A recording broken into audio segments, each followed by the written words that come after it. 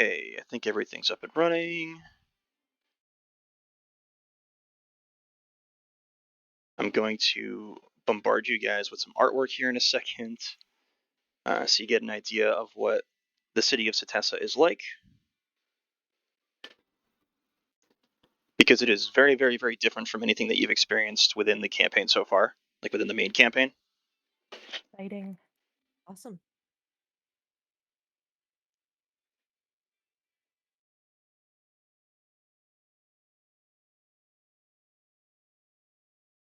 Okay, I think I'm good to go. Okay, so I'm going to throw a whole bunch of artwork here in the tabletop chat. And we're going to talk a little bit about the city before we start. Oh man. So Setessa itself is the polis of Karametra. Karametra is technically the queen of Setessa, um, though she doesn't actually rule. You know, as a goddess, she never really appears or is has any active part in the city. They just worship Karametra, consider Karametra the queen of the city. The city itself is run by a council. There's 4 prominent watchtowers in the city of Setessa. There's the Basara Tower, which is the Tower of the Fox, uh, the Hyrax Tower, the Tower of the Falcon, the Lena Tower, which is the Tower of the Lion, and the Ophis Tower, which is the Tower of the Serpent. What So was the last one? it's called the Ophis Tower, Ophis, the Tower of the Serpent. So I'm going to give you guys a map of the city as well. Let me put that on here so you get an idea of like the size and scope of this place. And the map is really big, so if you have questions as we interact with the city, just let me know. Um, Holy shit. Yeah. yeah, Yeah, it's it a sounds massive pretty big. city. So it's deep, deep, deep in the Nessian Wood. It's sort of defended by this massive mountain range to the north and northeast of the city, and then the south and southeast is entirely, or south and southwest and southeast actually in this situation is entirely covered in forest, the Nessian Wood, which is thick, thick, thick forest, and the city itself is sort of tucked into that forest. They've magically woven the trees and the structures together, so it's almost indistinguishable unless you start getting really close to the city and you know where some of these structures are. Some of them can be high up in the trees, some of them can lower on the ground level. Um, but they've very beautifully sort of woven everything together, so it's sort of a symbiotic, uh, both city and nature as one. It's very unique among Theros, being that most of the adult inhabitants of the city are women. The city itself is run by women. What's up, Farn? Um, though there are men who still remain in the city, they mostly work along the outskirts. The way the city runs itself is children basically run around freely, and children are almost revered and worshipped as the future of the city and the future of the people of Setessa. So they take very good care of them, and they very much go out of their way to take in orphans from elsewhere in the world. So anybody, any children that get lost, um, any children that end up wandering the streets by themselves in other polises, there are active people who work for the city of Setessa who will take those children and guide them through the woods to the city of Setessa. But the city itself is mostly women. The men themselves, once they reach a certain age, are basically directed to go on this voyage to find themselves, to find their place in the world. Um, Many of them end up returning to the city as well, though most of them, they also find their way out and they find their ways in different areas of the world. There is an element of the city that is very gender fluid as well, uh, where your gender does not always end up uh, stuck being what you were born to. It's people can choose, so they can choose to be women and they can choose um, to sort of take up more of a active role within the city. And a lot of people will choose to do that. They'll go out on their pilgrimages as men and find themselves and uh, realize more of what they are, and they return to the city as women. It's a very accepted role within the city, uh, and there's no like discussions or arguments about it. It's the only place in Theros that sort of has those observations and sort of allows that kind of thing to take place. Even Melitus, being more of an open, uh, education-driven system, they also sort of don't look at it the same way as Setessa, especially not Akros and their sort of violent nature. So some of the towers take specific roles. Um, the Basara Tower itself, which is the Temple of the Fox, it's located near the Summer Nexus. They mostly focus on defense. Um, Anybody who enters the Nessian Wood and starts to approach the city, if they're not known, the Watchers of the Basara Tower take notice and they track and follow those people and make sure they're not going to cause any trouble. It's led by a woman named Niketa. She's in her 50s. She spends most of the time in the tower itself. Uh, she once had a partner, a dryad from the actual forest of the Nessian Wood, but the city forced her to part ways, and since she's sort of kept to herself, but she still takes her duties very seriously. Which tower is this? The Basara Tower, the Tower of the Okay. Fox. The Hyrax Tower, which is the Tower of the Falcon, which Miaces is where you've spent most of your time training, lies near the Autumn Nexus itself. It's mostly scouts. It's almost entirely comprised of falconers, and the tower trains its members as scouts. The leader is named Phaedra. It's a 19-year-old master falconer, very, very, very intelligent, an orphan from Melitus, who was rescued by um, the Ophis Tower, which we'll discuss a little more in a second. Welcome back. The Lena Tower is the Tower of the Lion. It's very close to the heart of Setessa, which at the heart of Setessa is the Karametra Temple, which is these three large trees that are woven together in this massive structure. We'll talk about that a little bit further as we delve into the city a little more. But the Lena Tower itself, as the Tower of the Lion, is dedicated to the interior defense of the city and the training of its children. A lot of their warriors use these big double-bladed axes, and a lot of children can often be seen there from a very young age, training in combat, in druid work, in communication with animal handling and animals as well. And that's their main focus. The Opus Tower, as the Tower of the Serpent, is also very close to the center. Its warriors are very nomadic. They wander the world. They work directly with the ruling council. The leader is named Callias, as an individual who was sold into slavery as a child, lost an eye, lost several fingers, and were treated very, very, very poorly before being rescued and brought to Setessa. Since they've devoted themselves to saving other children and orphans. And as such, the Tower of Ophis employs a number of individuals that just travel the world and scout around for orphans or kids who need a home, and they will take them to Setessa for training. Any questions about the towers? Or anything How we've do you discussed so far? spell the name of the leader of the Ophis Tower? Give me a second. It is. I'll put it in the chat for you. Thank you. Callias.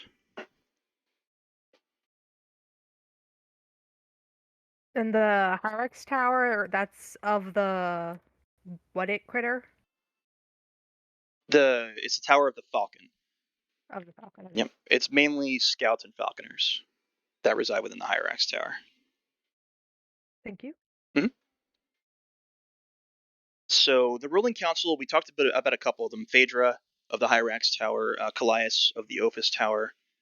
There's also Athausa of the Lena Tower, who's a human that focuses on the training of children. and the other is Silverbrow, who's an actual a centaur.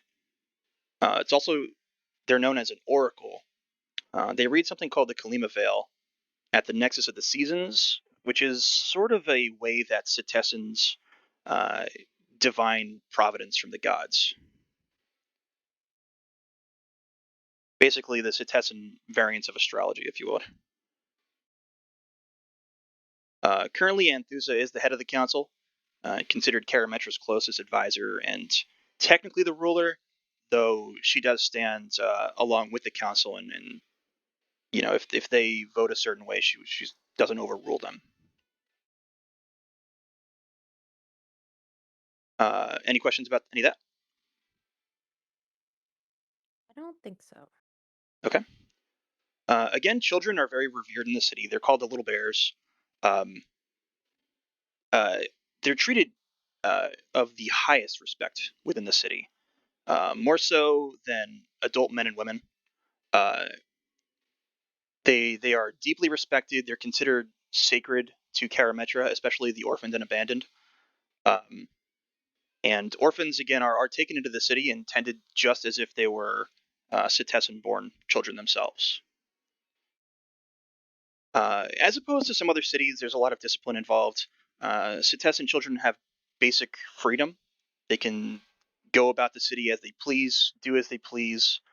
Um,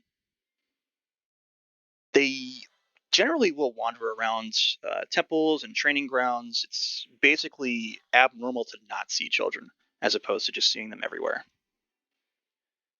Uh, as a rule, the city itself doesn't generally welcome outsiders. They do make very specific exceptions. Uh, so with Miaces, sort of approaching through the city with Phi, you were spotted by individuals at the Tower of the Fox, who basically saw your relationship and the sort of connection you'd already built with Phi, and how close you were with her, and they invited you into the city to train. Ashi, being orphans, they immediately welcomed you in. You're the company that you had been traveling with that basically took responsibility for you after your parents perished outside of Scophus. They actually had contacts and communication with individuals within Cetessa, so they had introduced you to the city and brought you in there, um, and you were very much welcomed as an orphan again, seen by the priests and priestesses of Karametra as something that's they highly respect within the city. So they immediately took you in and assigned you to druidic training at the Ophis Tower. How Otherwise, many years would this have taken place after the last session? you would have been probably 4 or 5 years adventuring with the company that you had joined with, the tribe that you had joined Okay. with. So even though he's like, I guess technically an adult now, he's still orphaned and whatever not. Yes, yeah. Technically, you're above the age of what they would consider to be a child, but as an orphan and as somebody who has been orphaned and having connection with an individual who sort of vouched for you coming into the city, they completely welcome you.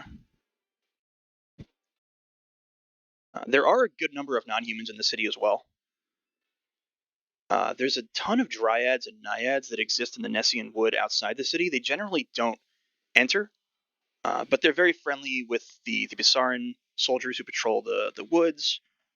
They have positive relationship with the council, and generally it's sort of a symbiotic relationship with the people of Cetessa. They exist within the woods.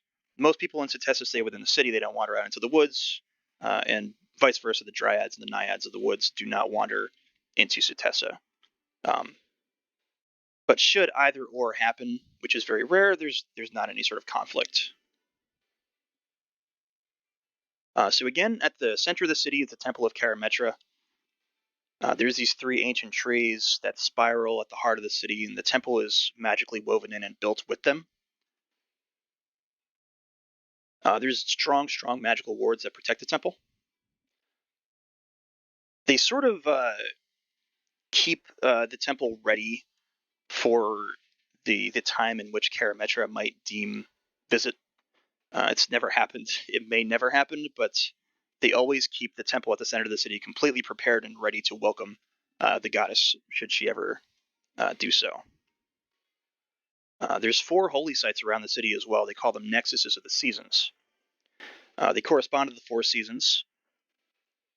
They serve basically as temples for rites to Karametra and Nylea, Nylea being the god of the hunt, whose domain is the Nessian woods that surround Setessa. So there are a lot of worshippers of Nylea as well. The temples are placed in what they consider to be nexus points that they believe are connected uh, the mortal world with Nyx, the realm of certain gods. A lot of prophets and priests and oracles are located within these temples, these nexus temples, and often they will manifest omens and prophecies and things of this nature that they sort of uh, collect amidst star fields and different forms of divination that they can only practice at these specific nexus points. Other than that, there's vast open markets. There's a major market called the Abora Market. That's a big open air location over near the eastern gate of the city. Um, again, there's not many outsiders that come in and out of Tessa. It's very rare to see somebody that's not lived within the city their whole lives.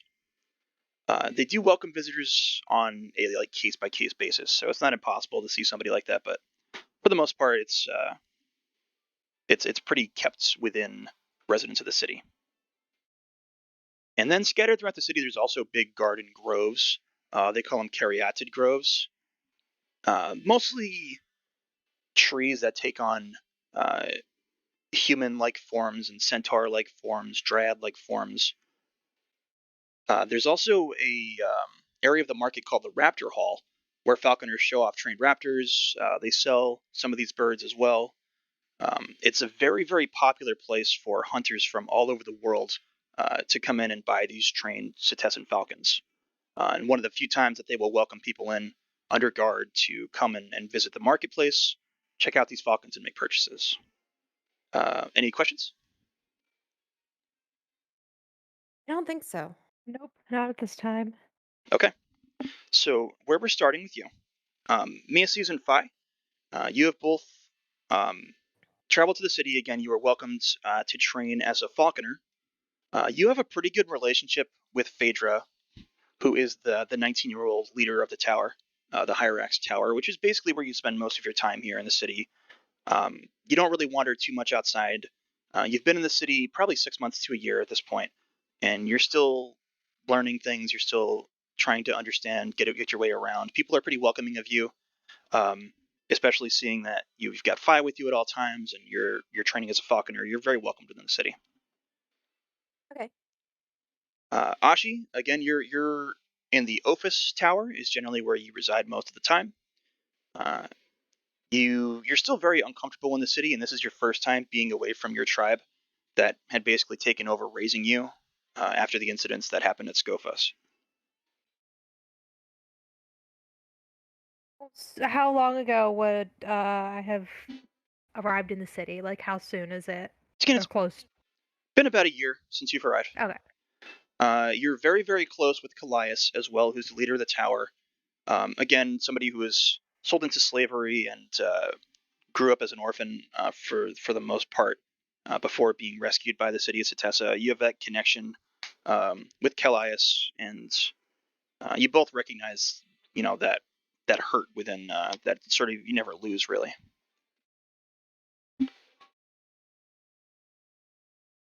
Is that who I'm training under, or? Yes, you're training Oh, with Callias.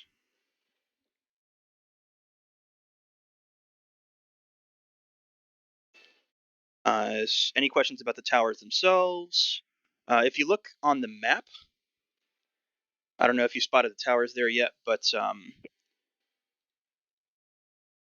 you can see the Opus Tower is up there in the northeast, and then the Hyrax Tower is southwestish, Gotcha. over by the Autumn Nexus.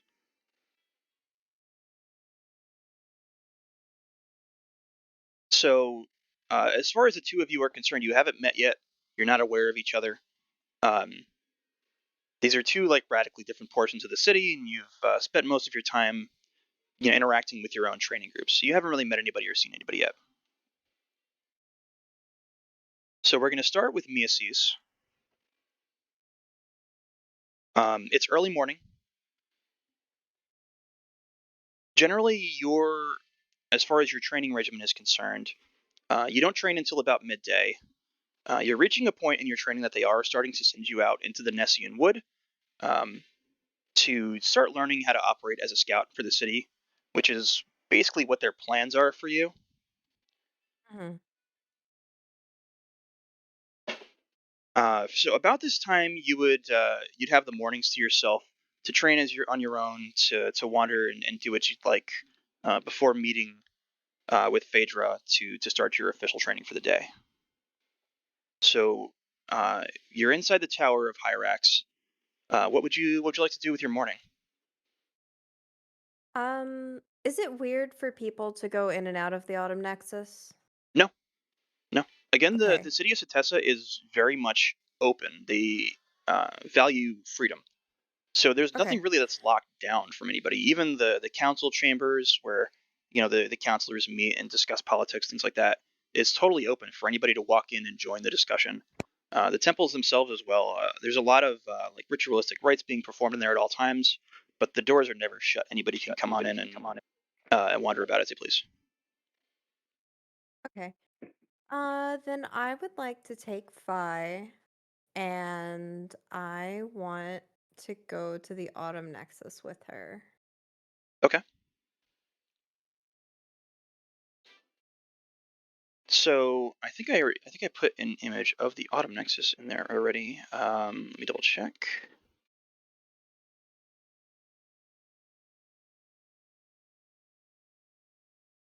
No, I did not. So here's the image of the Autumn Nexus, and I also want to give you guys very quickly some idea of what some of the militaries look like as well. So your general Cetessan warrior class is right there. Um, they're very lightly armored. This you can basically look at Cetessan military very much like Valkyrie is sort of what they would be closest to resembling. Okay. As far as the Basaris scouts, this is generally what you'd see out in the woods. And again, more of the fortified Cetessan military. Um, Again, they're not militaristic by nature. They they're not oppressive. Like Akros is very expansionist. They move outside of the city and raid settlements and put up their own settlements and encroach on other people's territories and so forth.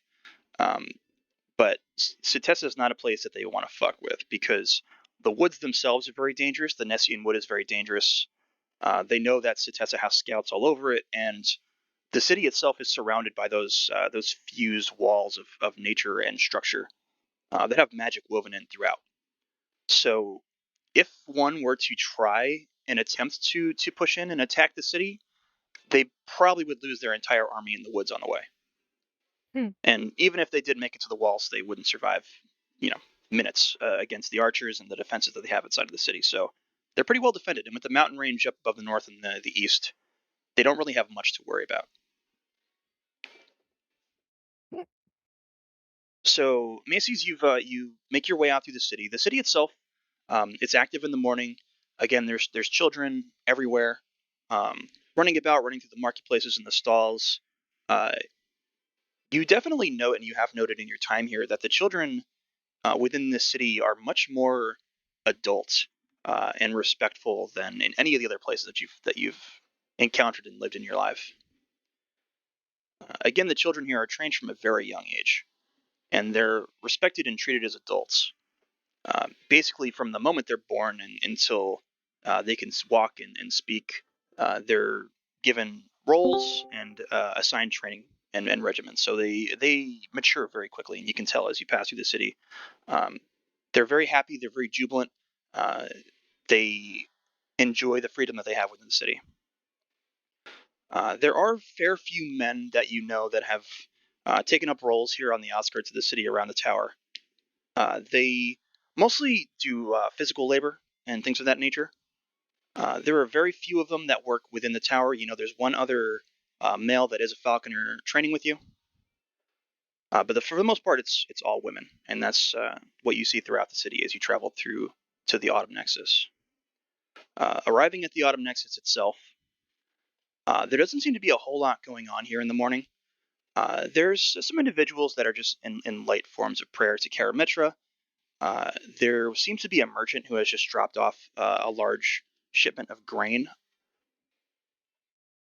The interior of the Nexus itself is beautiful. It's very florally scented. It's built directly into a large tree that sort of overhangs the entire area here. What would you like to do in the temple? Um, I so the merchant just dropped off that large grain shipment. Does it look like uh they're struggling to like offload it or anything?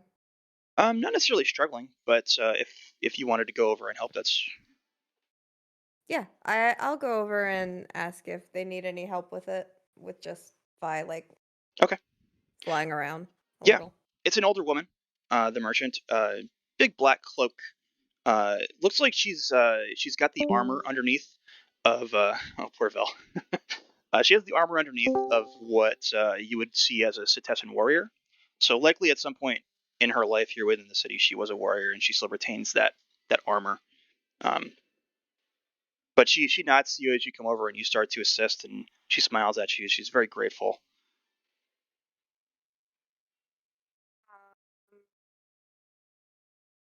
Man, I have no ideas now. I'm here because I wanted to see it. uh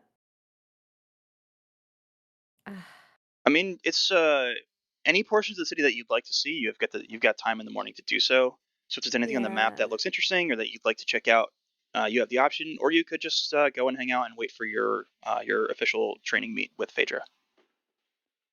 Um there is one little area that I want to check out actually that's not far from the Autumn Nexus. Okay. Uh it has like I guess like a bunch of little shops and this tavern. It's like this little plaza near the Laguna Embassy. Okay. Let me. Okay. Yep, I see it. Yeah, I want to go. Do I know what any of these shops are off the top of my head or no? Um, I'd say it's an area that you're at least familiar with, especially being close to the Hyrax Tower and the Autumn Nexus. This is mostly you probably spend most of your time here in the southwestern area of the city, like between Okay, the what's up. what's the Forest Foundry then? So the Forest Foundry is generally armor smiths and weaponsmiths. They Okay. craft most of the armor within the city. They craft a lot of bows and bladed weapons and things of that nature. Um, it's one of those areas that they do welcome outsiders to come and visit and purchase some Cetessan weaponry and armory, but they don't sell everything. So the things that you have access to within the tower for training is not necessarily something that they sell at the foundry, but it is where they make Right. it and prepare it. Okay. And what's just Bound for Greatness? What is that? Bound for Greatness is actually a book salesman. So Oh. it's a large building. It's 2 stories tall. It's also built into sort of a small tree-like structure. It looks like it died out a long time ago. But the interior is just filled with books. The city of Setessa, and as a resident of Setessa, you have access to this as well. They don't um, take personal property into account, so you don't actually have to go in there and pay for anything or buy anything. If you just would like books, you can go in there and take whatever you'd like, with the expectation and the respect that you would return it when you're done.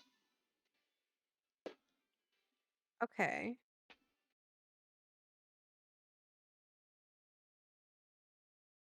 Um, well, I want to make my way at least over to that square. I'm still not sure which shop I'm gonna go check out, but this Okay. seems like a little interesting area. Yeah. there's a beautiful fountain in the center of the square. It's surrounded by one of those gardens that I was telling you about that has lots of plant growth that depicts various species that reside within Setessa. So wandering Oh, around, there's a good number of people that just sort of uh, reside in these areas that like to move about. The merchants have opened themselves up for business. You can see them sort of getting a little bit of activity. Uh, Aside from the ones that I described, Cleo's Curios is an interesting place. Um, it's somebody who, uh, a woman who lived in Melitus and left the city, accidentally wandered into the woods, and sort of was taken prisoner, and then over time found to be a respectable person and was allowed to live and reside within the city. She opened up this little curio shop, and she interacts with a lot of merchants outside the city. She'll travel outside the city, collect things from different polises and different places in the world. Anything that she finds that looks curious that you wouldn't normally be able to find in Setessa, since a lot of these people never leave the city. Even throughout most of their lives, the people who do are the ones who go on those pilgrimages. Mostly the men who just don't return. So she likes to find things from outside the world of Setessa and the rest of Theros, and collects these things and brings them to that shop. And she sells them at Cleo's Curios. You can find some really crazy stuff in there sometimes. The Lute okay. and Lyre is a tavern. It's sort of the main home of most of the bards within the city. Mm-hmm. It's open uh, all day and all night. Never closes. They've got shifts that come in and out round the clock. There's always music. There's always food and party and celebration in there. The Okay. Runehold is a section for mages.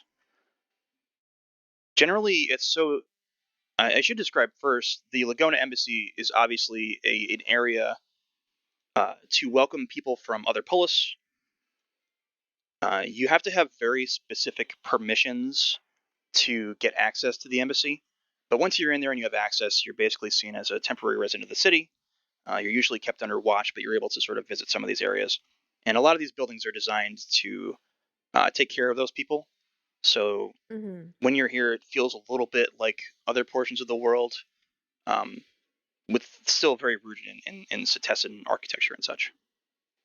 But the Runehold is an area for magical study. Very occasionally, there are mages and sorcerers and wizards of all kinds that arrive from outside the city that will do specific classes and trainings within the Runehold. Okay. I think I want to go to Cleo's Curios first. Okay.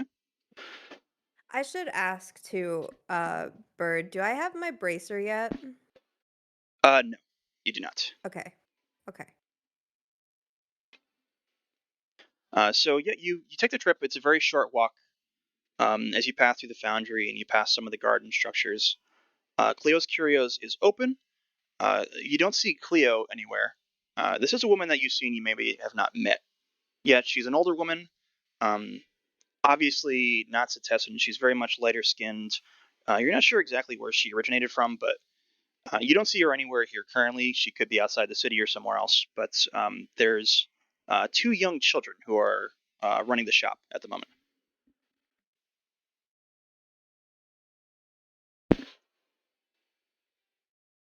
Uh, okay. Are they like just like waiting there, like, or can I just walk in and start looking around? You can just walk in and start looking around. They're both occupied with busy work within the shop. Okay. Cool. Then yeah, I just kind of want to take a little look around. I want to see if maybe there's anything interesting that's come in recently. Okay. So as you look around, a lot of this stuff seems very strange to you for sure. There looks to be pieces of some sort of stone structure, a statue of some kind, that looks to be some sort of sea creature, maybe related to Triton, but it's hard to tell. It's very broken and damaged. Looks like it was pulled out of the water. There's various pieces of weaponry: daggers, swords, staves, bow staves, from all over the world. So you can sort of see the different styles as well. You can see more acrossy weaponry, which is like a harder, more rugged looking weapon. You can see items from the city of Miaces, which are a little more dexterous and agile looking weapons, smaller for the most part. You can also see some of the more brutal looking axes from the north, the Badlands, Oreskos, the Pridelands, Scophos, some of the weapons that are larger that are likely have been used by Minotaur or built for Minotaur. There's a number of armor pieces, and there's a lot of just random little trinkets, strange little things, toys and dolls from around the world, different forms of coins and currency that you don't recognize. Are you looking for anything in particular? Um, I'm definitely not looking for a weapon. I want to look at some of like the little curios, Okay. the little trinkets. So you see a couple little skulls. You don't recognize, like they're about the size of your fist, long snouts, and looks like bone structures that are likely related to ears of some kind. Um, you don't recognize them. There's two of them. One's a little bigger than the other, and they're sitting right next to each other. Um, there are some various pieces of jewelry. So there's some necklaces and some rings. Again, they look very alien to you. You haven't seen these in any of your travels. You don't recognize them as being part of the main polis, either Akros or Meletis or Setessa or the Neolantan coast that you grew up in. You don't recognize it at all. Uh, Aside from that, there's looks like various stones. They're very polished and cleaned up and taken care of.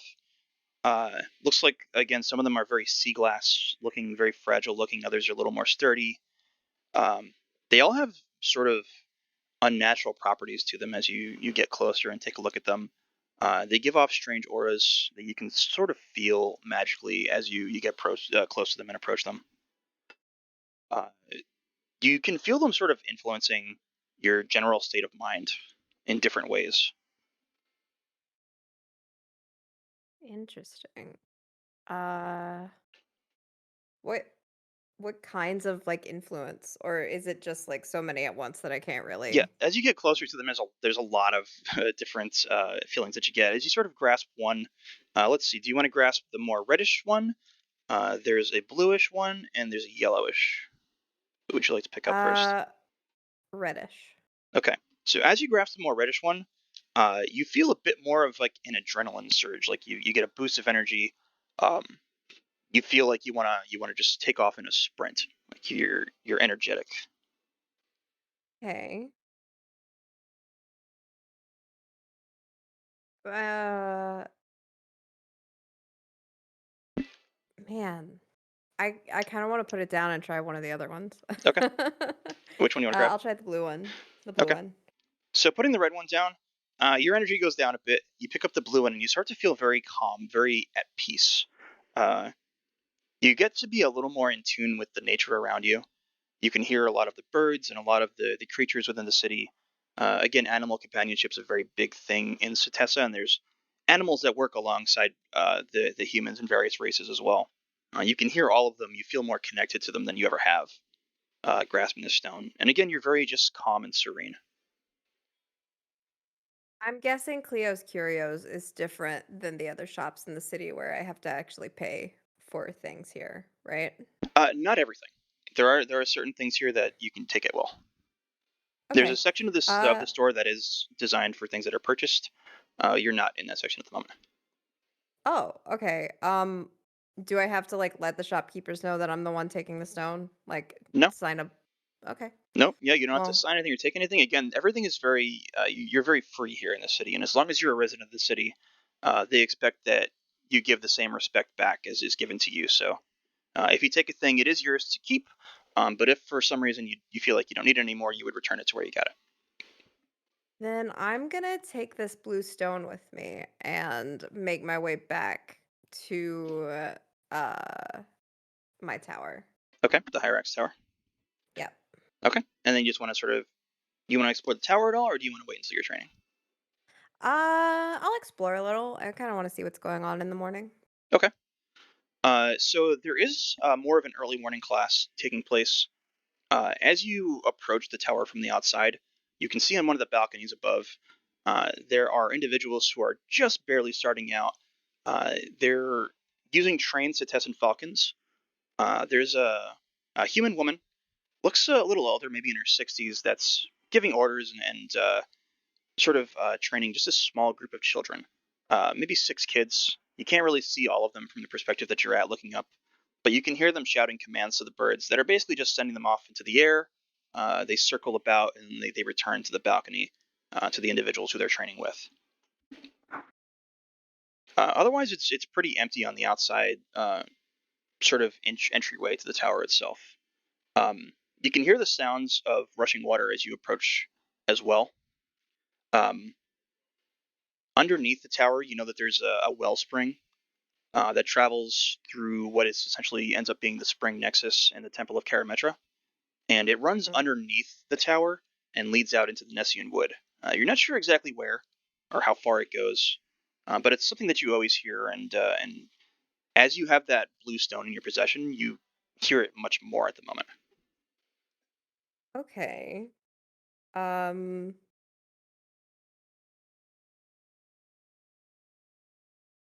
I'll uh I think I'm just gonna go and show up to my training a little early.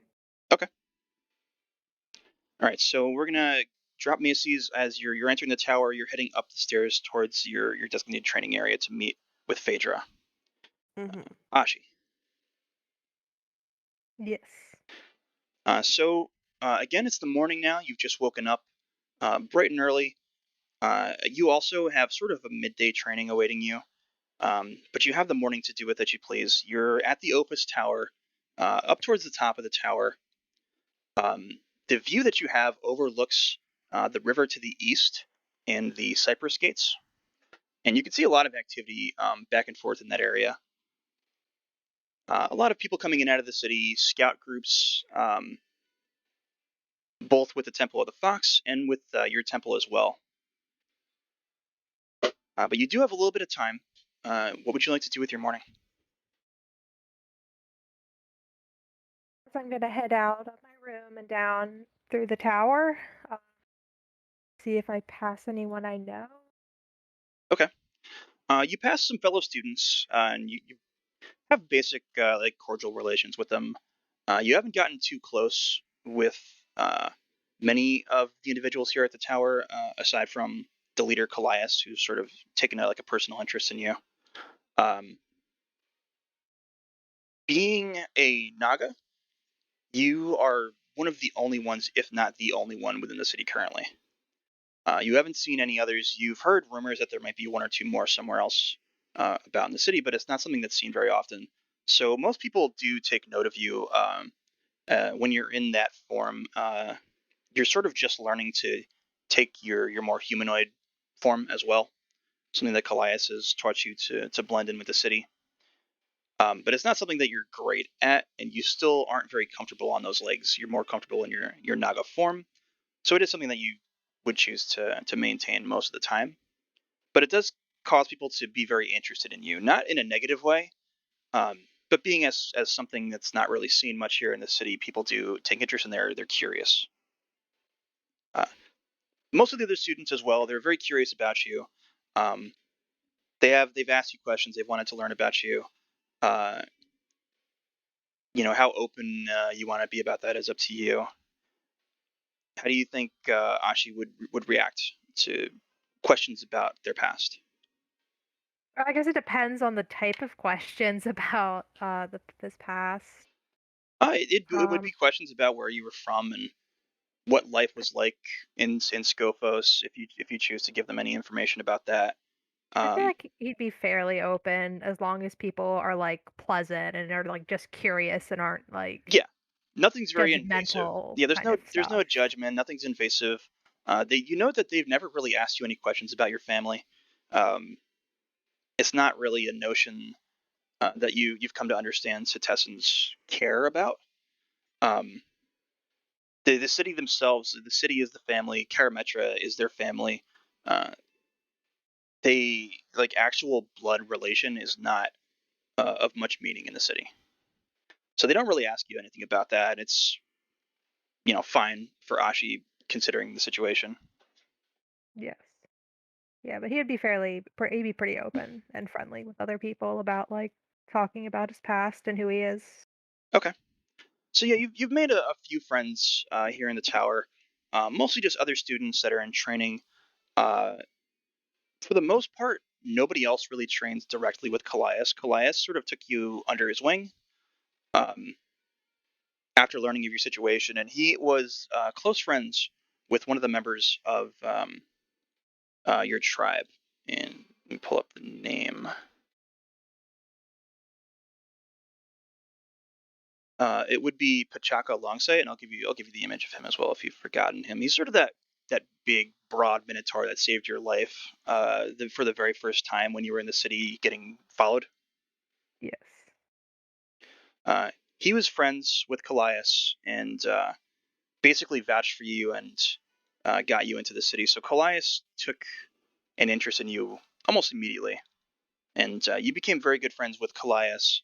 But as such, you train mostly directly with him and not so much with some of the other students. Though he does host classes with multiple students sometimes, you have a lot more one-on-one training. Okay. That's fun. So what would you like to do here in the tower? Do you want to exit the tower? Do you want to wander anywhere else around the city? Yeah, I guess I'll go wander. Right, where would you like to go? Again, you're up in the northeast there at the Office Tower. Yeah. Um, I wonder. So you said the temples are for the most part open. Yeah, yeah, everything's open in this city. There's nothing that's basically closed doors. Everything's open. Okay, I'm curious about the uh Prebos is the one. Erebos is the god of the dead. Erebos is the god of the dead. Yep, Okay, maybe and that's I'm. why it's located more towards the winter nexus. Ah, that makes sense. Thought that was a C, but it's an E. Okay, I need to zoom in further. No worries. Yeah, Um, that's so that entire area is basically mausoleums and cemeteries and things of that nature, with the Temple of Erebos standing over it. okay. Instead of that, I'm south to the market. You want to go towards the Abora Market? Yeah. Okay. So traveling through the city, it's very thick and residential in this area. You know that the gates, the Cypress gates to the east, are one of the main entryways into the city. Um, Both on this side of the city and on the west side is where they welcome most visitors. Again, there aren't many visitors, but the area itself is very, very thick with population. So there's a lot of people getting up in the morning and going about their business. It's a little more crowded than you'd see in a lot of other areas of the city, but it's something you've grown a little more accustomed to being around the Office Tower. Um, as you reach the Abora Market, there's a large stone structure wall that surrounds the area and a gate on the eastern side that you would be entering through. The interior of the market is just all different kinds of tents and market stalls. There's not a lot of physical structures here. The couple that you're aware of, there's the Dancing Satyr, which is another tavern. Uh, Again, it's open all day long and all night long, so there's always something going on there. And then on the western side of the Abora Market is the Raptor Hall, where they're constantly training birds and selling and marketing their Cetessan raptors. And this is the marketplace that's more welcoming to outsiders as well. So if there are any outsiders in the city, they usually come specifically to visit the Abora markets to either sell their own wares or to purchase Cetessan wares. Okay. I just want to wander through the stalls. Okay, are you looking for anything in particular? No, I'm curious if there's anything that like looks like it's out, um, like not local. Okay. If there's any stalls that seem to be not local. Yep, there's a number of stalls that aren't local. Um, you notice one that looks very acrossy. There's a very gruff-looking older male human. Seems to be selling spears specifically. spears and lances. There's a Melitetian individual who's selling clothing, and it's very like beautiful Melitetian garb that's just white and gold and purple, very stylized, much more showmanist than what you experienced here in the city. Um, and you do see some marketplaces that are currently being taken care of by a couple of Leonin. Um, One looks like an older male Leonin, very white fur with black spots. Um, Very regal looking, you notice. Very good posture, eyeballs everybody that's passing by. Has a big smile on his face. And there's a female Leonin, who has golden fur and black stripes. She seems to be working on something in the back. It seems like they do mostly woodwork at this stall. There's a lot of sculptures. You notice that they are branding their craft towards people within Setessa.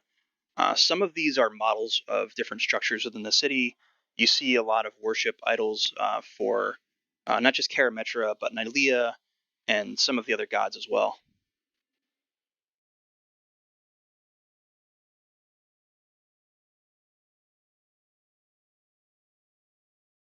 I'm not quite sure what I'm looking for. Just browsing. Sure. Do you want to stop at any of these places? Or do you want to keep wandering around, checking out the markets? I kind of want to keep wandering around. Okay. So you move west through the center of the Abora market, sort of weaving in and out of a lot of the tents and areas within. Um, for the most part, it's a lot of things that you do recognize just from the Setessan wares, being a lot of like leather products, things of that nature. There's individuals that sell all different kinds of food product as well. As you reach the more western portions towards the Raptor Hall, where you can hear a lot of those raptors and you can see them sort of flying up and circling above the hall itself before diving back in. Uh, it's the more popular portion of the marketplace. You see a good number of people that are sort of out there already. Uh, you know that a lot of these birds are auctioned, and it seems like there's some sort of like a process for bidding being prepared, as if they're going to start doing that very soon. And there's a lot of individuals here that sell like jerky products and things of that nature as well. Likely hunters that go out into the Nessian wood and bring back their wares and sell these more smoked jerkies at their stalls. Okay.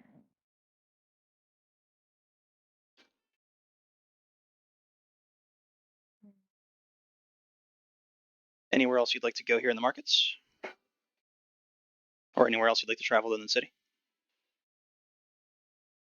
I guess on the way back to the tower, I'll stop by the Cypress Gates Okay, just to kind of check out and see if anything's going on because it looked kind of busy this morning. for sure.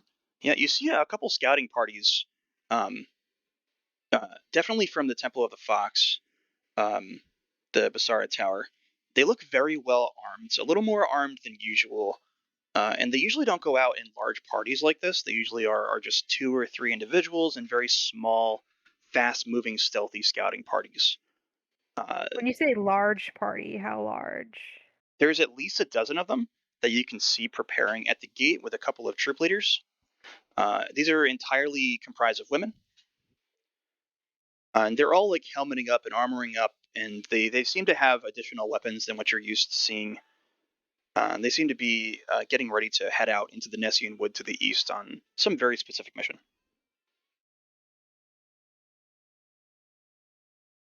Would it be weird for me to ask them? No, yeah, the city again is very open and respectful of each other. Everybody is sort of treated with the same respect, aside from children who are treated with more respect. Um, but yeah, their questions are welcome. They don't really hide anything. All right, I'm gonna approach them and try and friendly ask, like, oh, is there a big mission today? Big scouting mission today or hunting mission? So the woman you approached is obviously one of the leaders. She has several marks on her breastplate that indicate that she's seen combat multiple times. You notice as like sort of what most militaries would consider medals. In this case, they mark their experience on their armor. And looking at her armor, you can see that she's seen a bit of combat. She's got several markings. Um, you're not sure exactly what they mean. You haven't really spent a lot of time with the specific troop, uh, the Bassard Tower Scouts. But she nods to you. She puts her helmet on, sort of as you're asking the question. She says, "Oh, we've received reports from outside the city of something happening. We're not sure exactly what, but a couple of our scouting units picked it up earlier, and they were attacked as they approached an area. And we're going to go out there with a little more force, see if we can determine what it is, and if it is a threat, we're going to take it out."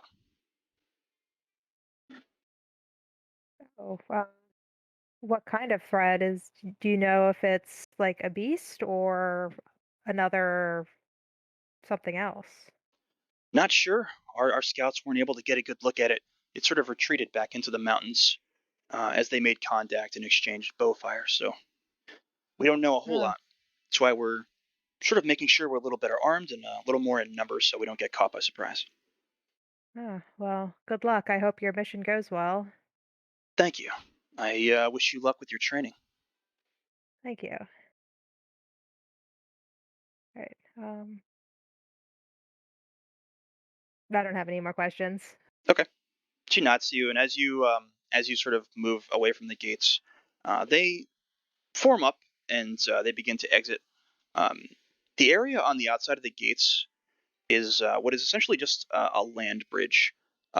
There's no real bridge structure; it's just sort of rising up out of the water, and it disappears into a small sandy beach that leads directly into the Nessian Wood, and it's just this thick, thick, thick forest.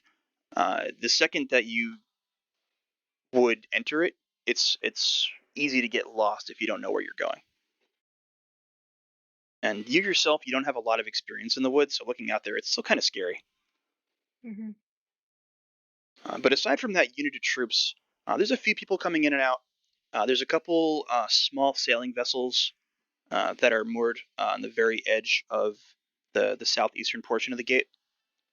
They seem to be onloading and offloading supplies, but nothing else really seems to be very active out here. Okay. Um, I guess I will head back to the tower. Okay. Assume I have training soon. Okay.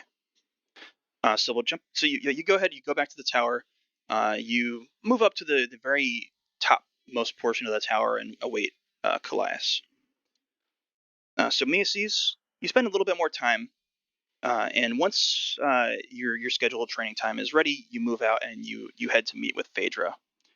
You find Phaedra waiting on a balcony up towards the not the very uppermost level of the tower, which you know to be Phaedra's quarters, but the level below it, which is seen as more of a senior training area. Phaedra is there waiting for you. He has two falcons, Cetessan falcons, that he keeps with him at most times. They're both sitting with him. He seems to be reading a tome of some kind.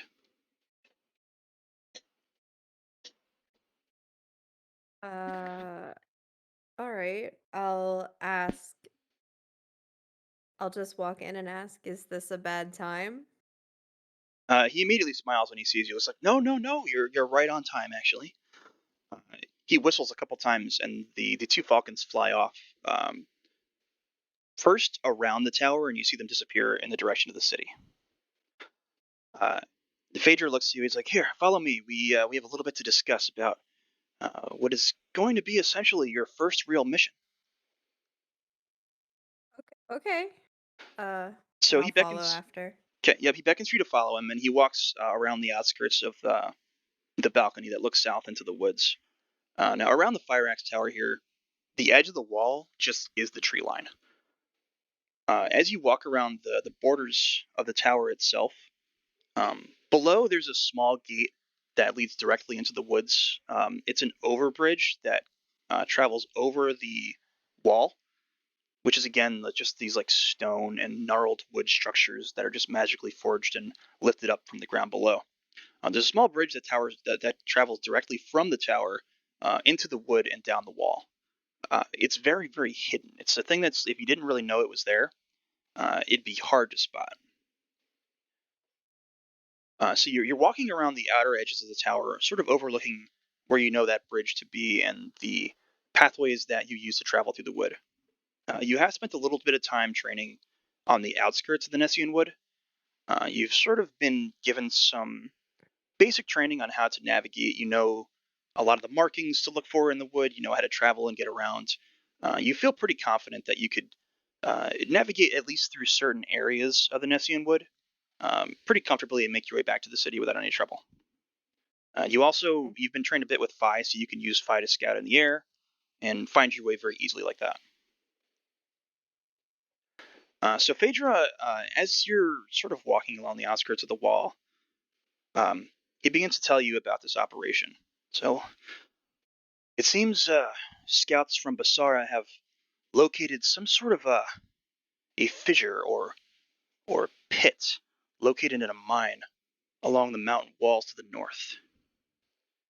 They're going to scout, get some more information for us, but specifically, it's been requested that you assist a young druid of the Ophis Tower to venture out into this specific area. We want you to delve into the area, find out what you can. If there's any threat, if you can eliminate it, do so. If not, report back to us immediately so that we can arrange a stronger force to take care of it. I'm going to give you a general location, but I do expect you to find it by yourself. You've received enough training at this point. I believe you're ready. Okay. He pulls out a small little rolled up scroll and he hands it to you. It's like, so what I have here is a map, location. The mine itself is not something that we've spent a lot of time in. It's been abandoned for many, many years. We know of it. We keep an eye on it. But this is the first time, I believe, in many, many years, long before my time, that there's been any sort of activity. So it's of interest. There was a bit of conflict that the first scouting group had. Apparently, they exchanged some arrow fire back and forth, but aside from that, nobody was injured, nobody was hit. We're not sure if we just spooked whoever it was or whatever it was. We don't know if they're an actual threat, but that's something to keep in mind and for you to investigate as you deem fit. It came from inside the mine, the arrow fire? It came from the outskirts, the edge that leads into the mine. Once our scouts made contact with whatever this was, they fled into the mine.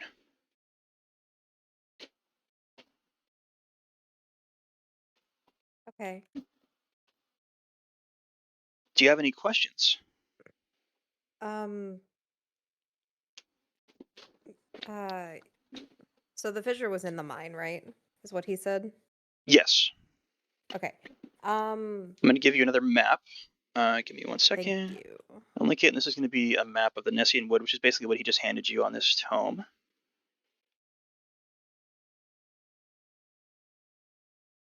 It's big.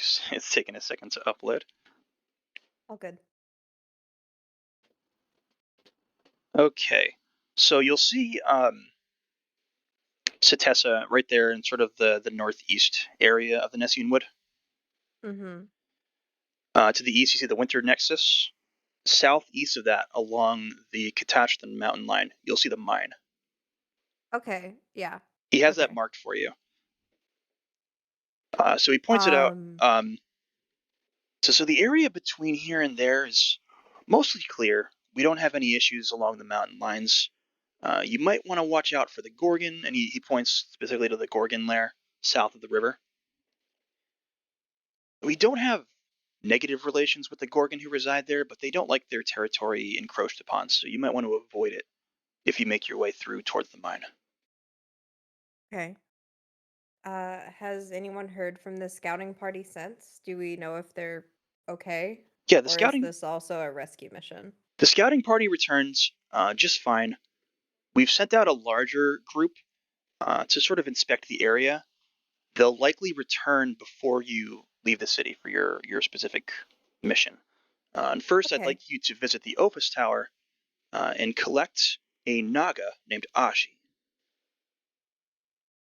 There's some specific interest uh, that the leader of their tower has requested them take part in this. I don't know exactly why, but I assume they have at least some specific knowledge. They're another student within the druidic art, so they'll definitely be able to assist you here, but they're going to rely on you to be able to navigate them through the wood. Okay.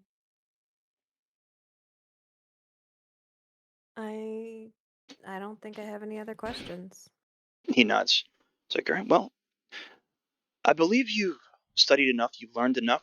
Trust yourself, trust Phi, and he nods to your bird and smiles. I believe you'll come back just fine. I have full faith in you. Thank you. Um, Collect I whatever supplies you need and head out whenever you're ready, Miaces. okay. Then I guess before I make my way out of the tower, um, there's like a little armory, right? Yes. Okay, then I'm gonna head over that way before I make my way over to the Ophis Tower. There's a large armory within the tower itself, the Hyrax Tower. Mostly bows, arrows, weapons that you would use to leave out and exit into the woods. They've got pretty much everything you need here in the tower. Okay, I'm guessing like what I have in my inventory, like my longbow and my short sword, are like what I would find there, right? Yes. Yeah, there's a variety of other Okay. weapons like maces and things like that as well. Axes, throwing blades, things of that nature. Um, then yeah, I'll just make my way. Actually, I'm gonna grab a shield if they have it, if they have shields here. Yeah, yeah, absolutely. Then yeah, I'm gonna grab a shield, just like a wooden one, just something Mhm. that can like stop arrows. Yeah, here I'll link the image again just to so you know exactly which one I'm talking about, and it would be one of these shields, the little half circle at the top. Okay, yeah, I'll grab one of those, and make my way over to the Ophis Tower. Okay. So as you're making your way over, we're gonna jump to Ashi. So Ashi, you head up. Yes. You head up to meet with Callias. As you see, you sort of approach him. You see that he seems very deep in thought. He's studying a map and a small scroll that looks like it was delivered very recently. You can see the ink is almost not completely dry as well.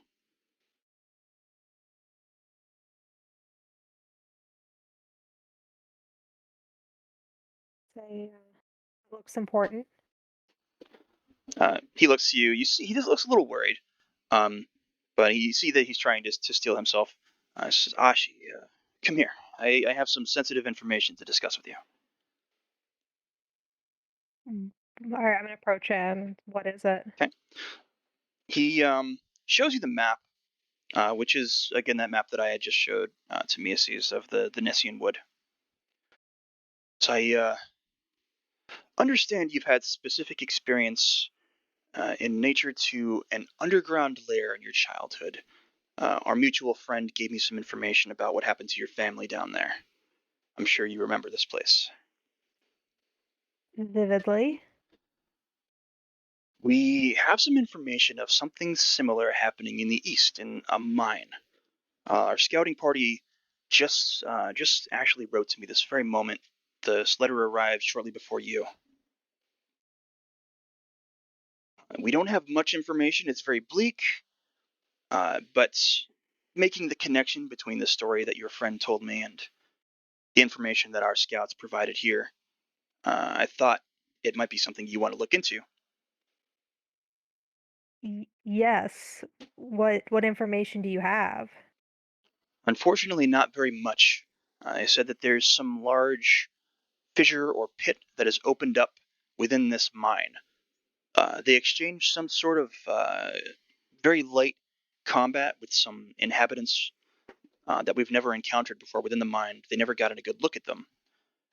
But the nature of this just feels to me very similar to what you experience with your family near Scopas.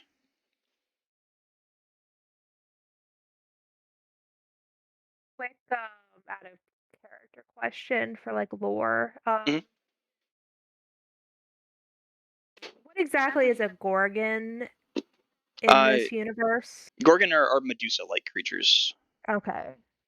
They So have, not exactly like what the because so those were there were Nagas that were in that cavern before, and it wasn't a Gorgon. yeah, that was not a Gorgon, no. Okay. Yeah, everything that you experienced as a child was Naga. Okay.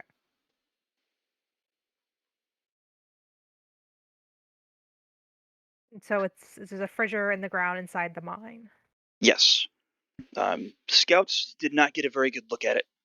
They only saw that it went very deep, and they noticed this purplish glow from below. Does this have anything to do with another scouting mission? Is that or who's going on this scouting mission? Well, it will be just you. We've arranged for another student to assist you, a falconer and a scout named Miaces. They should be on their way as we speak. They'll be guiding you through the wood to this mine. The two of you, as both a part of your training, and as this is something of a personal nature to you, I wanted to make sure you were involved. We have sent out a larger scouting party to investigate. You should meet them at the mine. They should be waiting there. Uh, believe they'll be taking up position outside of the mine and available to assist you should you need it. Okay. I think I saw them earlier today at the gates. Likely they would have left not long ago.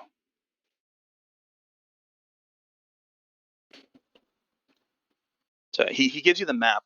Everything's marked. The location's marked. Again, you don't really know the woods, so exiting out into the woods, you'd likely get lost on your own. But Mhm. you know that you've got Macy's on the way to sort of guide you and assist you on your journey. Okay. He uh, he looks to you. He looks very solemn for a moment. He's like, "Look, I don't know if this will provide you any information, but specifically as a part of your training, I want you to use that connection with nature that we've spoken about. This relation to the world around you, to the trees, to the earth below. Remember your training and use it. Do not let your emotions take control of you, whatever you encounter down there."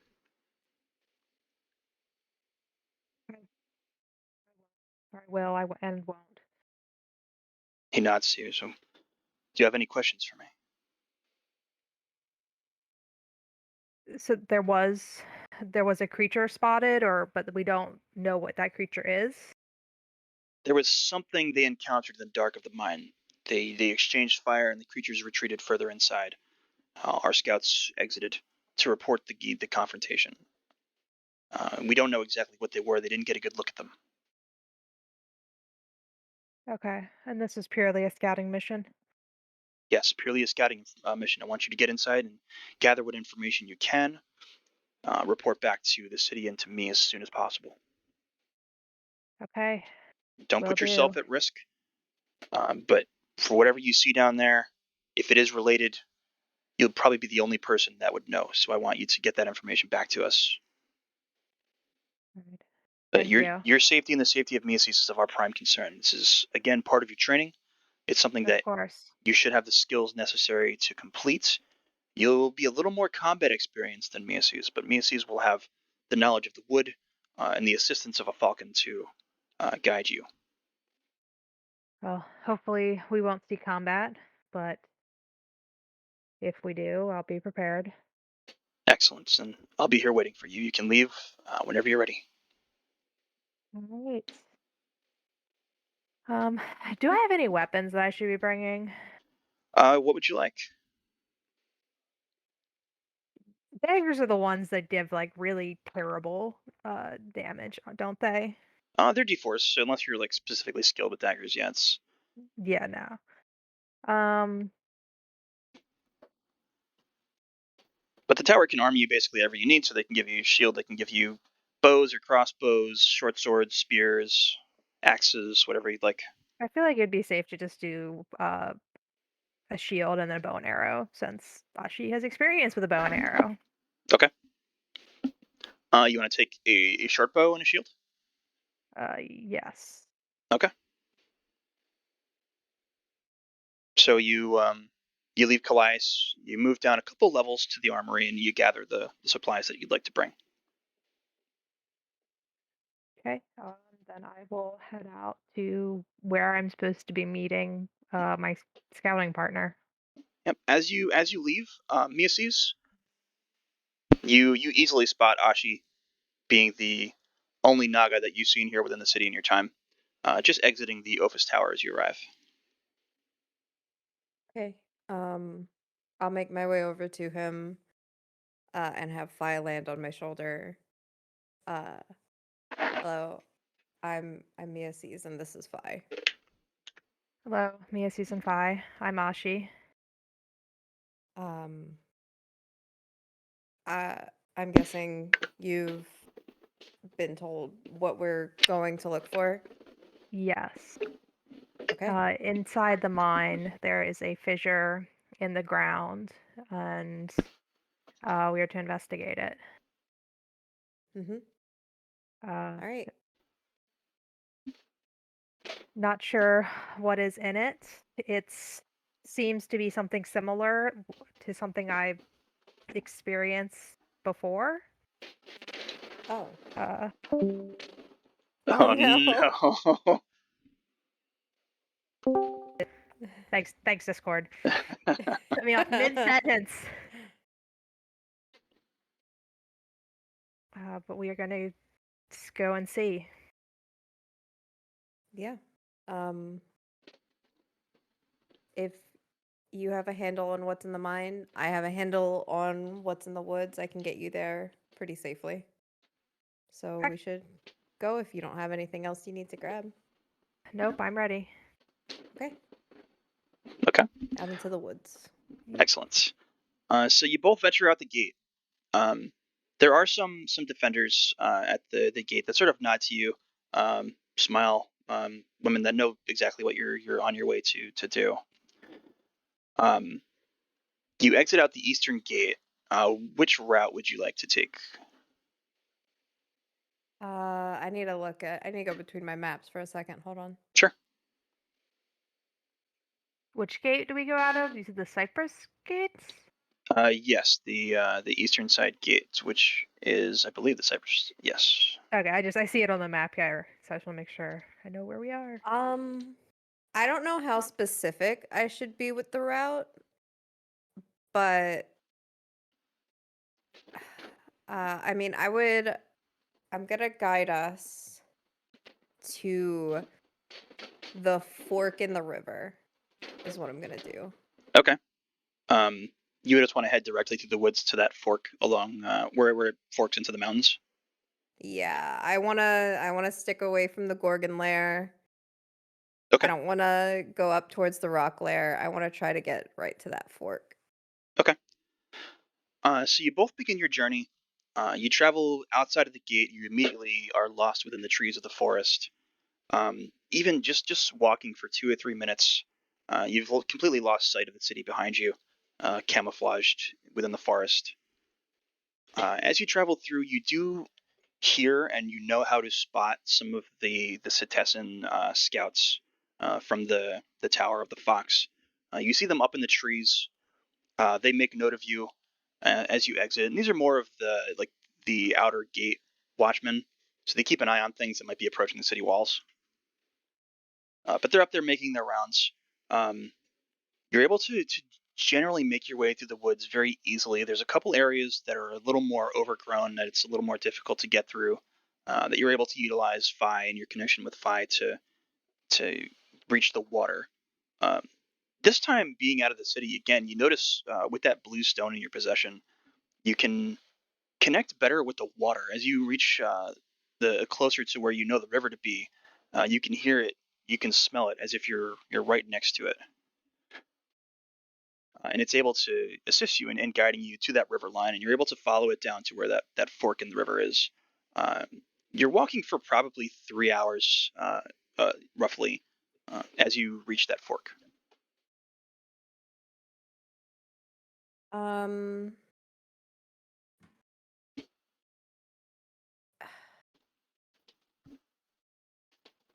is there like, do I hear anything strange going on in the forest? Can I roll like a perception? Yeah, roll perception. Ashi as well, if you'd like to. Yes. I get to roll with the normal dice. 15. What is perception?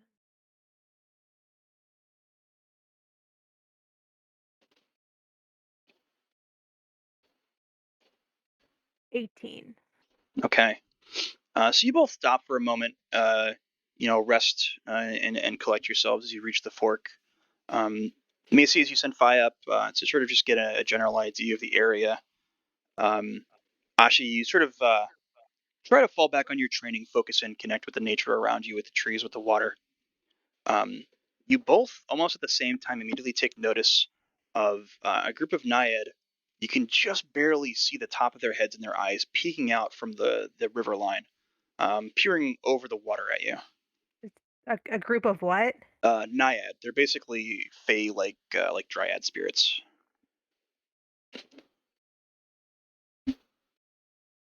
Um, do they seem skittish? Or are they just kind of like curious? Mostly curious, keeping an eye on you. You both know, again, I think I explained in the beginning, the dryad and naiad relationship with the city is not negative. It's more of just a neutral, symbiotic relationship. You're all aware of each other, um, familiar enough that you recognize each other. This is an image of a naiad as well, just to give you an idea of what these creatures look like. They're very elemental in nature. Um, but yeah, there's they don't really ever come into the city. Just as well, the people of Satessa and the students like yourselves don't really venture into their homes and villages. You've never even really seen them or aware of where they are in the wood here. But you know that they're out here. They seem to more or less just be keeping an eye on you, watching you. Okay. I'm gonna look over at them. Are they like close enough for us to talk without like shouting No, at they're this off. point? They're off in the distance, in the midst of the river. Okay. Um, well, I'll call out to them and be like, can I ask you something? And I'll walk over to the edge of the river. Okay. Uh, they look to each other for a moment. Um, Most of them disappear under the water, but one female does stay above and slowly swims towards you. She again keeps most of her face under the water. The only thing that you can see is the top of her forehead, some of her hair, and her eyes. Um, she comes to within about 30 feet of you and just stops and waits.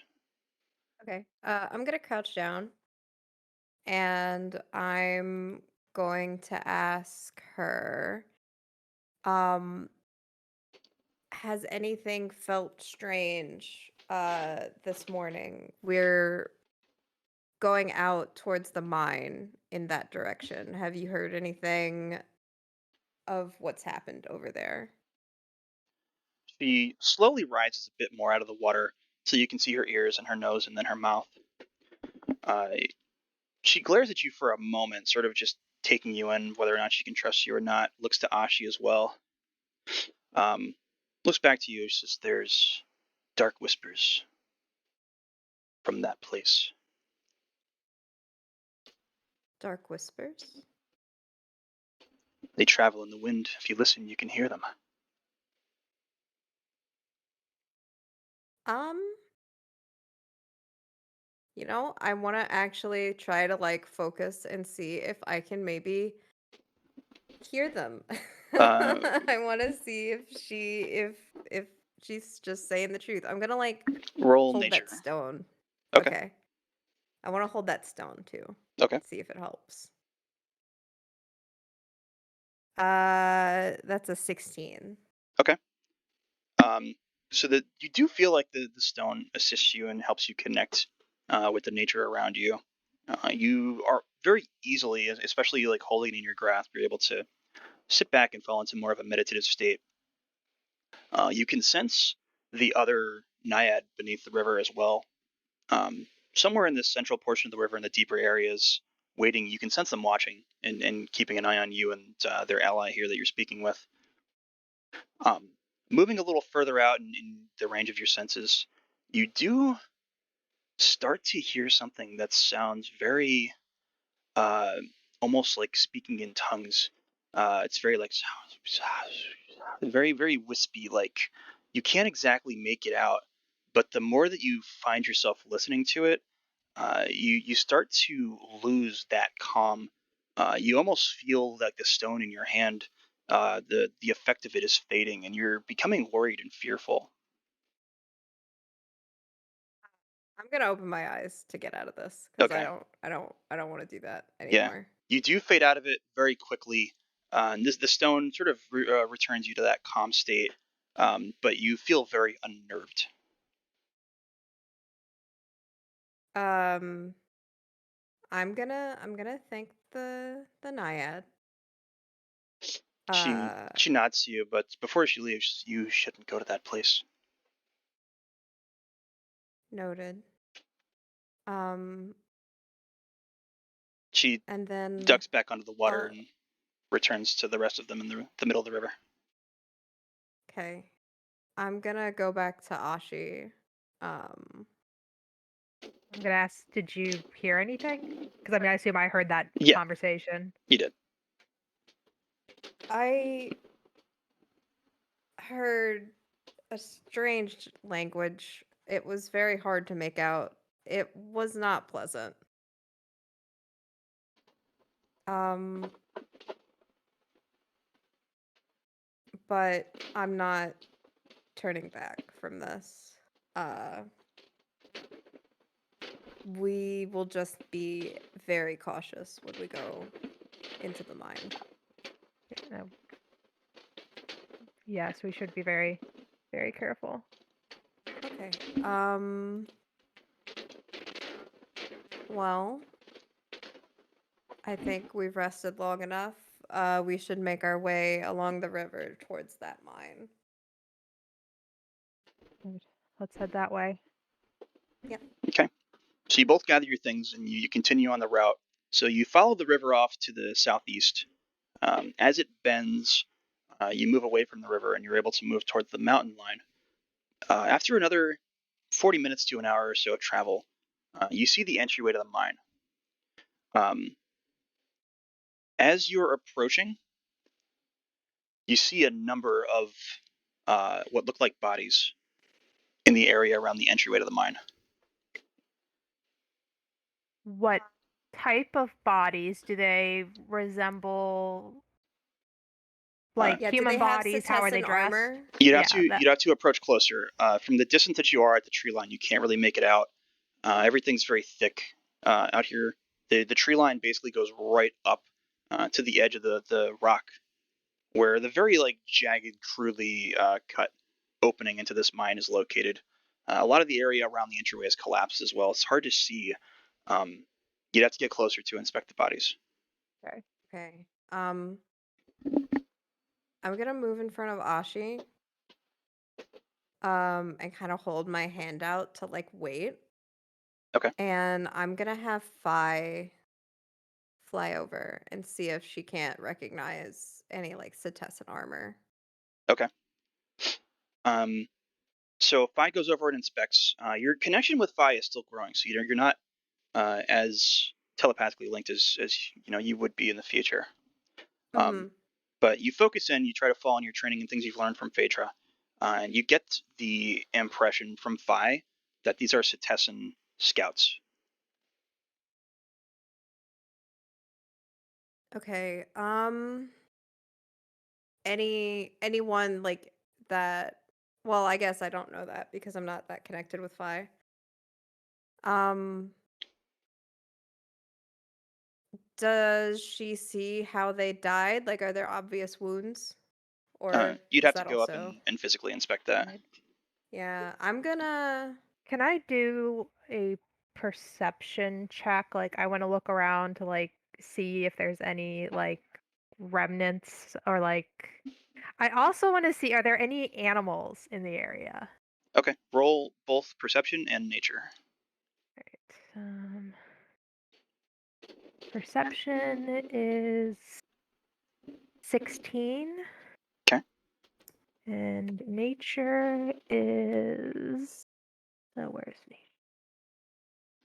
nature? 13. Okay. So with the woods being what there are, you sense the presence of many animals in the area. Um, many different kinds, mammals and birds and things of varying species. But there's at least dozens of them within range of you currently that you can sort of sense.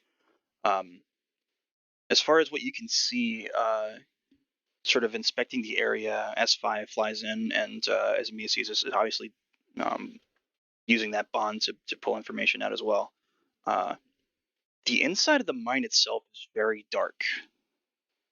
You get sort of a foreboding sense about you, and you get a familiar feeling.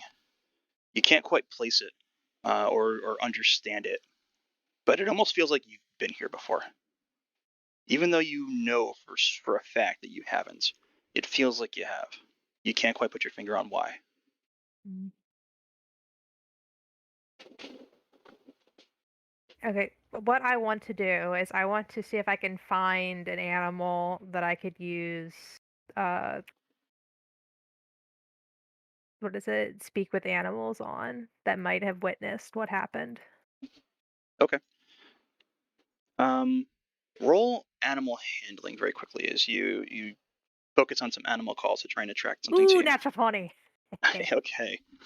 Um, so Macy's Ashi falls behind you just a bit and gives off some calls into the woods. A deer makes its way from about 90 feet or so. You see it bound through the trees very lightly, very silently, before it stops before you and just sort of leans its head tilted to the side and watches you. Stops about 10 feet from you.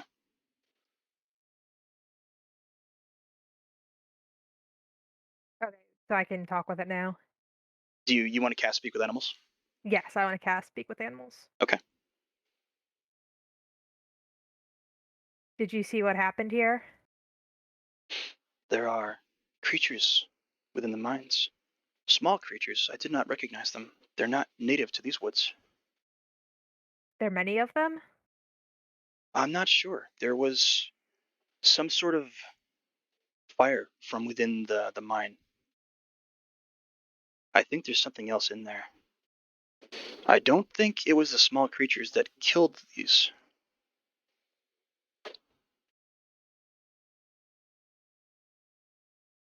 Did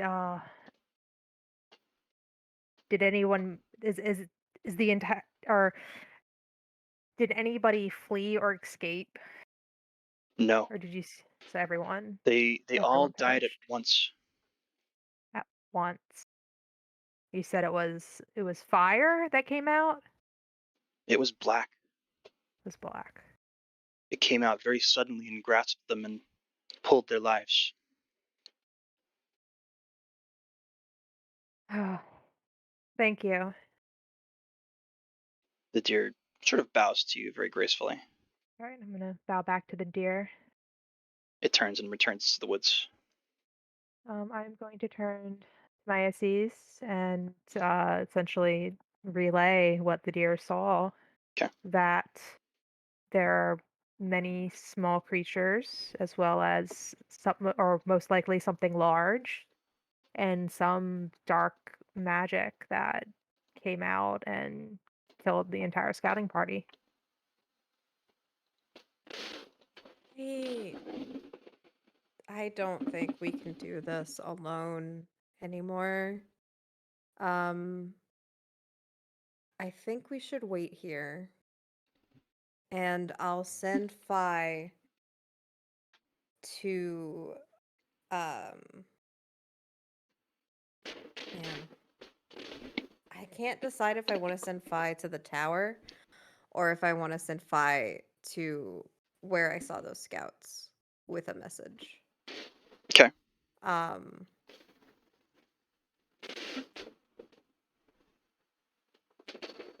What's your thoughts on this, Ashi? I I want to know more, but I also don't think it would be smart to try and enter the cave when an entire scout of people couldn't enter the cave. Or they perished like entering the cave kind of thing. So, what would you like to do? Uh I would like to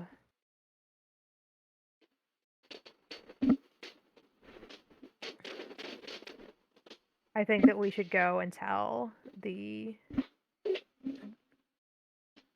who's technically in charge of the mission? Because we were sent on a scouting mission. Like, who do we report to? I mean, you would technically report to your individual trainers. Okay. Yeah. There's nobody really in charge. You're basically given the responsibility of this mission to gather the information that you can and return with the best information that you can acquire.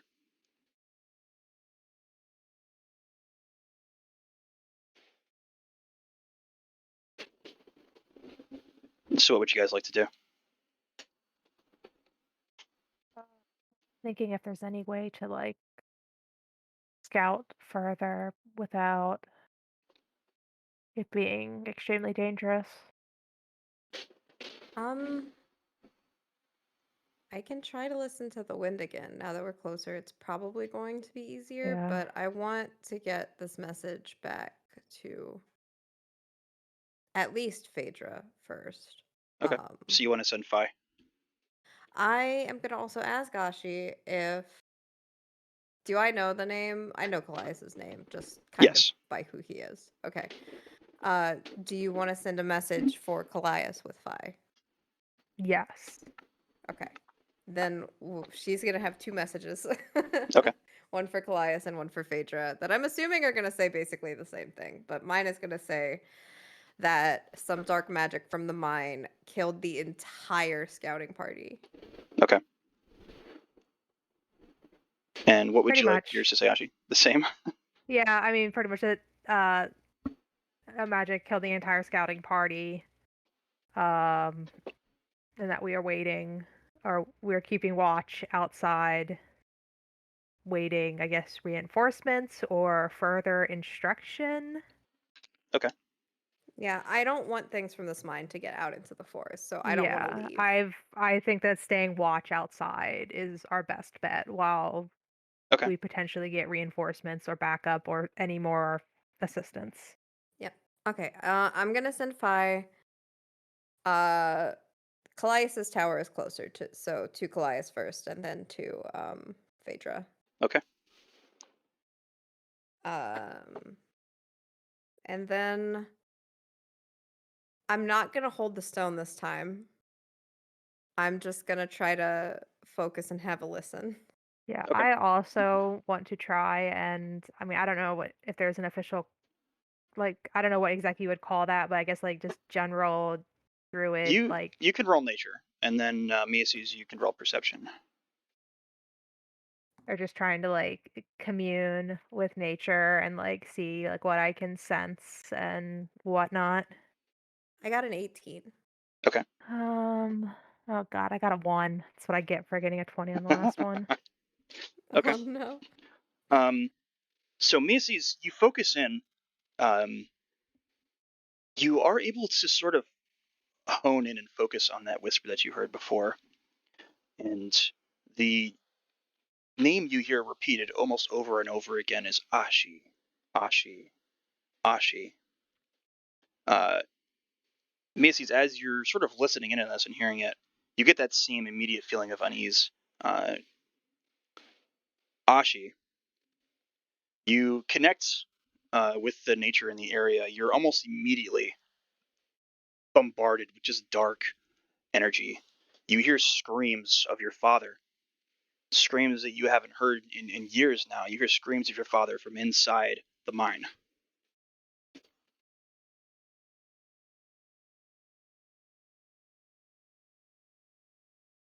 I'll open my eyes and I'm gonna turn to Ashi and say, "You should not go in this mine."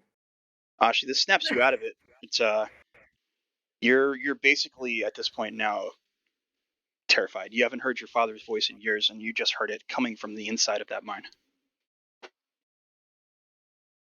It's it's why not? What did you hear? I heard your name.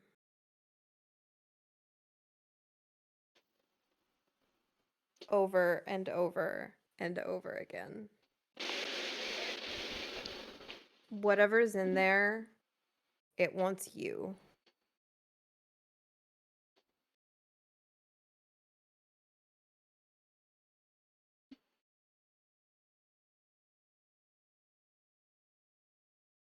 What would you like to do?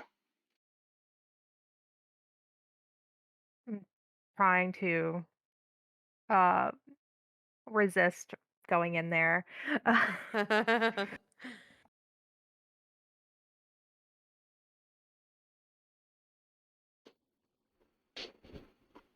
mean, I guess if there's if we're just waiting to hear back, I'm going to share with Miaces a bit about my connection with uh, this this magic that I've experienced, my connection with it in the past. About how when I was younger, there was a there was a cavern open um, where I lived, where there was a dark ancient magic in it, and it took it took most of my family from me, and the other half of it uh, perished while sealing it. And this is clearly connected in some way. I don't know if it's the Hmm. same entity or if it's someone else that has harnessed this magic that is connected to it. Either way, as you guys are having this sort of discussion back and forth, you hear commotion from inside the mine, like footsteps of somebody running. Can I go hide behind a tree? Yeah. yeah, I want to like stay in like the dark of the tree line, and get my longbow out. Oh, Okay. quick question. How many charges of wild shape do I have? You have 2. I have 2. All right. So I'm just gonna hide normally for now. So, uh, moments after you get behind the trees into the brush and disguise yourselves amongst the overgrowth, you see what looks to be a Setessan scout, a younger woman. She looks terrified. She's running outside the mine. She stops for a moment. She looks around and she just shouts, "Help! Help me, please!" And as she shouts that, this black-like entity grasps around her waist and pulls her back into the darkness of that mine. Um, Ashi, I want you to roll perception.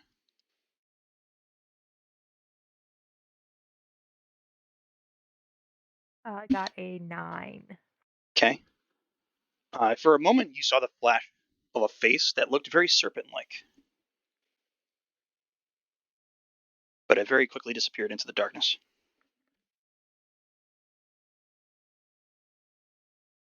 Did the woman get dragged back in, or Yeah, she is got she pulled in the back in. process of being dragged in? She got pulled back in. Shit.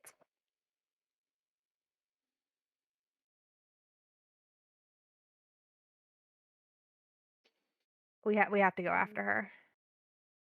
Well, hold on. It's likely a trap.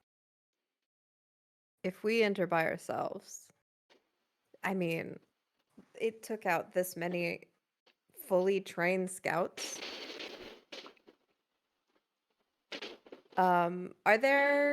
Do I know if Setessa scouts out this far? Uh, you have no idea what the scouting patterns are specifically. This is generally something that's completed by the Temple of the Fox. Right. And this is the eastern side of the city. It's not really your domain, Right, being more right. the south and southwest. So you're not exactly sure if there's any parties nearby. And if there were, you wouldn't really know how to find them at the moment. Okay. Um, You're very likely the only two people around that can help. No, you're right. It is probably a trap. um, I mean, I think the only thing we would accomplish by going in after her is getting ourselves killed. I think that we should wait for reinforcements. All right, I agree that that is logical and that is what we should do. I mean, if Ashi still wants to rush in there, though, like, that's totally fair. Yeah, no, Miaces is just very practical at this yeah, no, point. I think Ashi has the desire to rush in there, but hearing the whole like, the only reason then that woman would be alive is to be used as a trap makes a lot of sense. Mm-hmm. So you just want to sit outside.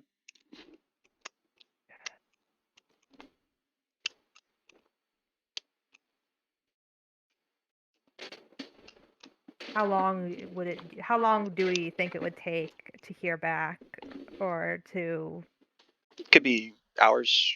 You're not sure. yeah. It's a long journey, even for Phi, to reach the city, find these individuals, deliver the messages, and then acquire a return message, and then make it all the way back out to you guys. It would take a very long time, likely.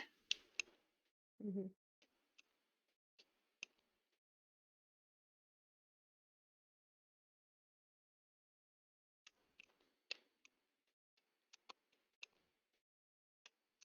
So do you just want to sit out here and wait, or what would you like to do?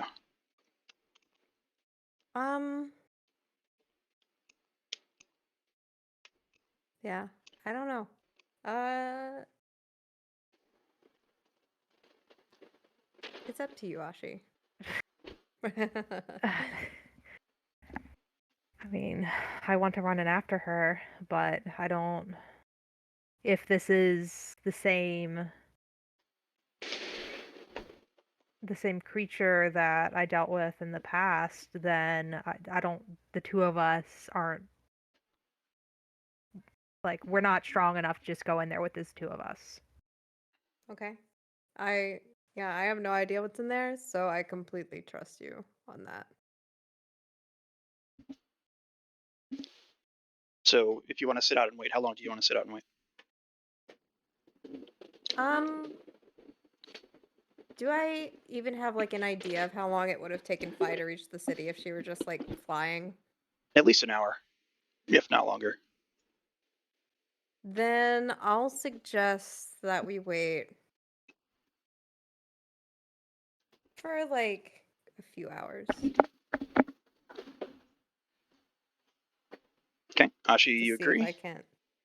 Agree. And during this time, I want to like actively be like watching and trying to like pay attention and like if I sense anything change or anything. Okay, both of you roll perception. Ashi, you can roll nature again if you'd like as well. 24. Uh 14 on perception and then nature do a better job and 16 on nature. Okay, Or wait, nature 17 on nature. 17 on nature. Okay. Um, so Ashi, the entire time that you're outside this mine and waiting, uh, every so often you're sort of attuned to the area around you. You feel pulled and drawn into this mine. You hear whispers more often than not that sound like voices of your family, your brother, your mother, your father, your sister. It's hard to make out what they're saying specifically, but you can clearly decipher their voices from this massive whispering.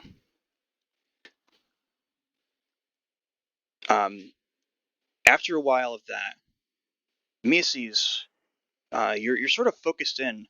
Uh, you see a falcon swoop in from the sky, land in front of the mine. It looks like and resembles Phi. Looks around and then disappears into the darkness of the mine.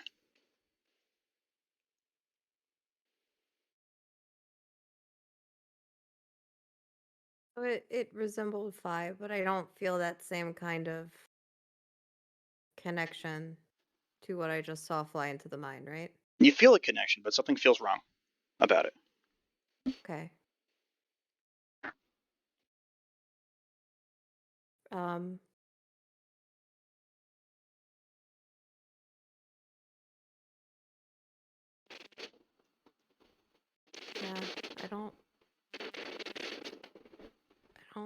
think we should go into that mine. Whatever is in there is trying to get us to go in. Has Ashi shared with me that he's hearing his family? Not yet. Okay, no, that's fine. That's fine. But I'm gonna say, I'm gonna tell Ashi that the crow that just flew in there, even though it looks like Fi, I don't think it was Fi. She felt wrong.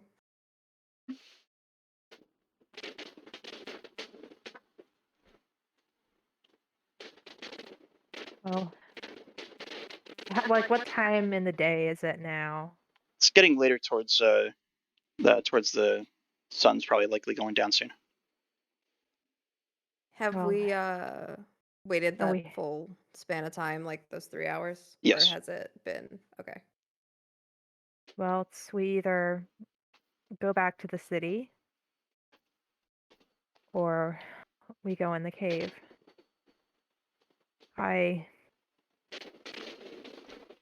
I've been hearing voices that belongs to my family. The ones who disappeared into the cavern when it collapsed. And when you saw for voices that I would have heard the voices of both my mom, father, and sister, And like your all three brother. of them, And your brother. and my brother. Okay.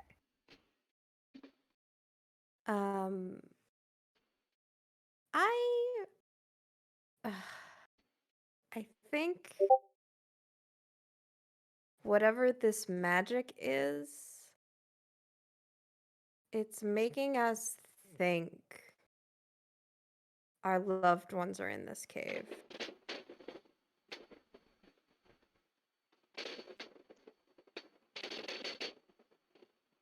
Is that a type of magic that I wouldn't know about, or I Doesn't guess feel like magical to you at all.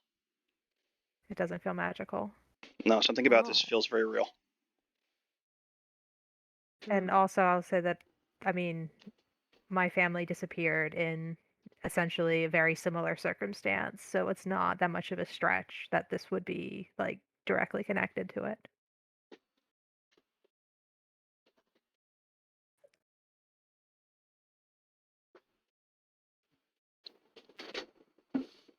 Hold on. Can I do a quick bathroom break and Yeah. then I will be back with my decision? Sure. Okay, 1 second.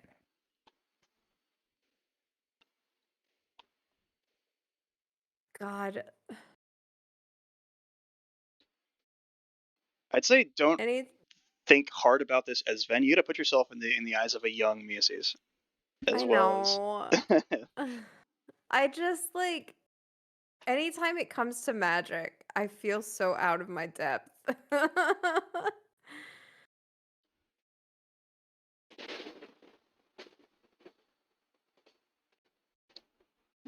Well, this is the mission. Yeah.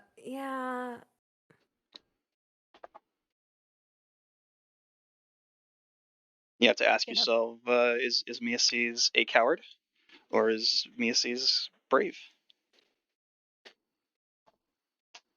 I'm gonna pop off mute for a second because Ven has a similar brand of anxiety to myself. Well, all right, I'm back.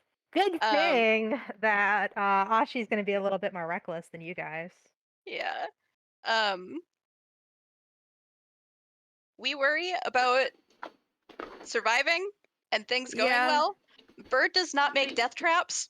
Yeah, so that's what I'm also thinking. I'm like, I don't think we're gonna die in the cave. Some bad things could happen, but I don't think we're gonna die. Because in my brain, everything is a death trap. Everything is a death sentence. Everything is the end of everything. And you're the one who I've been playing D&D the most with, so I've gotten some of that from you. So I gotta let go of that. Just like at this point in time, though, Miaces isn't brave. You know, like he hasn't seen battle before. Yeah, he and perfectly Fire valid. just kind of Yeah. like But you do have something in the wilds. But This is Yeah. a place that you're training. You've got these connections within the city. Being an outsider, you definitely have like an idea that you have to prove yourself more than most. Mm-hmm. But it's your call. Again, like I'm never gonna force you guys to do anything. You have the option to just sit out here and do nothing. You have the option Yeah. to go back to the city, or you can go in.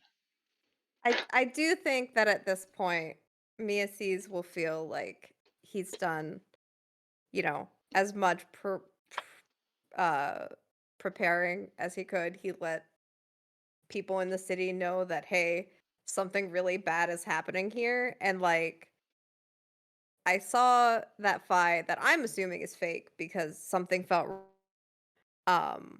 but I'm guessing that like even if she were on her way back, she's too far away for me to sense her at all.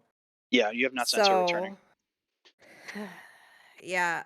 So the two answers are either she's on her way back and I can't sense her, or they're keeping her at the Falcon Tower to test Miaces more.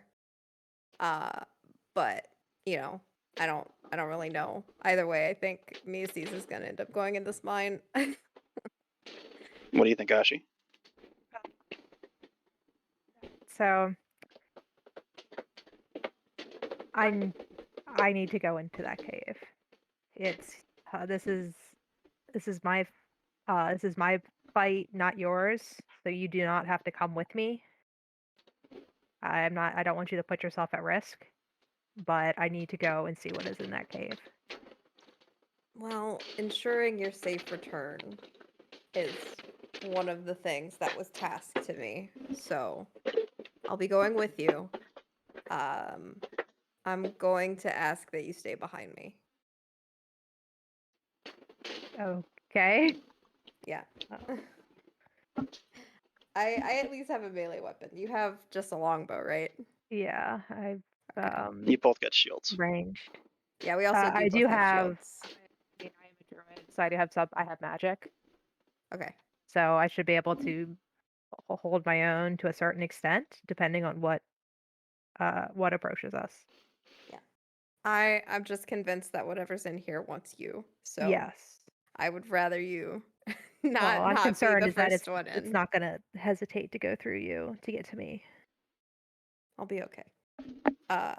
So let's approach this mine. Okay. You want to approach cautiously? Very Yeah, I cautiously. want to approach stealthily. Okay. So both of you roll stealth. 25. Okay. Stealth is 14. Okay. So you approach, you exit the tree line at the very edge of the stone, and you pass several of these Cetessan scout bodies as you move through. You see more of them now as you get closer. You notice that they don't have blade wounds or seem like they have arrow wounds or anything of the nature. Their bodies are very pale, and their skin is very pulled into the bone. They look like they've had just the life sucked right out of them. Oh god. Ashi, you see bits of blackish residue that remind you of what you had seen with your mother and your sister long ago in those ruins. Great. As you reach the entrance of the mine, it's very, very dark. Would you like to go inside? Yes. Yes. Okay. Also, I want to have my bow and arrow. Sure. Yeah, I assume you're both combat ready. Yeah, I'm gonna have my short Okay. sword out because I think longbow's two-handed. Yeah. Yep, I unplugged myself. All right. Sorry. What'd you guys say? No worries. Yeah, I assume you're combat ready, ready to go. Yes. Yes. So as you enter inside, it's very dank and almost damp inside this mine. The structure itself looks very dwarven in nature. It's not like anything you've ever seen before, and it's sort of a strange structure to be on the edge of the woods as it is. It looks very old. Like really not much has been done here in a very long time. It's very crude and jagged rock as you first enter. You see another body of a Setessan scout, the same woman that you had seen trying to escape, is dead face down in the stone here, in a similar nature to the rest of the scouting party outside. Is it just stone walls, or are there any like objects or furniture or anything like left behind? Because it's a mine. There's no furniture or anything left behind. There is what is the remains of a stone pathway that had been sort of paved, but it's taken a lot of damage over the years. Leads further in to what looks like a small, very well-built stone tower-like doorway that seems to lead to a staircase going down. Do I hear or sense anything? You can yeah, both I roll. would also like to roll a perception. Yeah, roll perception. Because when standing outside, I heard voices. Mhm. So, 12. I got a 14. Okay. So the further you get in here, you do hear that whispering. It gets louder from time to time and fades as well as you move through. And you get the sense that there is something below, but you're not exactly sure what. I can't make out any of like what anyone's saying. No, but every now and then within these whispers, you again hear the sounds of your father, of your mother, your sister, your brother.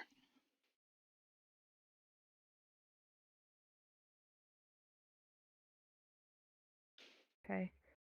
So you said we're at a door, or we're approaching a door? Continuing through, past the body of the scout, there is a doorway. It looks like there's flame light down below. There's a staircase, a circular staircase that delves deeper into what looks like a very cubed stone tower. The Okay. mason work here is pretty well done. It's pretty smooth wall, sandy in color. I would like to keep stealthing down this way. Okay. Through the doorway and stuff. Both of Same. you roll stealth again. And you want to move down the 30, staircase? 20. Okay. Yeah. 10. Okay. Oh, no. So you make your way down the stairs. You come out into what is very a well lit surface. There's a staircase that leads out to what looks like an open bridge, going over some sort of dark chasm. Do you want to move out onto that bridge? The feeling that we got earlier of something being below us, like, is this chasm like Yeah, say, does this below chasm us? resemble a previous chasm? I mean, I'm not sure what chasm, if all chasms look the same. They can vary in visuals for sure. But as far as this one's concerned, you don't recognize anything immediately. You'd have to sort of move out of the very small tower structure that you've been descending. And you've gone down several stories, what it felt like. So you've gone down what you can assume is like 4 or 5 stories before you found this open doorway. Yeah, I'll move out first, but I'm not going very far out. Okay. You step out onto a very fragile rope bridge that extends further into the darkness. I'm going to give you a couple images. The chasm itself is deep and wide. There's multiple tower structures in varied locations that are extending up out of the stone below. And the bridge disappears further into the darkness of another tower. It's like Bird reached into my nightmares. Right.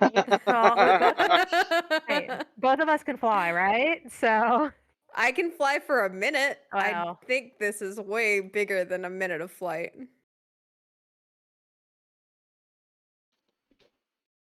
Oh, man. Terrifying. Ness and heights and rickety bridges. Fun. Yeah. So the bridge it goes in one direction? Yep, one direction.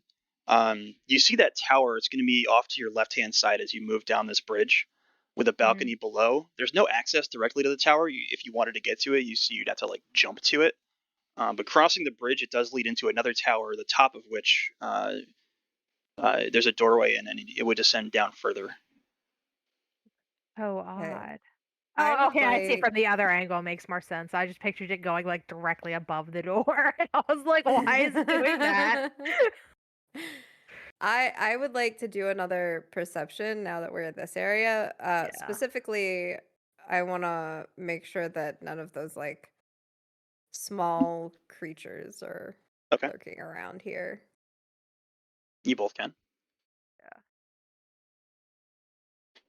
14. 18, 19, 20, 26. Okay. Ashi, you get the sense that something's following you. I look behind me. Do I see anything? Out the same doorway that you came in, which is now about 40 to 50 feet away from you as you've walked across this bridge for a little while, you see a very small, black-garbed, cloaked figure, maybe 4 feet in height, standing in the doorway that you came out of.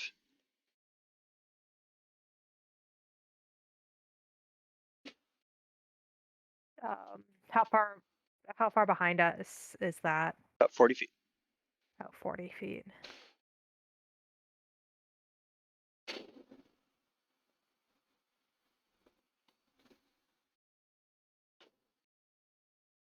Does it see that I'm looking at it? It looks to be glaring right at you. You can't Sweet, really see a face under the hood of the cloak. I'm gonna beckon to Miaces that we're being followed, and looking in the direction of the thing that's following us. Yeah, I'll turn around.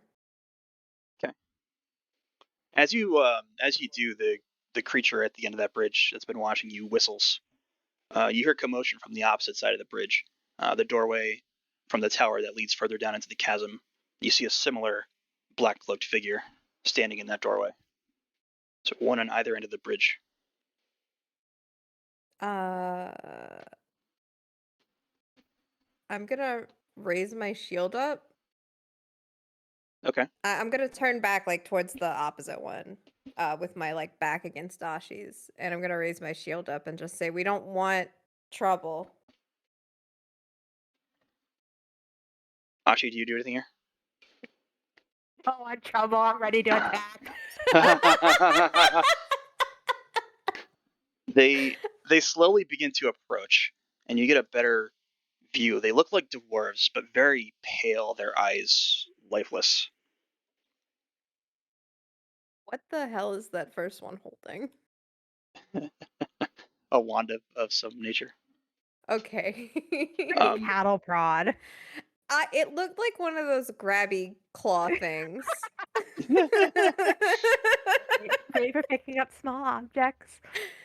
They give another couple whistles. They both whistle this time in unison, and from that other tower, the one that's not connected to the bridge with the lit balcony, another one of these creatures steps out. This one has a shield with something bright and blue emblazoned on it, and he's holding a chained mace that glows blue with almost frost energy as well. He's more armored than the others, and he moves out to the balcony. Just they all sort of move. The two on the bridge move closer to you as he stands there and just kind of glares at you. Do you react in any way? Let's ask, who are you? Do you address any one of them specifically, or just any of them? I'm trying to like, how do you word just like a general like, what the hell is happening? Kind of like. Yeah. I want to give the chance to have conversation before. Okay. The closest one to us is the one with the mace, right? Yes. Yeah, he's about 20 feet off the bridge, standing on that balcony, a bit below you. Okay, I guess I'll address him going, who are you and what do you want? He looks to the other two, one after the other on the bridge. Very deftly, through, especially as stocky of a creature he looks like. He hops up into the air and lands on the bridge in the direction that you were moving, the area that goes further into the chasm, landing in front of the one who has that strange looking wand. Okay. He doesn't move to attack you immediately. It's like, you, what is your business here?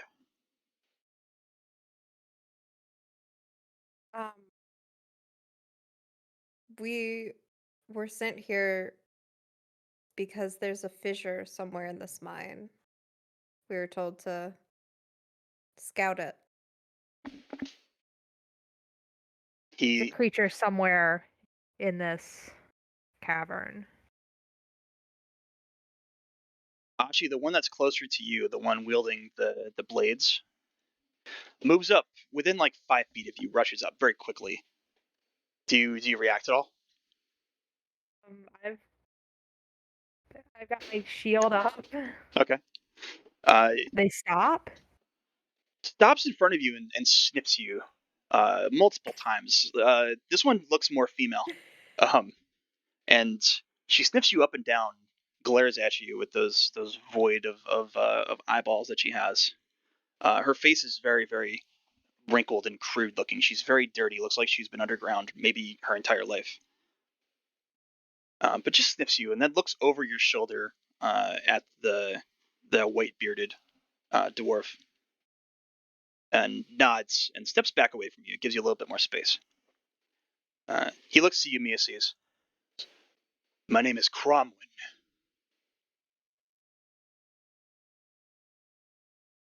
Stands there and just sort of glares further at you. My name is Miaces. We are the last 3 of an order. We came here from great distance, traveling below the ground. This fissure you speak of is a great darkness. It is the role of my order to seal and defeat it and keep it from reaching the surface. Well, it seems like you might need similar some help mine. with that. What do you know about the fissure? It's an ancient evil. Something you should not have approached.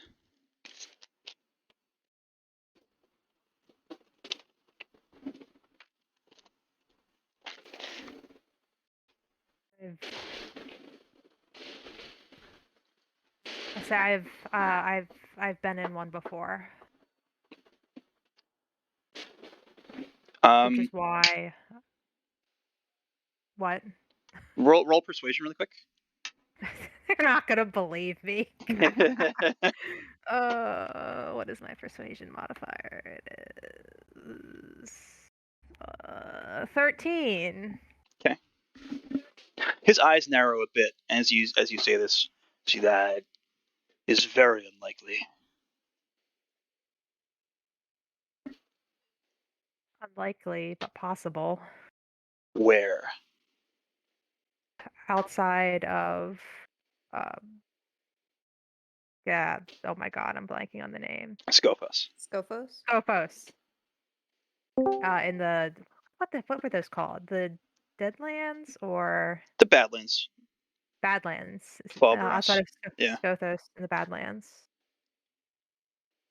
About The 5 years ago, there was one that opened and then was sealed or collapsed. Sealed how? The ground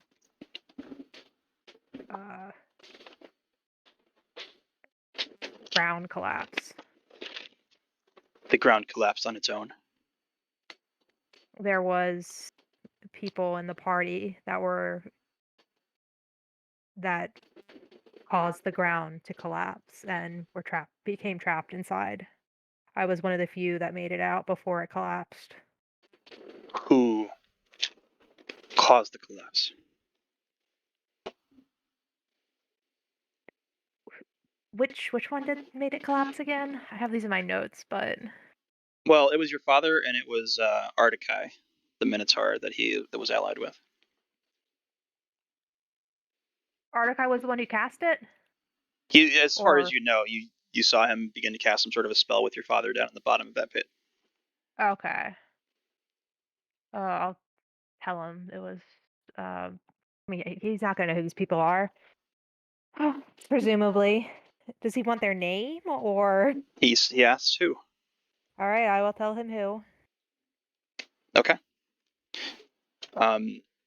At the mention of your father's name specifically, the dwarf, the female dwarf behind him, reaches over his shoulder, whispers into his ear, and he nods and looks to you as your father was one of us.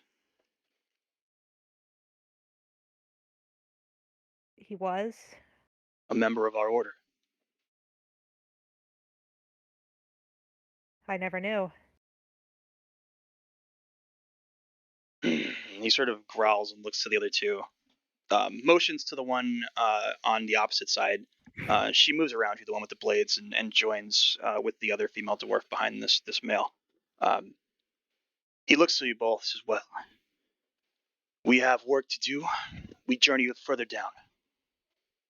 And he turns and begins to move further down the bridge towards the tower that leads further into the chasm, deeper below. I am going to follow them and say what do you know about this magic? It's not Other of this than, I mean, I world. know that it's a dark evil magic, but there's been very little that I could find on it. It's not of this world. We don't share information with it outside of our order. If your father did not tell you, then you cannot know.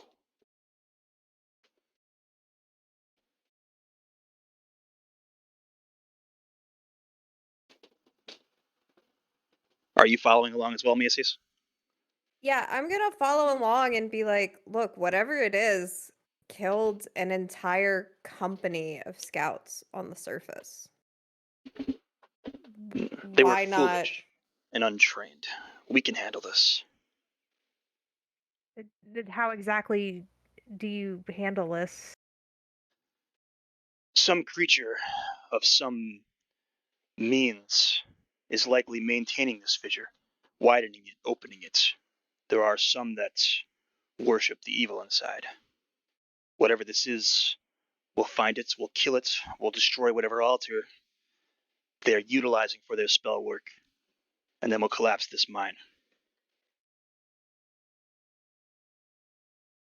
If I'm trying to recall the altar. Was there an altar in the cave that I was in previously that I Yes, recall? there was an altar There in was. that room that you fought the Naga Okay. leader. But it was never like the altar was never destroyed, as far as I'm aware. I mean, as far as you know, everything collapsed, so it could have been It was destroyed, but just you never it could actually have been saw destroyed. it be destroyed. Yeah.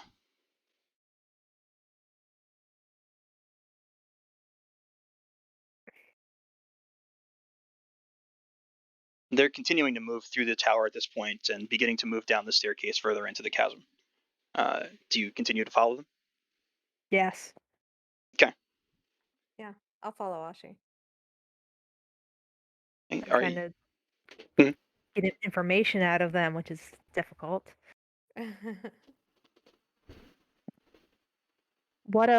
Have you seen what these creatures have done to others? They were able to the creature that I saw, it was able to take control of others in the form of this black like tar substance that covered them and took complete control of their bodies. Have you seen that before? It is a corruption. It comes from beyond the voids. Has it ever been reversed? In some cases, yes. Is how what this happened to my mother and sister. I need to know if there's a way that if they're still out there, if I could potentially save them. Roll persuasion. Dice, be nice to me. What is that? God.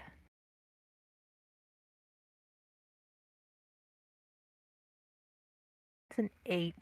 Okay. Miaces, you can assist if you'd like on this, if you have an argument Okay. to help convince them. Am I able to do multiple persuasion checks if I keep trying to persuade them? Not back to back. No. Uh, I'm gonna say, uh, that withholding information from someone so intimately tied to this creature and this issue is cruelty. Yeah, and it's like I clearly want this thing dead or stopped. You can roll persuasion as well, Miaces. Okay. Then I got a dirty 20. Okay. And Ashi, I'd say if you can come up with another like uh, request that's radically different from what you've asked before, I'd allow you to roll another persuasion as well.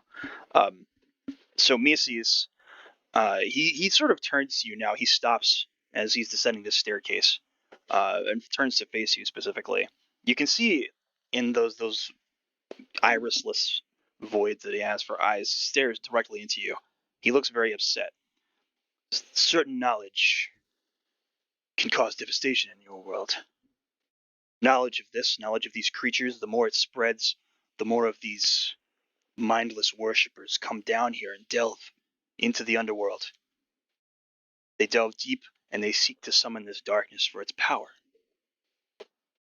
The more information we spread, the worse this sort of thing gets.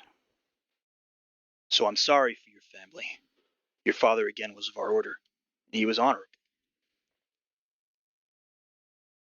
But in the interest of the protection of yourself, your city, whatever exists outside this mine, and the world beyond, I cannot give you that information. I would endanger many. And he turns and continues walking down the stairs. What if there was a chance that my father's still alive or still out there? Roll into persuasion.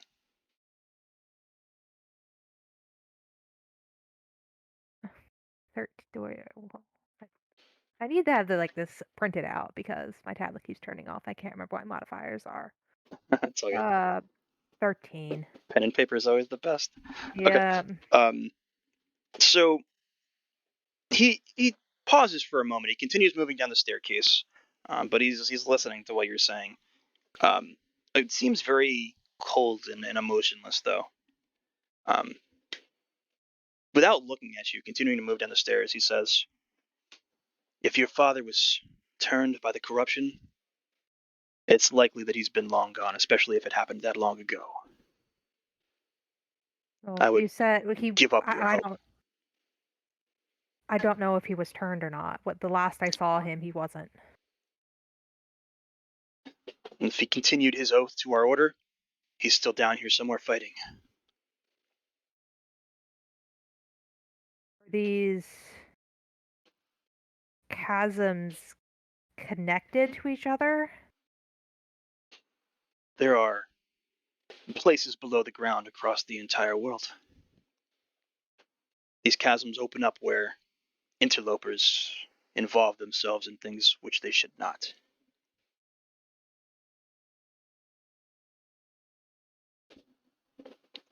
You reach the bottom of the staircase at this point, and you step out into a more open area. It seems like you're at the foot of this cavern now. The ground itself is very jagged. There's large stones and stalagmites that rise up from the surface towards the rope bridges that you can see above. Within this area, there's multiple towers that extend up. You can see at least a dozen or more from the vantage point that you have at the bottom of this massive chasm. And you can see the rope bridges that interconnect some of them up above. And you can see other towers that reach further up into the stone ceiling above that disappear into the darkness that are likely exits in different locations, either within the woods or within the mountains above or beyond the range itself. And give you another image here. On the ground, you see many bones and skulls. Some of them have chains attached, as shown here. Chains attached to the skull. Skulls, there's arms, there's legs. They look to be of different species. I don't like that. I want to try another persuasion thing on him. Okay. Because I'm not a fan of, coming down here and not having information. Sure. So I'm gonna say, you say that you can't share any information outside of your order. What would it take to join? I Persuasion. don't want I'm just gonna say that, like, I don't want glory for whatever this is. I just want to help Ashi. Okay.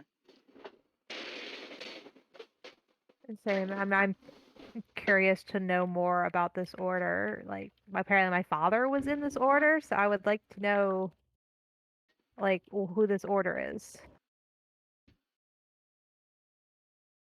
and what they do, other than.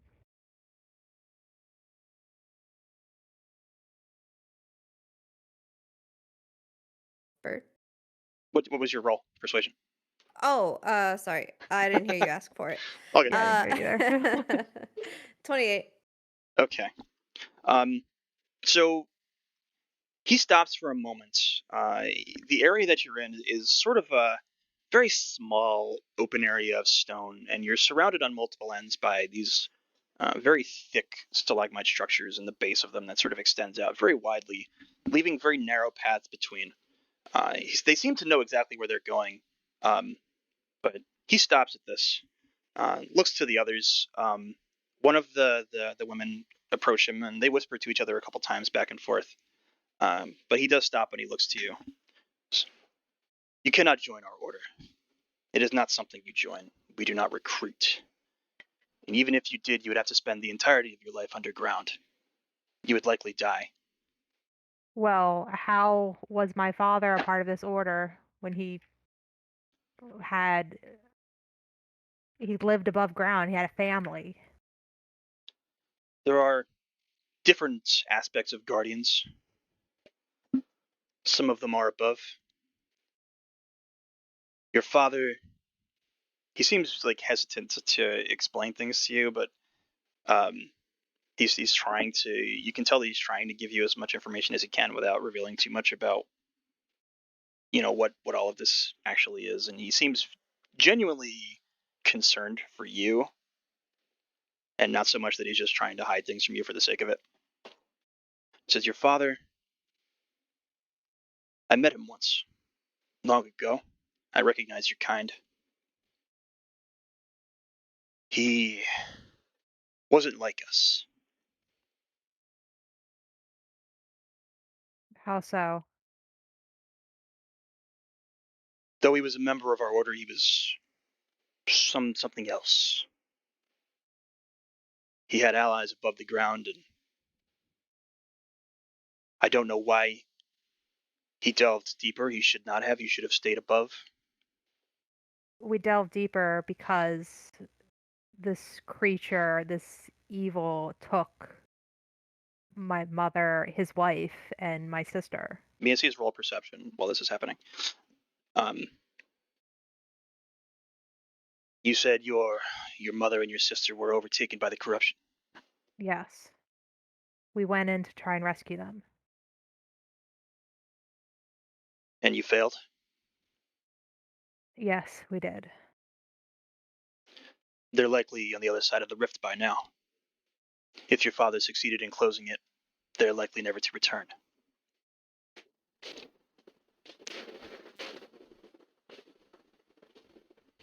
It's likely, but not impossible. Or not, yeah. There are ways to return, but not here. You would have to travel to the other world.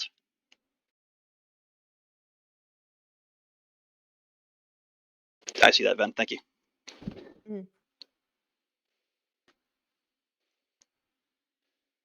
Well, and I mean, I don't know what happened to my father after that cave collapsed. At this point, I don't Miaces, know. you hear a hiss, a very loud hiss that travels over the air, melds with those whispers that you've been hearing. Is it just Miaces that hears that? Just Miaces. Okay. I'm gonna put up my shield and like start looking around. Very Okay. obviously. Roll investigation. Ashi, did you want to ask anything else?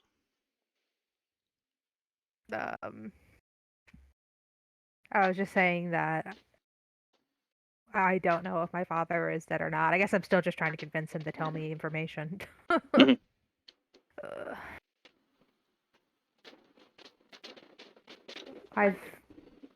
I'm hearing their voices of my family. Is that normal? Is that something I should be hearing, or something that you know? What does he do with this information? One last persuasion. That's 19 for your investigation. Yep. 12. Okay. You clearly see his demeanor change when you mention that you're hearing their voices. He stops and he turns to you. He's like, "Yeah, how are you hearing their voices? All of their voices?" All of Um, them. as this happens, Miaces, you see a flash of green um, from your left-hand side. When you spin around to face it, you see what looks to be an approaching Naga, green-scaled Naga, who has this very poisonous, like vine-like energy extending from his arms. The dwarves immediately arm up and move to face from the opposite end, from behind you, which would have been your right-hand side in the approach that you were on. You see another Naga approach. This one appears to be some sort of a caster. He's got these green runic-like symbols floating above his hands. I'm gonna put up my shield and make sure that Ashi's standing behind me. And face the one with the poison on his arms. And I'm just gonna say, "Who are you?" Their eyes don't even seem to register that you said anything to them. They seem almost lost to madness. You get a very, very, very uneasy sense of them, and they look like they're prepared to engage you. The two female dwarves, they move to sort of stand between both of these creatures and you. The male dwarf, he gives off a little bit of a chant. His shield grows, the dagger that's fused to it glows with bright blue, and the mace in his hand begins to glow even more and frost over to the point that you feel the cold coming off of it. Ashi, he looks to you specifically. And he says, "If you wish to honor your father's memory, there's some creature further within this mount. I need you to go. We'll handle this and we'll catch up to you, but move on, move further, find whatever is casting these spells, maintaining the void. You will see it very clearly. Destroy it. Destroy the altar as fast as you can. If you can do that, I'll tell you what you want to know. For now, Deal. leave this to us." He points in the direction further into the darkness, opposite from where these two Naga are moving in. It's that way. Follow the path between the mites, and he points to the large structures jutting out from the stone floor. You'll clearly see where you need to go. You should hear the whispers become louder as you get closer. It will likely try to fool you, lie to you. Don't listen. Don't believe what you hear. Destroy it, whatever it is. Will do. Miss Miaces is supposed to come with me. If Miaces wants to. Miaces? Yeah. I'm gonna call the Miaces to come Yeah. with me. I'll go with Ashi. Yeah. Okay. At this point, Miaces, you start to feel the return of the connection with Phi. Somewhere outside the mine and above. Okay. I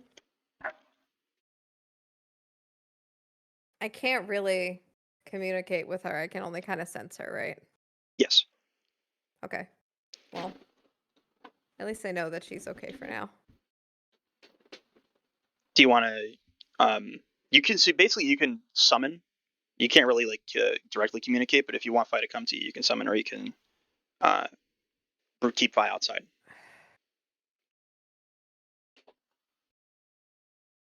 I'll summon her. I don't feel great about it, but I kind of need her. Okay. You feel the acknowledgement. You both travel further. As you exit, you can hear the sounds of combat as those dwarves engage with those creatures, and you can see the flashes of both blue, more of a blackish glow, and that green energy uh, clashing. It starts to fade the further you get into the mind. Uh, Things start to get more silent. The sounds of the mine itself, the cacophony of the battle going on behind you, you lose the sound of it the further you get, and those whisperings become louder and louder and louder. Ashi, it's almost maddening at this point. You can constantly hear the shouts of your father. Uh, you start to get flashes of the faces of your family as well. Before they were corrupted, your mother and your sister, and after. The further you get, the stronger the voices become, the stronger those images become that flash in front of you. And Miaces, you could clearly see at this point Ashi struggling with this. I'm gonna like put my hand on his back and like I mean, if he's like having trouble moving because of this, I'm also gonna like put his arm over my shoulder, but if he can like keep going, then I'll just like have my hand on his back. What are you thinking, Ashi? How are you feeling right now? Overwhelmed, but also kind of angry. Okay.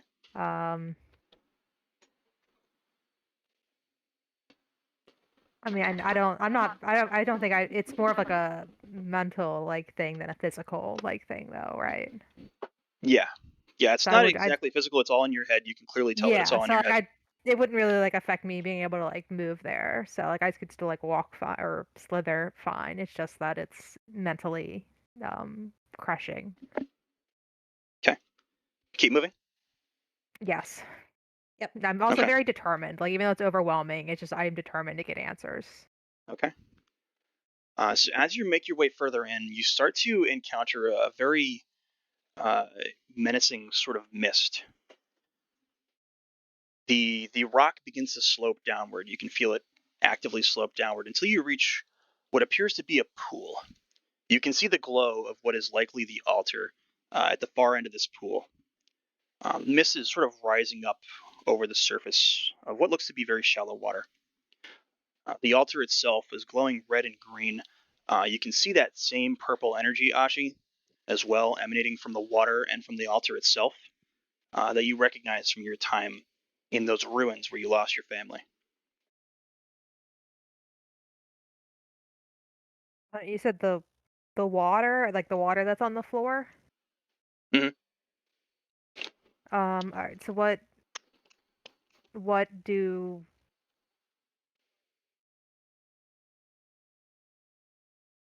what else do I see? You see the altar at the far side of this pool.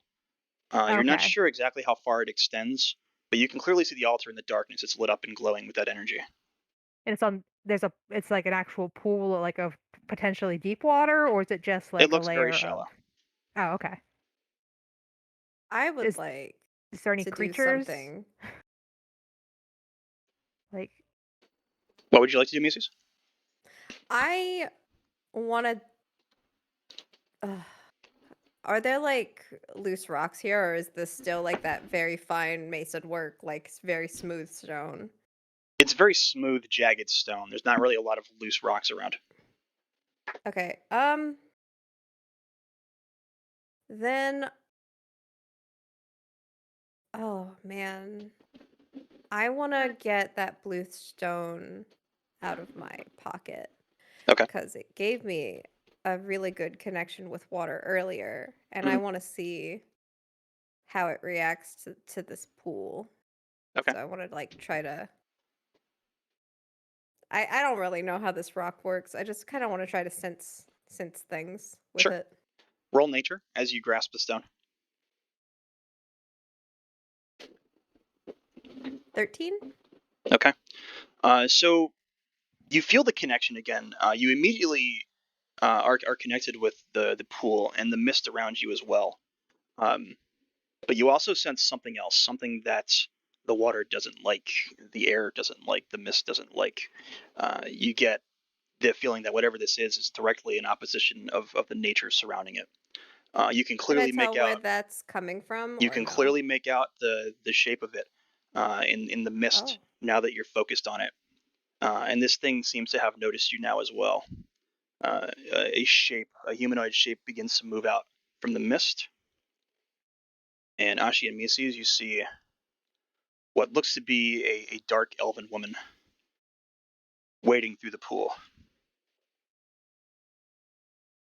Okay. I'm gonna put my funny little stone away. And call out to her with "Who are you?" Because that's worked so well every time I've done it tonight. Quick question. Okay, so you said we can't really tell how far away the altar is from where we are, No, or it's about 120 feet away from you off, and okay, this woman and, is about halfway between. okay, yeah, that was my next question. So you can barely see her face in the darkness surrounded by the mist. She sort of slowly begins to approach you. She puts a very strange smile on her face. Ignores you. Miaces looks directly at Ashi. It's like, you have touched the darkness. I sense it in you. What darkness? Do you want your family back? How do you know about my family? She turns away from you and begins whispering, chanting something. Uh, Around that altar, you see these runes begin to glow from beneath the water, rising up with that purple energy, and it creates this dark, like, portal. You can't see anything in and through it, but it appears behind the altar itself. So your father is in there with your family, your mother and your sister. If you help me open it, you can be reunited with them. Right. Don't trust this water elf at all. Um,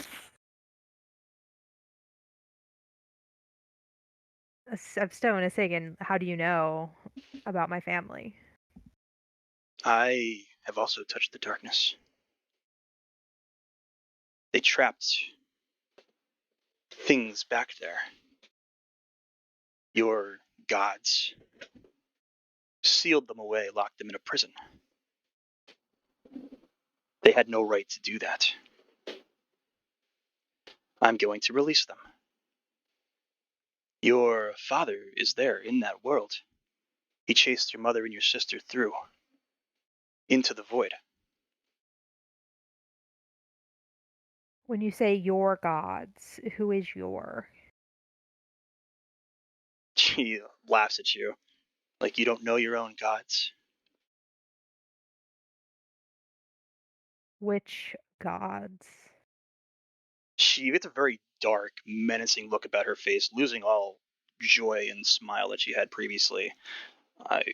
Gets almost a greenish sort of magical aura about her, and her face becomes from a very beautiful visage something very frightening and dark and evil, and she becomes almost instantly enraged.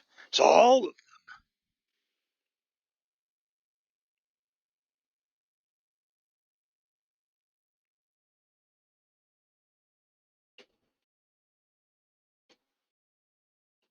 what are you guys doing here?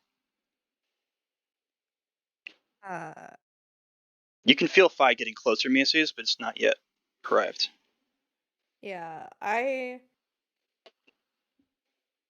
gonna not stand totally in front of Ashi, but I'm gonna take a step forward, just like kind of in front, like Okay. a little. I don't really know what to do or say. I just kind of want to. She's almost completely Yeah, ignoring you, Miaces. Like she is clearly focused on Ashi. yeah. I kind of just want to keep it that way for right now, but I also don't want her to lash out at Ashi, which is why I'm trying to position myself a little ahead of him. Okay. So I think that's all I'm gonna do.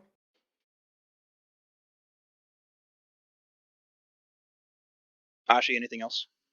Ugh.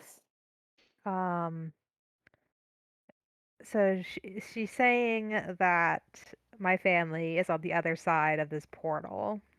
Yeah, she's saying your father followed your mother and your sister into this void, what she's basically said is a different world.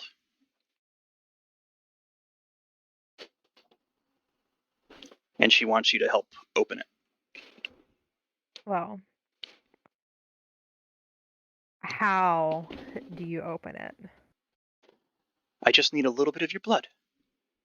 Uh-huh. Join me at the altar. I will join my blood and yours. We can open the void much faster than were I to have to do this alone. There you'll find your family waiting. You can release them, rejoin them in this world, and also release those who are unjustly imprisoned by your false gods.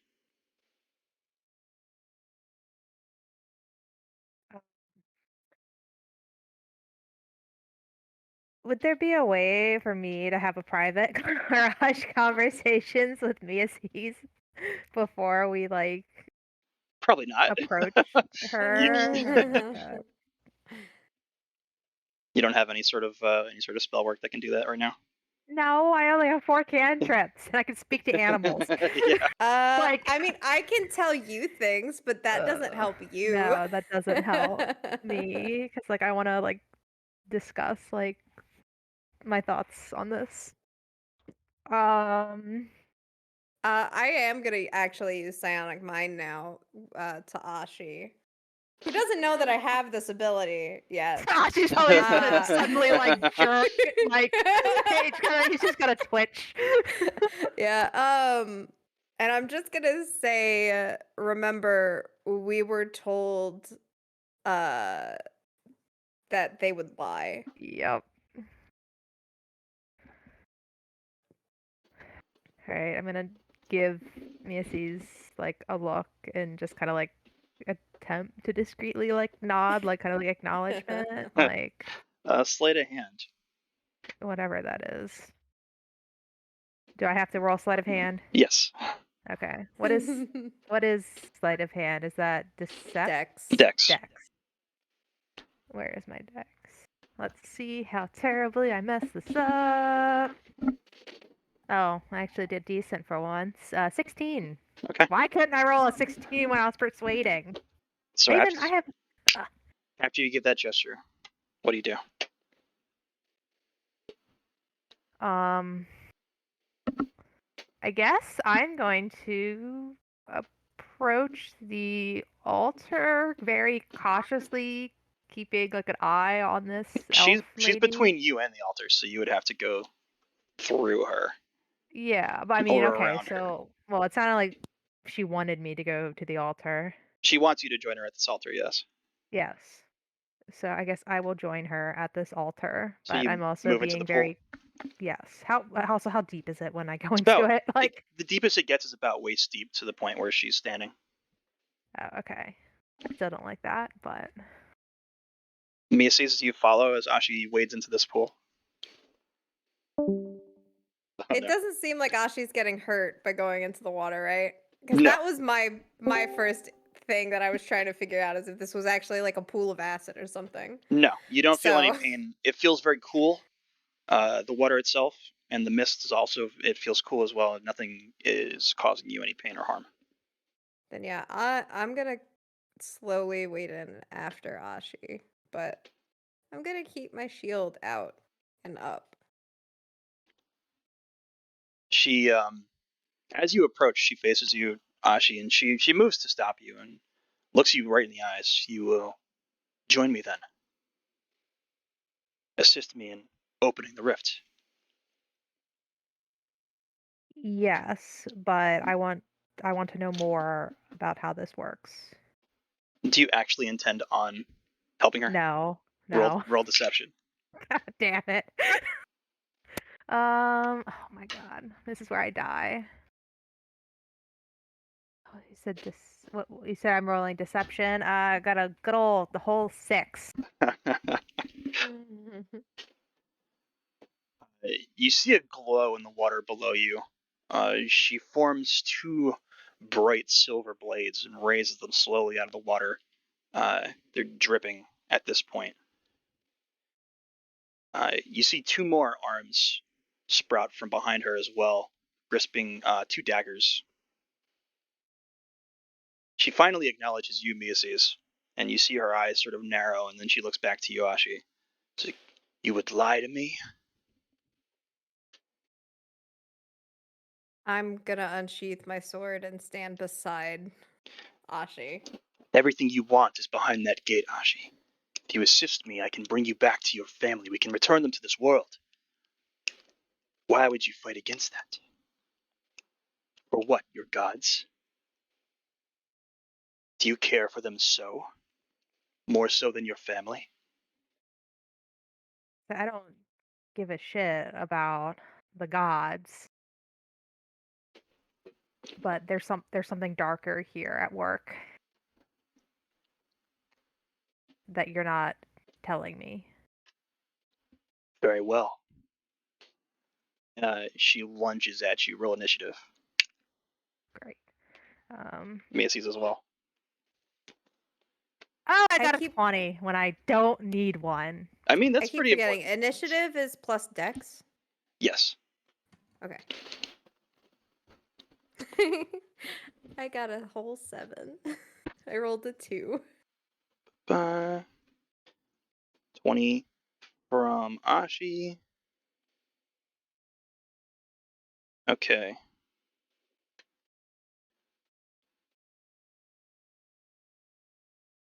All right, so Ashi, you can take the first action here. She lunges at you. She has those two very silver, beautiful like blades that she pulled from the water, and she has two daggers as well, and two of her other arms that have appeared. You have a reaction. You can make a move first. What would you like to do?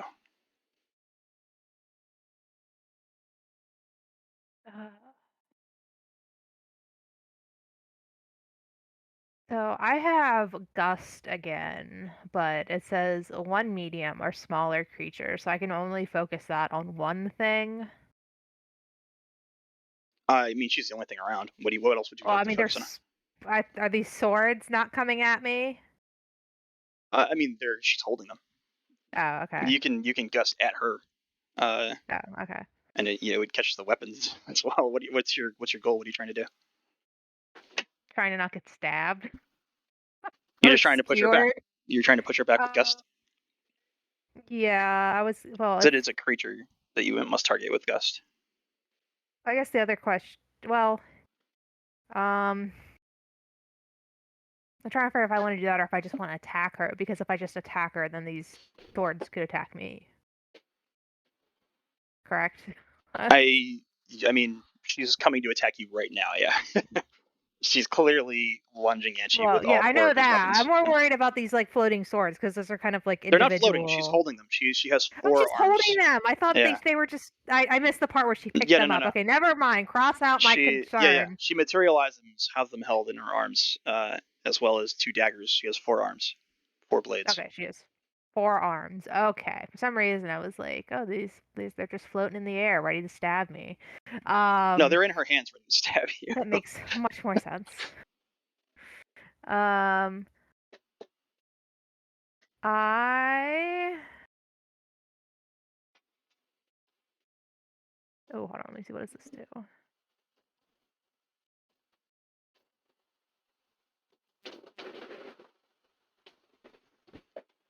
Okay, never mind. That's completely useless.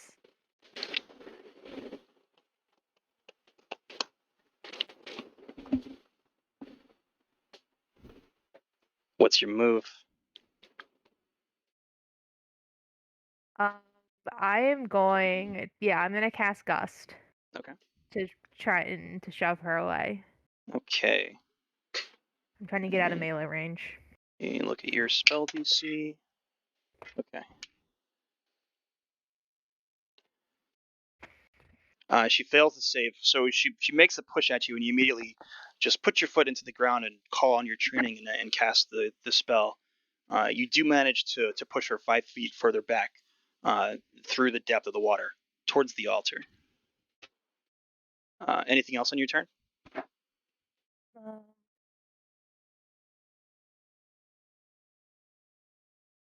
I pushed her towards the altar. That's where I want to go. Yeah, she's between you and the altar.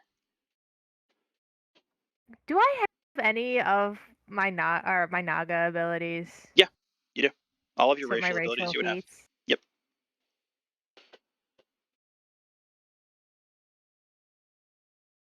Oh, okay.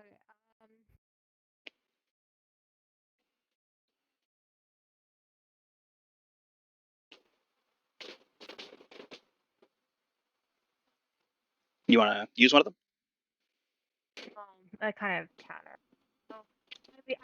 Okay, so we reached level 9, right? We're at level 9. Yes. This is a slightly Right. different situation, but you can have your racial abilities as well. That's why I Yeah. was like kind of asking about it, because I have one that I gained at level 9, but I'm like, since this is in the past, I don't know if I Yeah, could no, use this it's kind fine. of thing. I'm allowing any racial abilities that you would have had in the regular campaign. Okay. Would I be able to cast Basilisk, which is, or use Basilisk, which is well, I guess I would have to do this instead of Gust. If it takes an action, yeah. I believe it does. Let me see. Basilisk. Your gaze pierces the soul of your enemies, causing them Yeah, not I to would move. much prefer do this Yeah. instead of Gust. You'd have to say this for your next turn because you already used Gust. Okay. Yeah, my bad. Oh, good. Keep it in mind then. So Yep. is that your turn?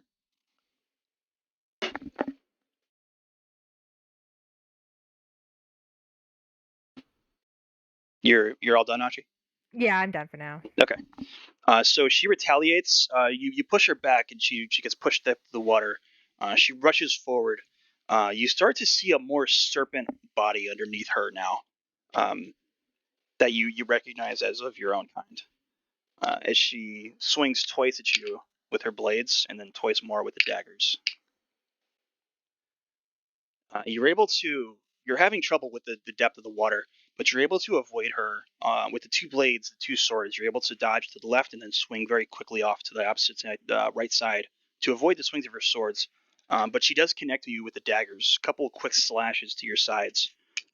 You take 8 damage from the attacks. Miaces. You feel 5 very close. You feel like 5 is probably going to reach you within the next round or so. Okay. I want to use a cantrip because I've never had these before and I want to try it. I want to try to make the terrain directly under her difficult terrain in a little 5-foot cube. Okay, you're using the mold earth. Yeah, I'm using mold earth. Okay.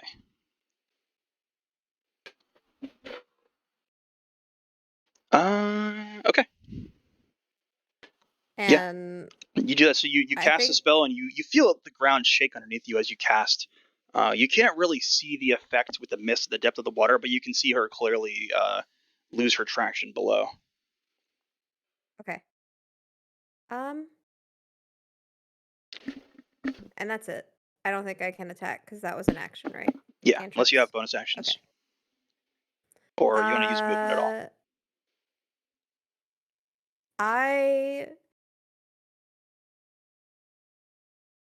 How close am I to her?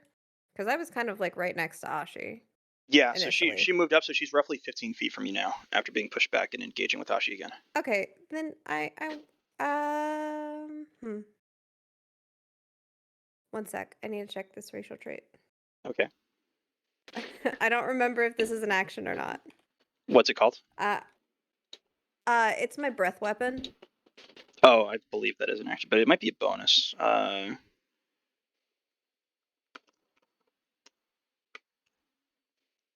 Yeah, it's when you take the attack action, you can replace your attack. Okay. Okay, that's fine. Okay. So Ashi.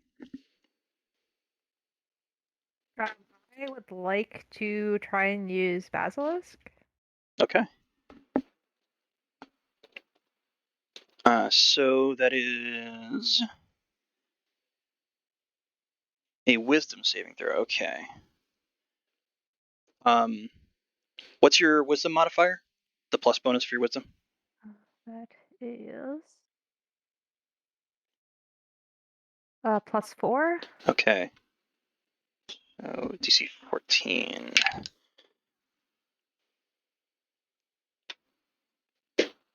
Fails. So you immediately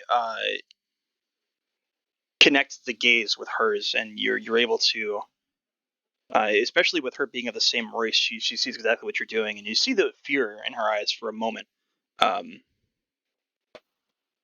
you definitely get the confidence that she's unable to move.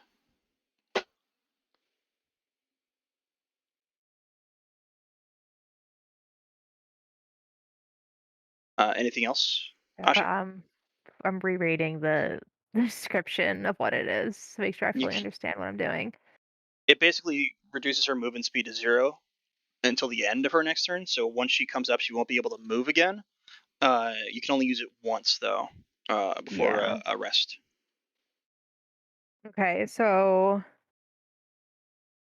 but she can't. So if you Alright, wanted to, so if you wanted to move away, you could use your movement to get further away, out of her range.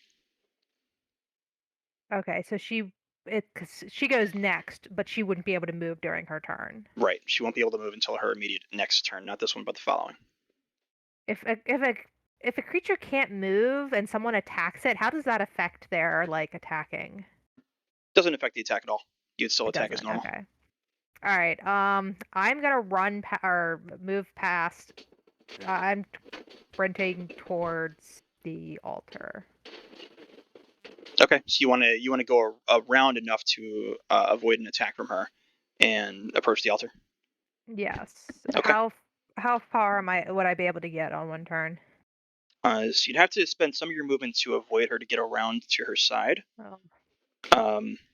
But moving around, that's 5, 10, 15. I don't know. Maybe I should attack her. I never know these things. I mean, there's no knowing. You just make a call. No, there So isn't. All right, I'm going to the altar. Okay. Yeah, it's your call. Do you want to destroy But the like, altar more, or do you want to hurt her more?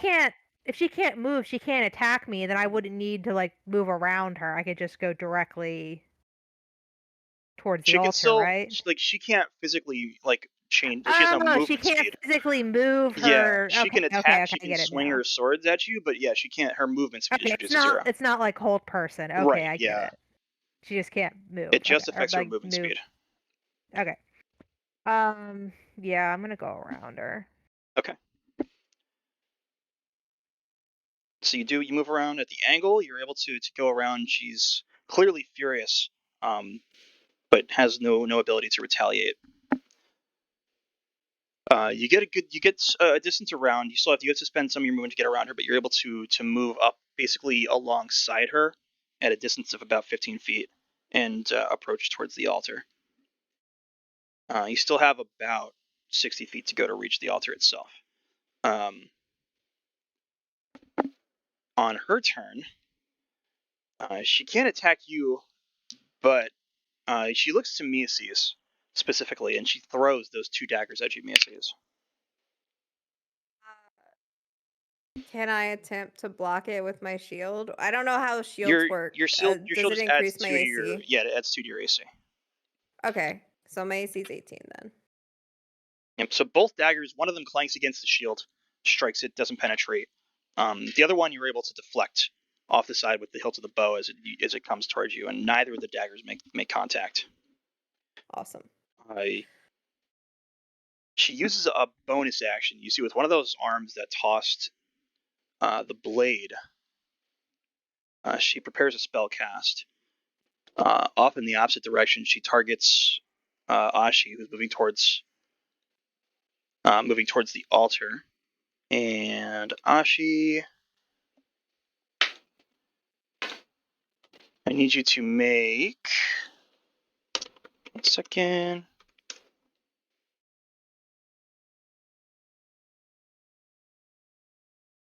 Strength saving throw. So I roll a 20 and then add my strength modifier to it, or how does that work? Do you have a character sheet? You have a character sheet, right? Yeah. Do you have your saving throws listed on your sheet? Yeah. It should tell you what your bonus is to your saving throw on your sheet. I was looking at ability modifier instead of saving throws. Yeah. So I roll a 20 and then add my saving throws. Your saving throw modifier, yep. All right. Let's see how badly I can roll. Really badly. 5. I knew they did a new set of dice already. So, in retaliation to holding her, she casts a spell at you. You feel the earth almost reach out and grasp at your feet and your ankles. Uh-oh. Oh, that Wasn't me this time. Okay. Yeah, that was I, mean, That was classy. classy. I don't like this roll. I'm leaving. You take 7 more damage from the stone quickly reaching out and colliding. And you are held, and you cannot move for 1 minute. Great. Miaces. I don't think I get any cool abilities yet. You're still a I'm baby. gonna move. I know. Miaces, I'm- Phi, as you begin to take an action, you feel Phi return within range, and you can see in the darkness above the shape and shadow of Phi flying around above you.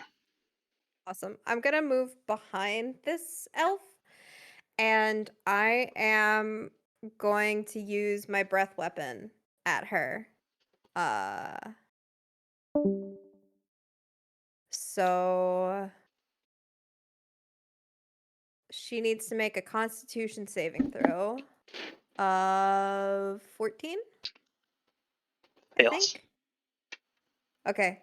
Then she takes 2d10 force damage. Roll your damage. 7 Okay. and 9, so 16. 16. Okay. 16. Yeah, she's still technically held, so yeah, she's pushed back and hit with the force of the spell. Yeah, my attempt was to get her to push away from the altar and Ashi. Okay. So towards you. Well, that's why I moved behind her. Yeah. Okay. Yeah. So yeah. Okay. Anything else? I'm gonna have Phi mark her with Harrier. Okay.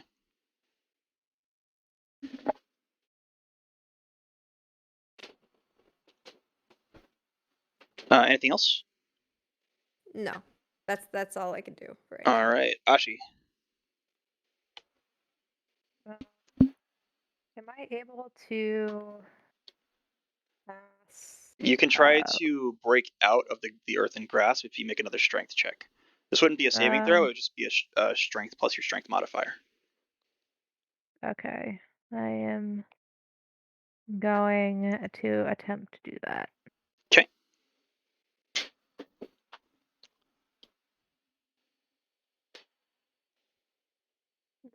I'm not even gonna add my modifier because I rolled freaking 4. Yeah, you I guess it's try 6. to yank your foot out from the grasp, this earthen hand that's holding you to the ground, but you're unable to do it. You can still, if you have an action you'd like to take, you can do so. I mean, is that just so like I just can't? I'm stuck in place. Can I still like shoot my bow and arrow? Yeah, you can still shoot your bow. All right, I'm just gonna shoot it at her. Okay. That is 17 to hit. Okay, that's a hit. So roll damage. What is a bow? The longbow is a D8. I'm sorry, you cut out. Go ahead and roll a D8 for a longbow. A D what? A D8. A D8. All right. Is this a D8? Yes, this is a D8. 6. Okay. Yep, strikes her in the shoulder, makes clean contact, and the arrow lodges. Anything else for your turn, Ashi? Nope. Okay. On her turn, she turns away from you, Miaces. She sees Ashi still held and approaching the altar. Ashi, she rushes up to the side of you, takes 2 attacks with the blades. Oh my god, a 2 and a 4. Both attacks, you're able to shift to the side, avoid the blades. Even though you're held, you're able to just use your natural agility to avoid the attacks. With her bonus action, though, she's going to take another cast. And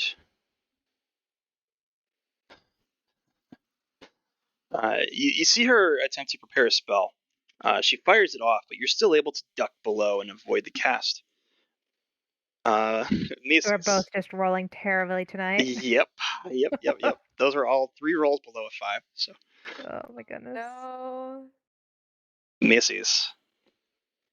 Okay. Well, she's marked with Harrier now, so I'm gonna.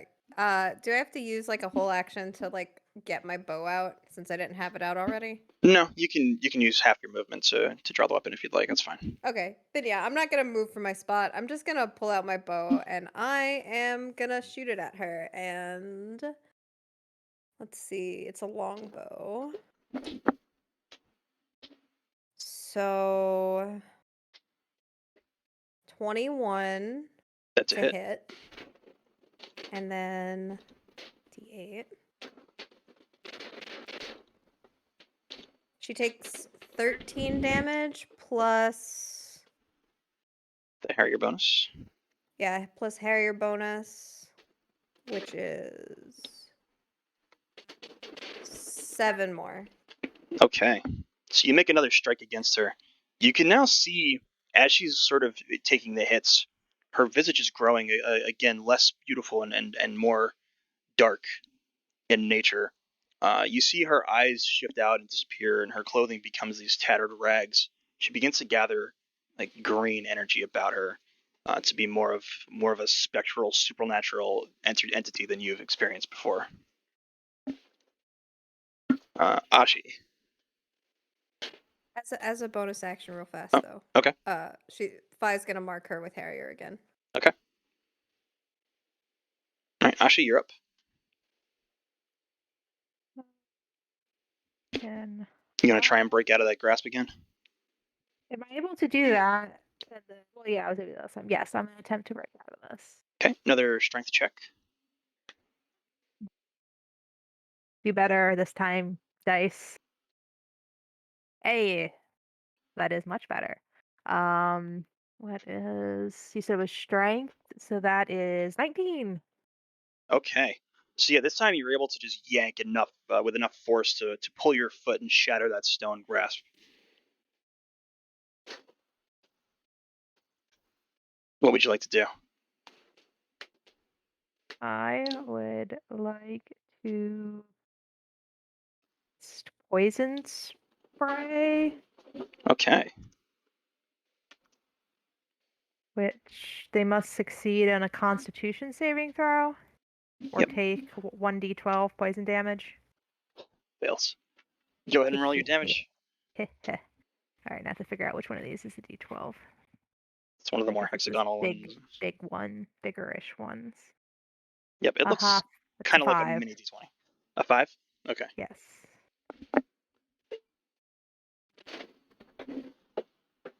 Okay. So you break out of that grasp. You cast the spray back towards her. Anything else you want to do for your turn? Am I out of any? Am I able to move at all? Like, can I continue to run, or is that too much in one turn? She's melee range on you, so you take an opportunity attack if you try to move away. No, I'm not gonna Okay. run then. Okay. So she swings her blades at you twice.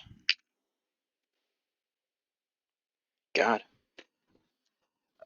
You're able to duck the first attack and then move to the side again. Just the adrenaline and then the rush of the situation and dealing with the trauma of what happened to your family again. You're calling on your training and your adrenaline is pushing you to heights that you didn't even think were possible, and you're able to avoid her attacks almost effortlessly.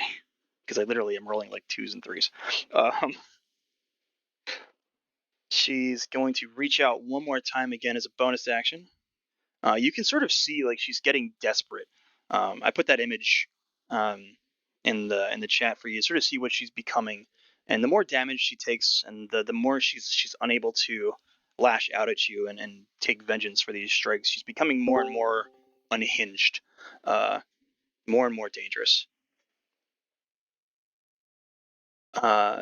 So I need you to make a Constitution saving throw.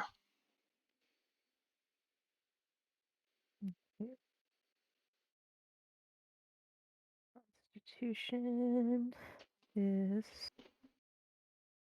I have to roll again. That was not actually on a side. Dirty 20. Okay. So yes, she lashes out again. She tries to reach out to you with a spell, and you feel the effects of it start to take over, and you're able to steel yourself and push it off. You do take 3 damage. And Miaces. 1, 2. Yeah, I'm just gonna try to hit her again with my bow and arrow. Because Okay. Harrier does a lot of damage.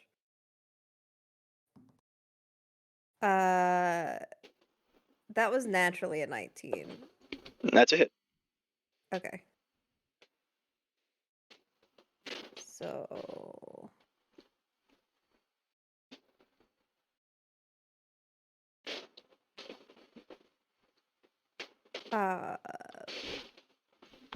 9 damage from the longbow. Okay. And then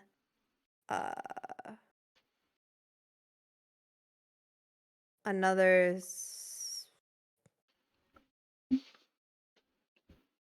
8, 9, 10. Another 13 from Harrier.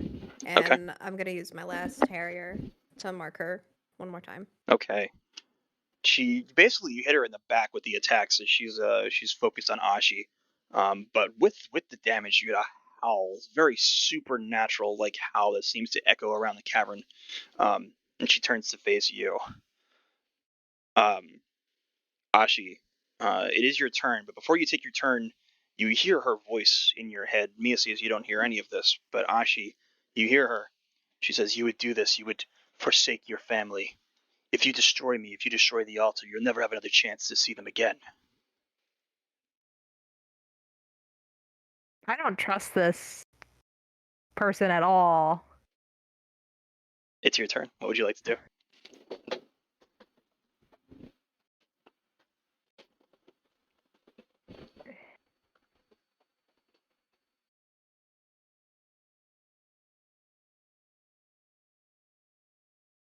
I am going to cast poison spray again. Okay. And she's turned away from you now, so she's faced Miaces as well. That is a She's a con save. This time she succeeds.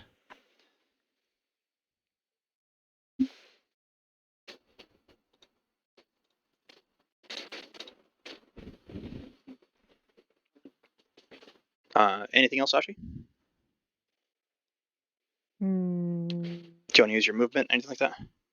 She's facing away from me. She's facing away from you, so at this point she's focused on Miaces. You wouldn't take Okay, so opportunity I would. attacks if you Okay, move. yeah, I'm gonna run towards the altar. Okay. Use your full movement to get towards the altar, so you get within 30 feet of the altar now. Miaces, she completely lunges at you. You see more of that naga like snake form beneath her take form underneath the tattered rags that she's wearing that have taken on almost a like translucent spectral almost nature. She swings twice at you with those blades. One of them is a nat 20. So she misses the first strike. The next one hits you straight across the chest. She's furious at the strikes and damage you've been causing her while she's trying to focus Ashi. You take 18 points of damage. Okay. And it is your turn.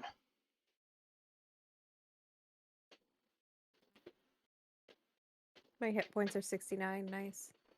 Of course. I'm just gonna attempt to do another arrow at her. Okay.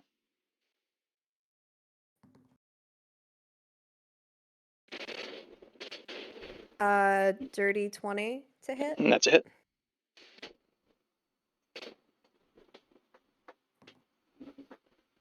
So 8 damage, 8 normal damage, Okay.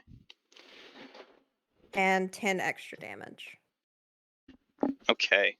She stumbles back at the strikes, and you can see that glow about her start to weaken. And you can see her sort of physically recoil at this point. Like she looks like she's taking quite a bit of damage. Ashi. close am I to the altar? 30 feet. You could reach it on this turn if you wanted to use your movement.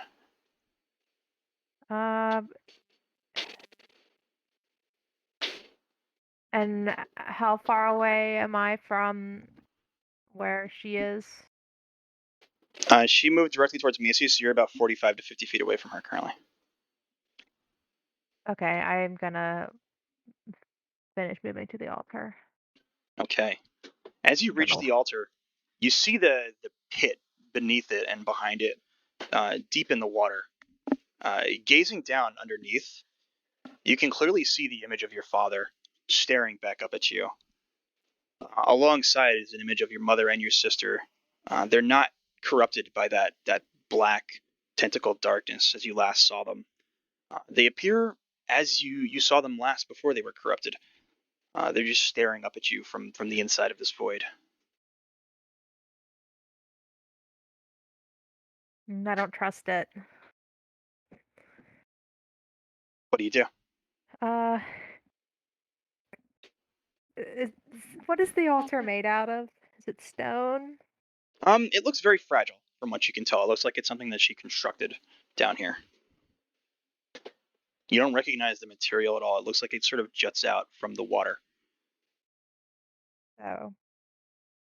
Okay. Can I attempt to do? Let me check to see if I want to do this instead.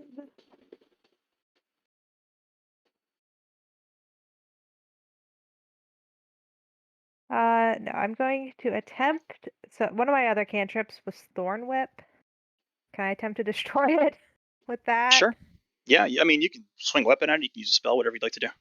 I mean, I feel like swinging a bow at it isn't very great. So I'm going to use a Thorn Whip instead. I feel like that might work better than a bow. Okay. You have a blade too, right? You grabbed a short sword or something? Do I? I thought you don't did. recall grabbing a short sword, but But if you think I you- have a did. short I don't sword, know I'll if take Ashi it. did. You can use Thorn Whip. Yeah. So it's just a melee attack. I'd say you have advantage. It's just a stone, like or a structure in front of you. So I rolled a hit. Yep. Just it's a melee spell attack technically. 9. So the vines lash out. Wait, do you say I have advantage? You have advantage, yes. So that means I can roll twice? Yep, take the bigger. Okay, hold on. Let me see if I can roll better this time. All Nope. right. A 2. Yes, you're finally feeling the exhaustion of avoiding her attacks, and the distraction of seeing your family down there is causing you to struggle with your spell casting. You're unable to hit the structure with your vines.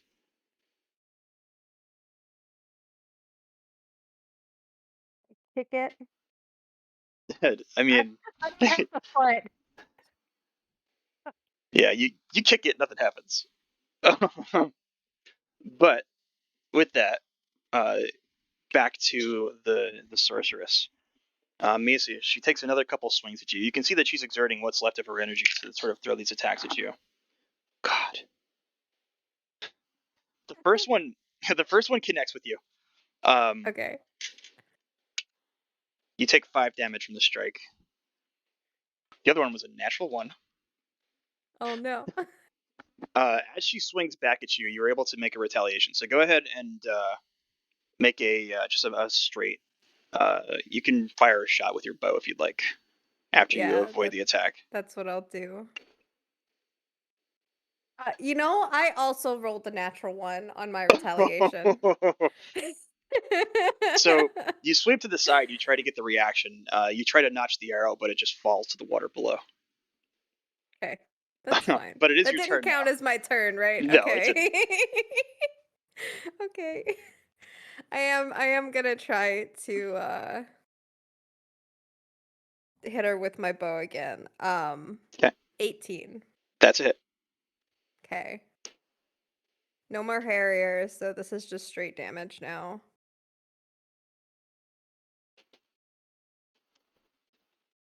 $10. Okay. She again stumbles back at the strike, howls at you. You can see her visage starting to shift back and forth from that more spectral image to the more fair-skinned sorceress that you had seen originally in the pool. You can start to see the flashes of blood and wound on her body as well. That's all, Miaces? I'm also hold on, I need to check if this is a bonus action. I think it is. What are you trying to do? I want to use a BO point to give some medicine to Ashi, who's over at the Yeah, you can do that. thing. Yeah. That'd be a Phi action, I'm basically. I'm just gonna use 1 point, so it'll be a D8 of healing. Okay, so go ahead and roll a d8, Ashi, as Phi swoops in and delivers this small pouch to you of basically like a medical ointment that you can apply. Oh. Let's see. Oh, a 7. So you heal 7 points of damage, What? and then it is your turn. All right. So you said I have a sword. Yeah, you grabbed a short sword. When we were leaving the tower, I specifically sort of described to you some of the weapons, and you took the Okay. shield and the bow and a short sword. Okay. I'm gonna attempt a sword this time to swing at this thing. Okay, melee attack. Maybe I'll have better luck. 9. 9. 9. You swing the sword, you strike against the structure, and it's just not enough force to damage it. It just does seem like it is still fragile. You're just not hitting it hard enough to shatter it. But you're doing a little bit of damage to it, just not making the full contact that you need. Anything else? No. Again, The after you swing the weapon, the visage of your family down there is growing larger, almost like it's zooming, and you can see their faces much more clearly.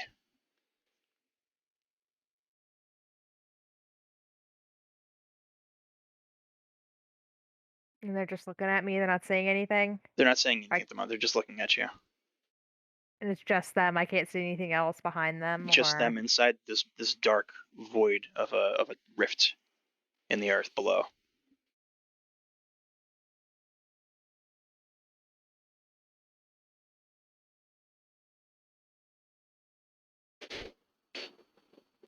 Yeah, I don't. That's end of turn. Okay. The sorceress Miaces takes 2 swipes at you. The first one you're able to avoid. The second one does connect again. You take 7 points of damage in the swing.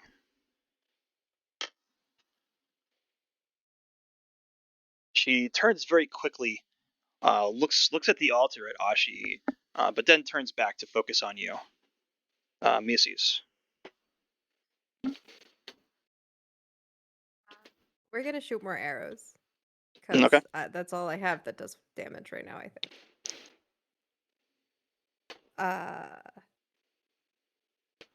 17 That's a hit.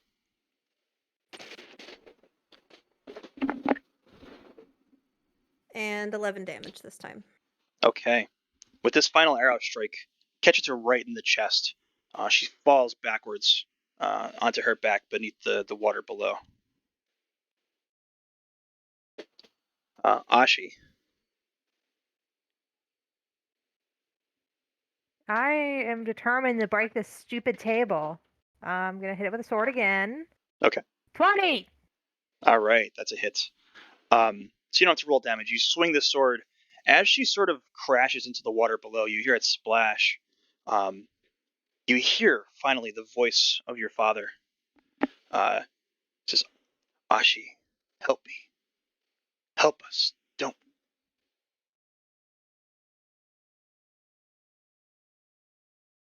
Say, how am I supposed to help? Release us. Use the altar. Bring us home. Just as you're swinging, do you continue your swing with your blade?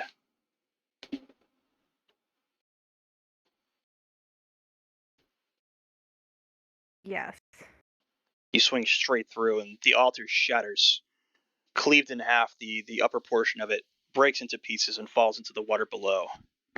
For a moment, that black void opens up wider.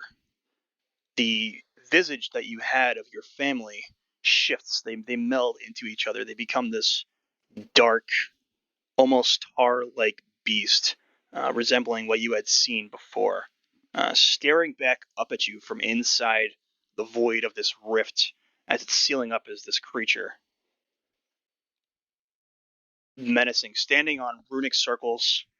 It has glowing orange eyes and almost a fire within its mouth, in a shape that you've never seen before.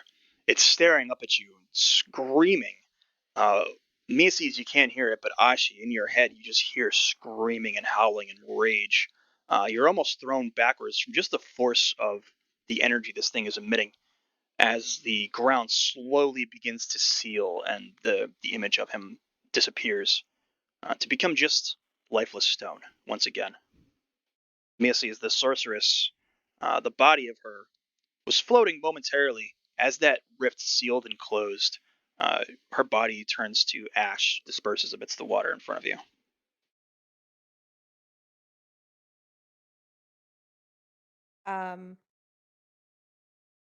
I'm gonna call out just Ashi's name, just like Ashi, and I'm gonna start running over. Like, are you okay? The portal gone, I'll turn around to look at Miaces. Okay. Um,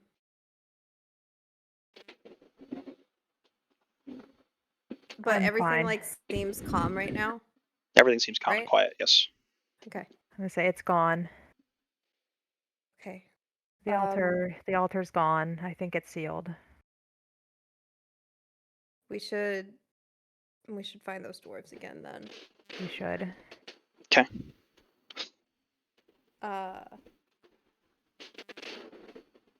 Miaces leading the way.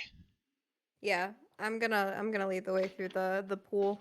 Okay. Quickly, before we leave, can I do, I guess, like a little like investigation check or something to like see if there's anything that I might have missed earlier or like Yeah. anything of note in this area, like by the altar and everything? Yeah. Roll investigation or perception. 8, 11. Okay. Oh, was it perception or investigation? Which one was my +8? Do I have? It was perception. Okay. So as Miaces moves out of the pool, you follow behind, but you stop for a moment before you completely leave the water. You turn around and you take in the cavern. You can't quite hear those whispers anymore. Everything seems to have gone silent. But as you stop and you open yourself to it and you reconnect with the nature around you, you hear a voice.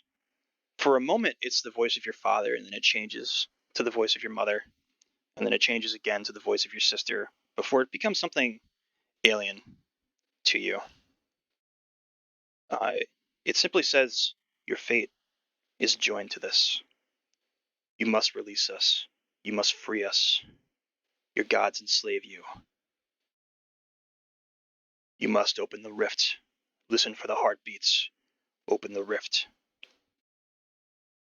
or your world is doomed." And everything grows quiet and silent.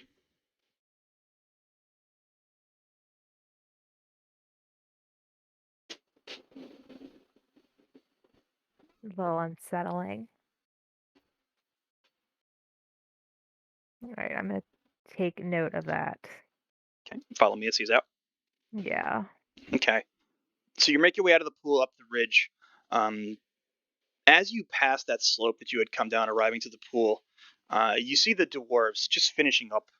They've slain both of those Naga creatures. One of them looks pretty wounded. The caster that had been using that wand. She seems like she's taken some hits. She has these glowing green wounds on her shoulder and on her chest. But she's still standing.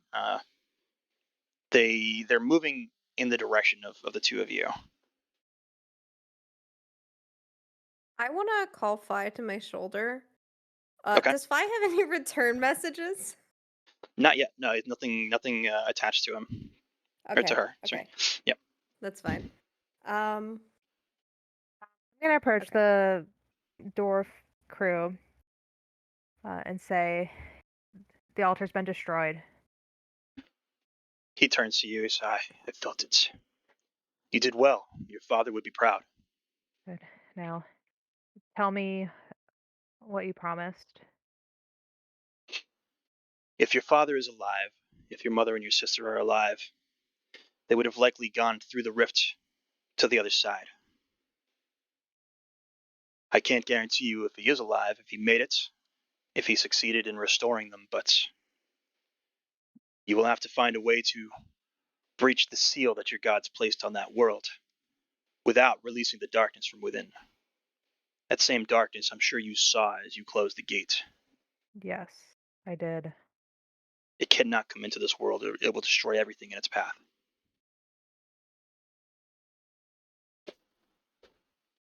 There are places you can search, you can listen, you can find these rifts. But be aware there are those that protect them. If you choose to, you may try to open them, you may try to communicate with things beyond, you can try to find your father, you can cross into the world itself. That's the only way you can find him, and I cannot promise you that he's there.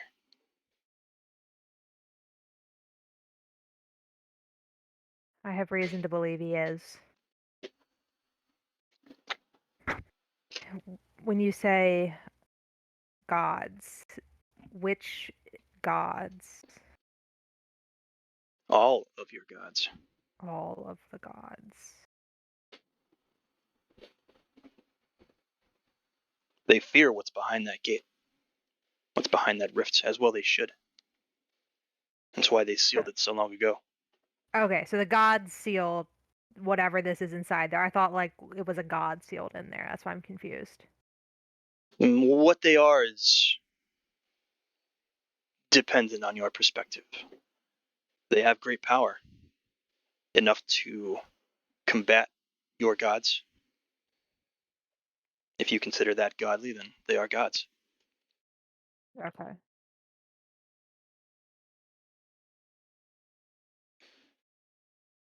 But now you must leave. Exit back out the way you came. We will collapse this mine, seal everything down here permanently.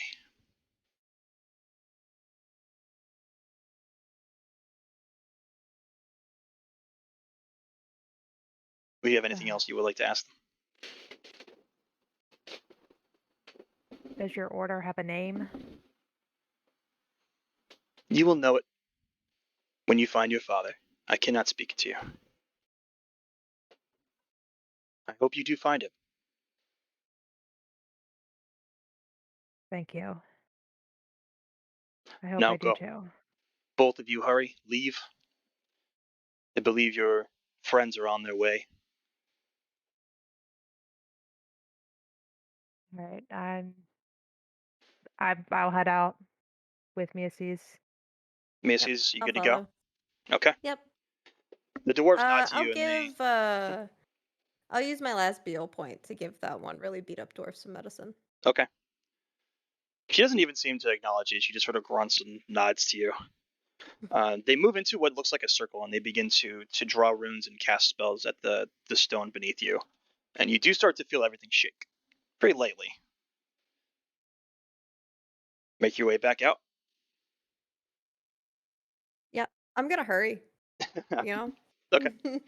So yeah, you hurry up. You move towards that tower that you had come down from, up to the top of it, across that same rope bridge to the opposite end tower. You climb up the staircase to the edge of the mine. The further you get to the top, you can feel everything shaking and collapsing around behind you. As you reach the top of that tower, you can clearly feel the stone start to crack and break beneath you as you escape into that mine shaft and tunnel towards the stone entrance that you came in originally. As you enter out into the light of the Nessian wood, it seems like the entire night has passed you by. That the time that you were down there was much longer than it seemed to you. Um, maybe an entire day has passed. You see an entire force of Cetessan, both scouts, soldiers of all kinds. Phaedra is lined up at the front,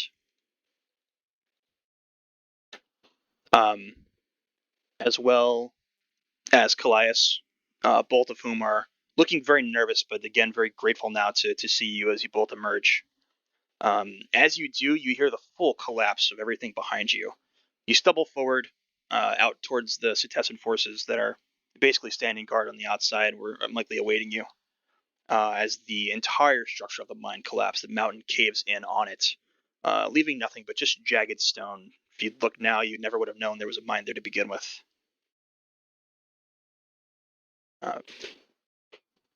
Callias and Phaedra both approach you. Phaedra hugs you, Miaces, like almost dives on you and hugs you. Callias, Callias moves up to you, Ashi, puts a hand on your shoulder. He's like, "You did well, both of you. I'm proud of you." Phaedra releases you. He's like, "I was so worried." Yeah, it was dangerous, but the fissure shouldn't bother Satessa again. No, it's been sealed. Return with us to the city, and we'll discuss your futures.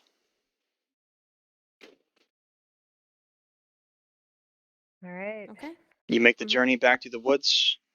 So the time that you spend in Setessa from here on is up to you guys and how you want to write your character backstories. You would complete your training to the level that you deem fit, and you would have left whenever you'd like to. So if you want to write that into your character backgrounds, you absolutely can. But yeah, Okay. we'll end the fateful meeting of Miaces and Ashi there. It's a Did fun you have a meeting. picture of Phaedra? I don't think so, right? I do. One second. I thought I linked it. I might have missed it because there was like a horde of artwork that I had for Setessa. Yeah. Setessa's a great city. Yeah, I love it.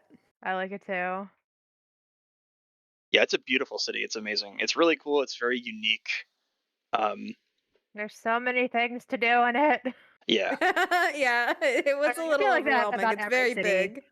But the actual map having like this level of like housing detail makes it feel much bigger than like the other maps that are more just like navigational, like I feel like the thing about it too is that it's like so spread out as compared to like Neil Anton, where like everything is pretty Neil Anton's very consolidated small. close together. Neil Anton is Yeah. very small by comparison to Setessa. Setessa is one of the Oh, major I three love polis. Phaedra. That's Phaedra.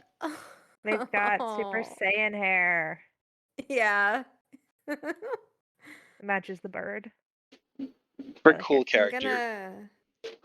I'm putting this picture in my notes so that I don't forget. Yeah, I've like hyperlinked like so many Yep. pictures. And I have everything too. So if you Okay. guys need artwork again in the future for referencing, just let me know. All right. Before I forget, I would like to go over a little bit about what was said in the cave because I Sure. tend to have listening comprehension skill failure. Uh, so they were talking about your gods. But like what exactly did they say? Who are you speaking about? The dwarves? Like yeah, the dwarves are talking about your gods and then the serpent lady was talking about your gods, Yeah. but like the way it was They phrased made me really confused as to who. all of the Theros gods. They were both referencing all of them. And they are referencing that they sealed the That uh they the sealed rift something away. thing. The dwarves call it some great evil. Okay. Obviously, you caught a glimpse of it both when you were Yeah. younger and through that void, that image of your family that shifted into that creature. Okay, and I I started writing it like too late, like when my father was talking to me. Mhm. I got that he said that like your fate is was it bound or sealed or connected or Yes. Basically, that your fate was joined to the other side of that rift. other side of that. Okay. Yep. And I also have something for Miaces, but I'm going to DM it to you, Van. Okay, cool. Something that you're going to be referencing that sort of goes through your mind after this all happened. But yeah, I'm going to send it to you as a DM because there's a lot in there, and I want to make sure you have it all on paper, and then you can choose what you want to reveal to the party. Okay. Yeah. Any other questions? I don't think so. Not right now. So that ended up going way longer. Yeah, I mean, that's how it Yeah, always goes. sorry. No, it's all good. It's all good. Spent a lot of time hanging out outside that mine. Yeah, it was choice paralysis. Yeah, for it's all sure. good. It's all good. I was convinced into not going. I I was ready to mean, go. I was like, I will yeah. fight this thing single-handedly. It happens. It definitely happens. But Yeah. Well, I was hoping that we would hear back from the city. Like, what took them so long? I guess they've got other. Well, I mean, yeah, they did get like an entire company Yeah. to come out instead of just like a Yeah. scouting party. it takes time Yeah. to organize. It takes time to move through the wood. It's not. Yeah. It's Yeah, not. no, it makes Especially so- with that many people. yeah. And I feel like they almost be disappointed. Like, damn, we got all these people out here for nothing. Yeah, I mean, there was a whole secondary route. So if you decided to go back to the city, that you could have handled things a little differently. But Yeah, I'm like- kind of glad that we didn't though, because it feels more like Yeah. brash young people. Exactly. That's like I felt like I fit Ashi, or I'm like Ashi's very like my Yeah. family is deeply connected to this. I need to have answers. I'm going in. Miaces definitely needed that push too, because like he'd never done combat, he'd never like Yeah, had and a you were mission on his sort of just own. the scout and the bodyguard here, so this is Yeah, terrifying for all involved, for sure. yeah. But you guys did well. Thank you. Yay. Spy, are you there?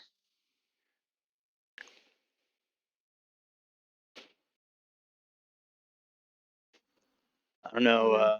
Spy might be there. He's there, or he just unmuted anyway. What's up, Spy? Can you hear me? Yeah. I'm here. Present. Do you potentially have 2 more hours of your life available? Time is it 11? 11, yeah. Yeah, I could go till 1. Okay. I Okay, can't stay up too late tonight. I do have some stuff in the morning, but Yeah, I mean, if you want, it shouldn't take 2 hours, but I thought this one was going to take an hour and it took 4, so it's Yeah, I think the whole like letting us just do whatever for a while in the beginning is very like let's just wander around. Well, I wanted you guys to check Yeah. out. I don't want to like drop you into Tessa and not let you Yeah. see the city. Yeah, it's very cool. But I would definitely account for. Should I things have to be that magic longer. stone in the future, or should I have returned it? You think, Bird? It's your call. Okay, cool. Entirely your call. I'm actually gonna drop from the call now, but I'll listen on Twitch. So Okay.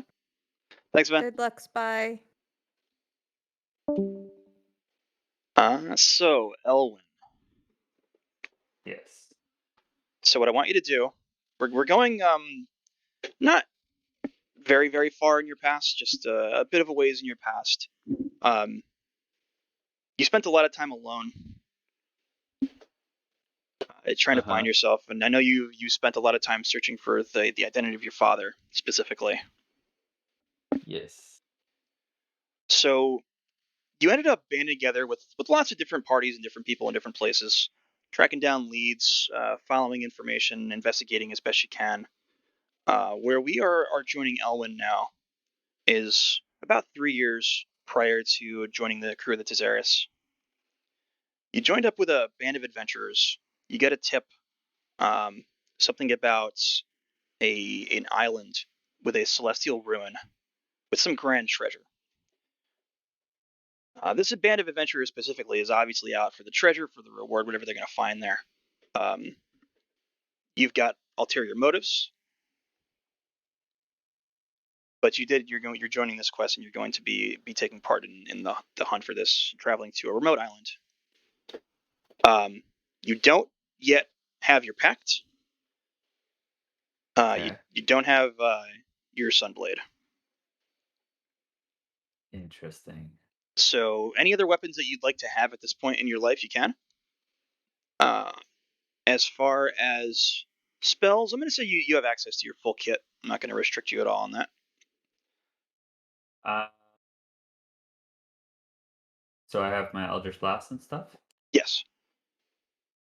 Okay. Just nothing related to your pact. Any bonuses that are related to your pact are not present. But racial bonuses, you Let have me anything like that as well. let me look through this just to see what that would mean.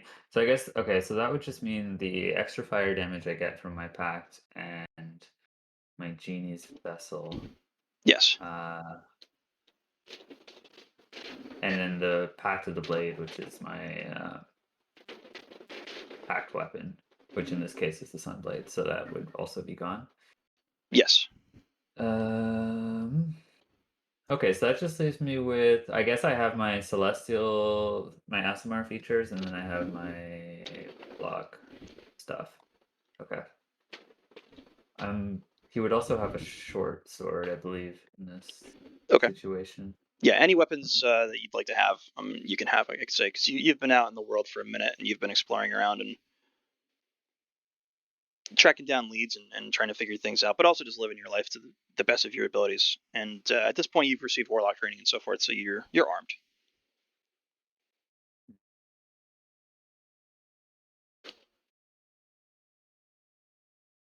Any other questions? Sorry, I'm just trying to figure out what weapons I actually have Mhm. my like I can actually use. No worries. Let me see. It's really like anything, like blades, bows, axes, throwing weapons. Like if you'd like to have any of that, like within reason, which you can carry. Okay, so I guess it's probably going to be a rapier. Okay. It's likely what he's using. He has a what is this? A longsword as well. Okay. But he doesn't rely on it as much as his rapier. He's trained in it, but he doesn't use it as often. Okay. Anything else?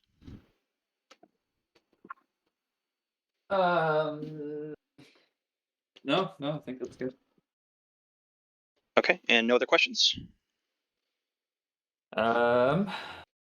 You said he's currently he's joining a quest to explore. Yep. Yeah, I'll give you the full Yeah. intro and everything here. Okay. Whenever you're all set, unless you have other questions about the character or anything like that. No questions at the moment. Okay. Makes sense. So I'm going to give you a link to the map of the city you're located in. You're located in a city called Phala. And I'll give you the world map too, so you can sort of see where that's located. That's the city map right there. And I'm going to drop a quick link to the full world map. Ayla.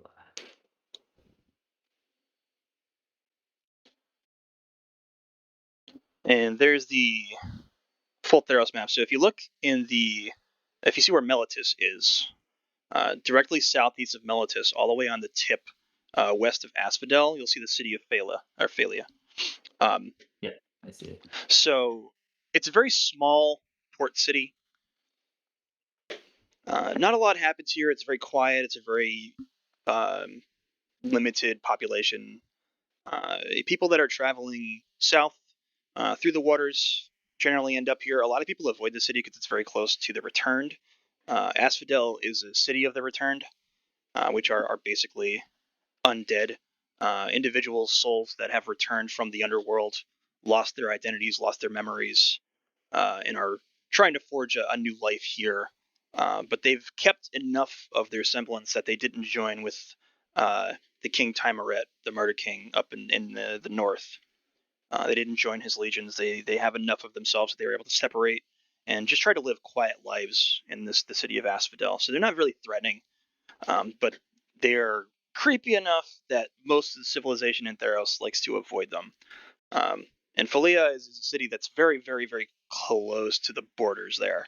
So not a lot of people end up here. Basically, just adventurers that are seeking adventure in the Dekra Isles to the south. This is one of the easiest ways to get off the continent and sail south.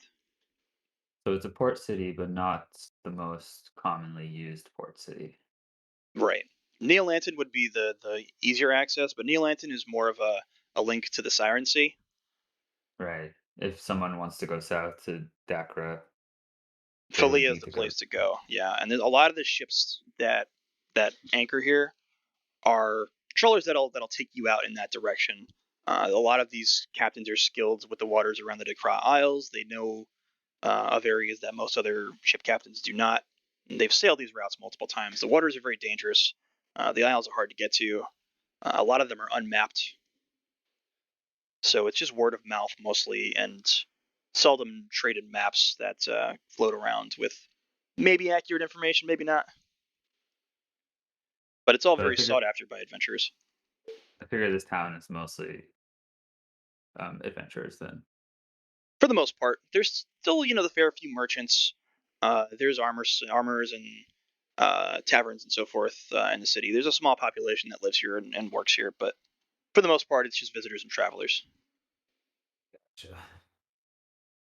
Gotcha. So you know that you were given the information by a friend of a friend of a friend of this individual named Jacio Farlost. You know he's an adventurer and he leads a band of adventurers, and you've agreed to join them on this quest. You know that it's got a lot of rumor.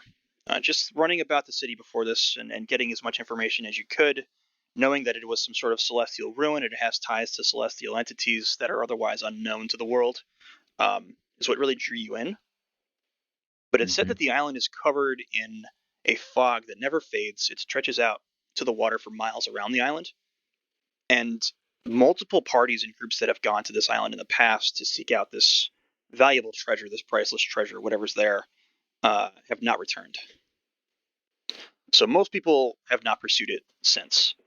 But this individual, JCO, is more of the brash, roguish type, and he seems to believe that he has access to some map and information that others have not had. And he knows a way to get into the islands, reach the celestial temple where this treasure is located, and he knows how to get in and out without any issue, with information that nobody else has had before. He's the one spearheading this expedition. Yes. Yep. He says he has a ship ready. You're supposed to meet him at a tavern here in town. Do I know him personally, or do I just know him through other You know him through other people that you've joined on quests before. Okay. But you've never actually met him. Okay. Is there a person I could use as reference when introducing myself? Like, oh, I'm a friend of so and so. Just a mutual friend, I'd say. Okay, so he would just know. He would just know who I am. If you want to write like a backstory for a character like that, you can, and so like your own character backs. But I would, for now, I'd say just a mutual friend. And you're already scheduled to meet with him at a tavern here in town, and that's sort of where we're going to start you off. Cool. Any other questions? No, it sounds good. Okay. So you've been in town for about a day. You stayed a night at an inn locally. For the most part, people seem to ignore you. You're just another traveler come into town for whatever various reasons. Nobody seems to care. You ask some questions around town, get a variety of information. A lot of what I share with you about the rumors about this island, general information about the Dekra Isles and the dangers that are present there, the creatures that lurk under the waters that you have to sort of survive to reach the Isles. But you know that there are sailors around here that seem to know safe passageways where a lot of these beasts live and prey. So they know how to sail the waters to avoid these kind of things and get you to these islands safely. Right. So you enter the tavern sort of midday, about the point that you're supposed to meet JCO, and you see the man sitting at a table. I'm going to give you a couple images. He's with two tiefling that look like they're related. So this is the man that was described to you as JCO. Matches the description very well.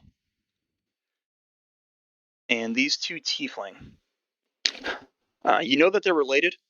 You know one is named Kasaksi. I'm sorry, Amanya. I'm reading the wrong image. One is named Amanya, the sister, and the brother is named Kashim. They're pretty renowned adventurers. You've heard stories of them and some of the things that they've done and completed together. They usually only work alone, so it's strange to sort of see them banded together with a group. But they are sit together awaiting you. Okay. When I enter the room, I want to do a quick, just like look around the room, just scan the room, see who else is sitting there. If there's anybody else that seems notable Sure. at other tables. Yeah, you don't have to roll anything. There's really not a lot of people here in the tavern. There's an older individual, white-haired older man behind the bar. Looks like a very weathered old sailor. Likely lived here all or most of his life. Runs this place. Everybody else, as you sort of gaze around, just look like random sailors, merchants, maybe. Nobody that really like strikes you out as noteworthy. Okay. I'm gonna approach the table where they're sitting, Okay, and I'm just gonna walk up and be like, "So you must be Jaseo. I do Pleasure to have meet you." image of Philia as well, right there. Ooh, it's pretty.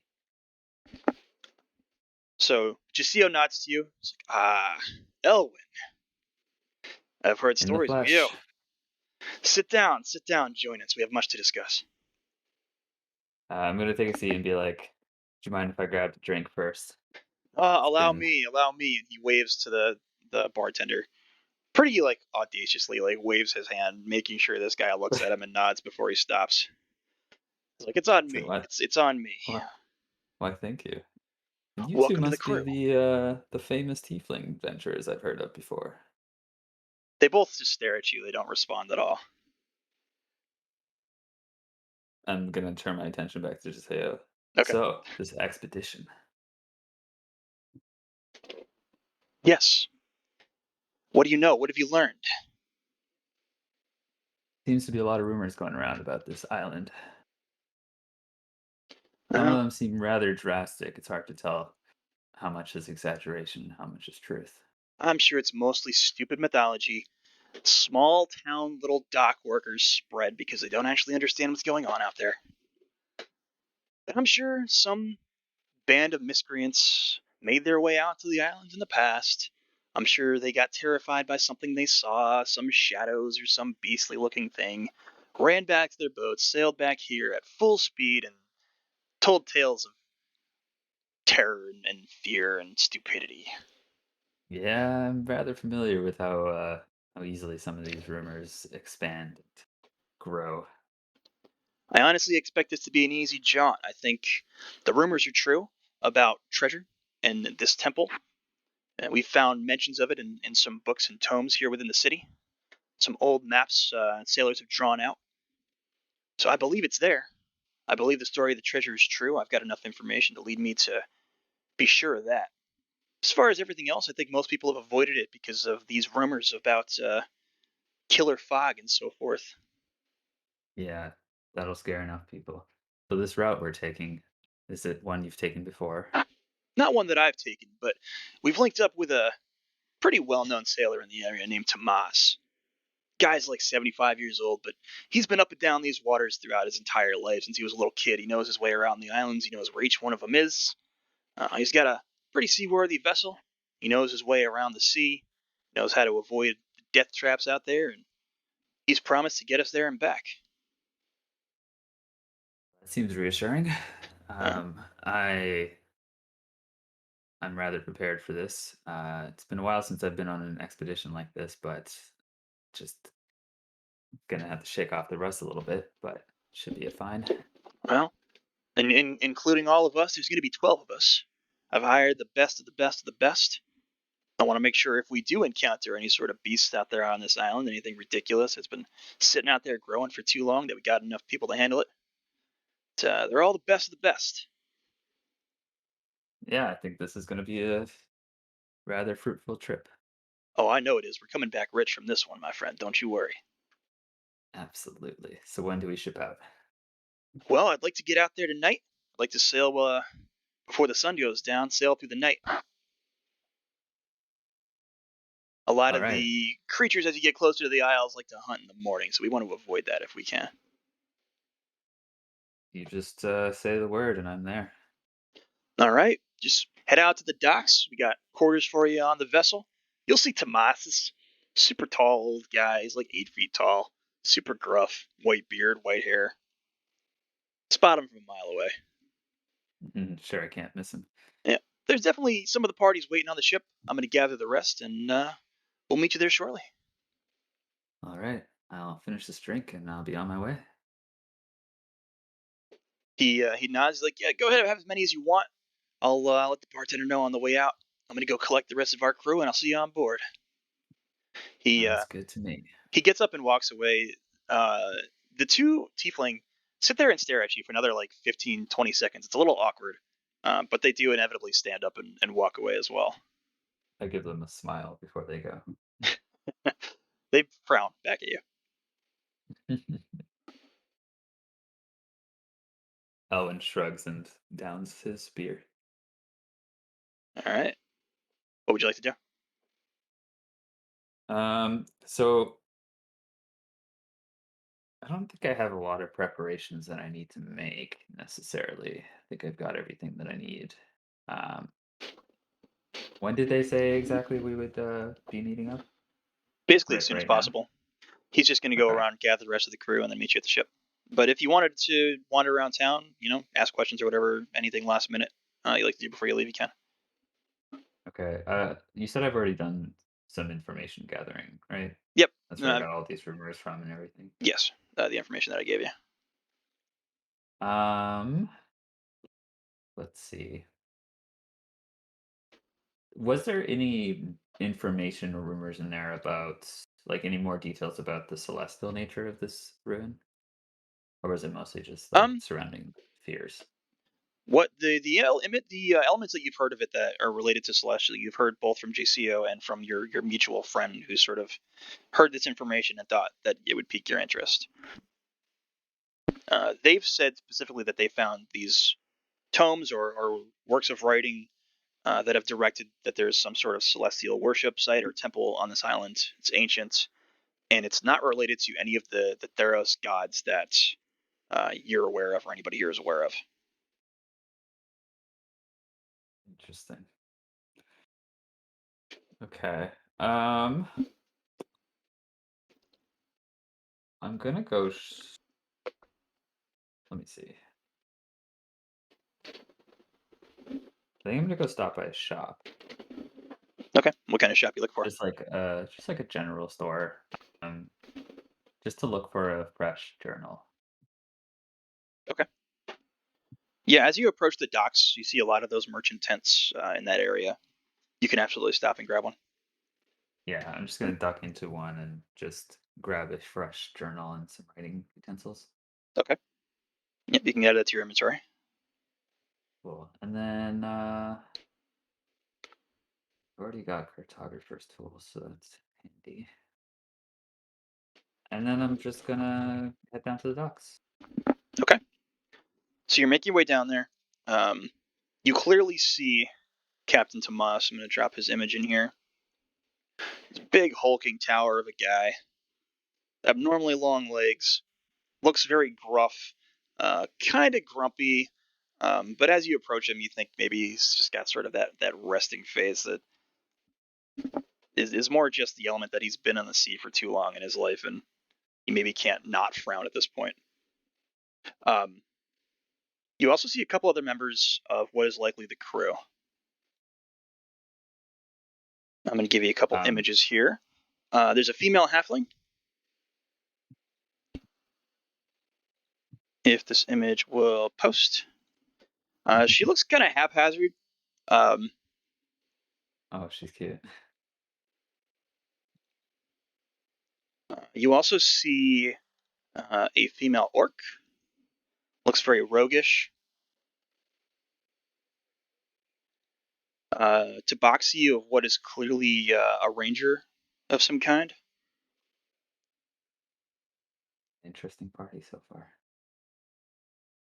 And what appears to be a bard.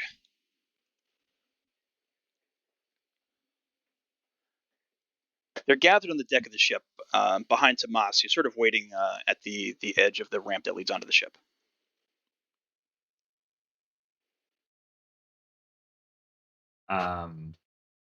I'm gonna sort of approach the ship Okay. and Tomas and just be like, "You must be Captain Tomas." He sort of spits real quick. Which one are you then? The name's Elwynn. Oh, come on aboard. Thank you for giving us passage on your ship. I'll get you there safely. Don't worry about that. And then I'm gonna just sort of nod my head and walk up to the ship. 'Kay. Get on board. Rest of the crew spots you. Sort of like look you up and down, take you in. The bard's got a big smile on his face. He's like, "You must be Elwynn. That's right. Welcome to our motley little band, or at least I guess half of it. I don't know where the rest of them are. It's not as punctual as us, obviously." So far, this seems like a very reliable party. You all look like you've seen your fair share of adventure. Oh, all of us have, for sure, for sure. This one might be a little more profitable than some in the past, I believe. We're to believe our fearless little leader there. Yeah, it's hard for any adventurer worth anything to not be excited by this one. The halfling jumps up. She's like, "Oh God, I can't wait! I can't wait to get out there. I want to see it all." We'll have to be careful though. I have a bit of a bad feeling about some of this rumors I've heard about this place. The Tabaxi speaks up. He's like, "I share these concerns." Bard sort of smacks him in the back of his head, though, lightly, like not in jest, but you clearly see the Tabaxi sort of hiss, like angrily. It's like, "Oh, don't worry about rumors. No, they're just rumors. There's nothing's gonna happen out there, and if it does, we're gonna handle it just fine. We're all excellent at our jobs, right?" This is true. Hopefully that's as smooth as it will go. So don't worry about it. Don't even worry about it. And look, there's the rest of them right now. And he points down the rest of the dock. You see JCO approaching um, with the two tiefling and what is the rest of the party at this point. I'm going to give you some more images. There's a big human barbarian looking gentleman.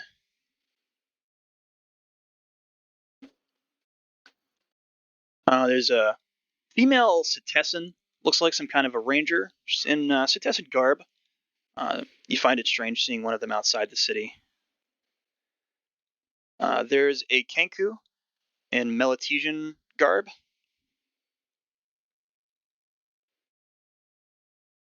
And sort of a gruff fighter-looking individual. Looks like he might be related to the barbarian.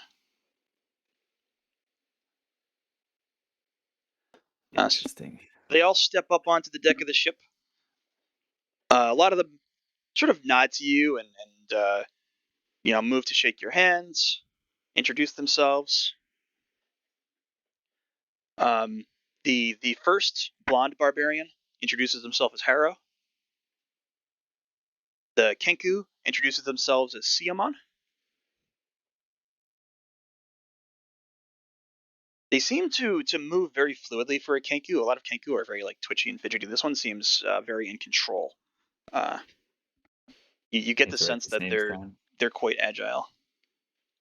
I'm never gonna remember these things. Do you want me to, here? I'll write them in the order that they appear from under Tomas. So starting with the halfling.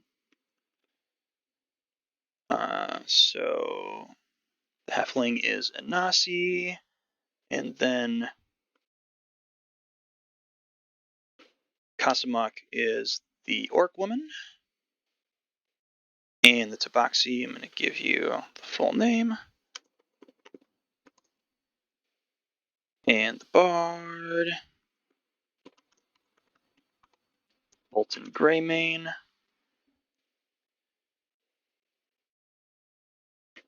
Haro is the blonde barbarian. Lasagna is the Cetessan garbed rogue. Siamon the Kenku. And Vaskim is that last fighter looking Viking type guy. So I put them all in chat there. And then Thank you. we've got JCO Farlos is your quote unquote leader. And I don't think I gave you the full names of the tieflings, so I'm going to write those in really quick. Amanya Tolar and Kashim Tolar. I think I got everybody there.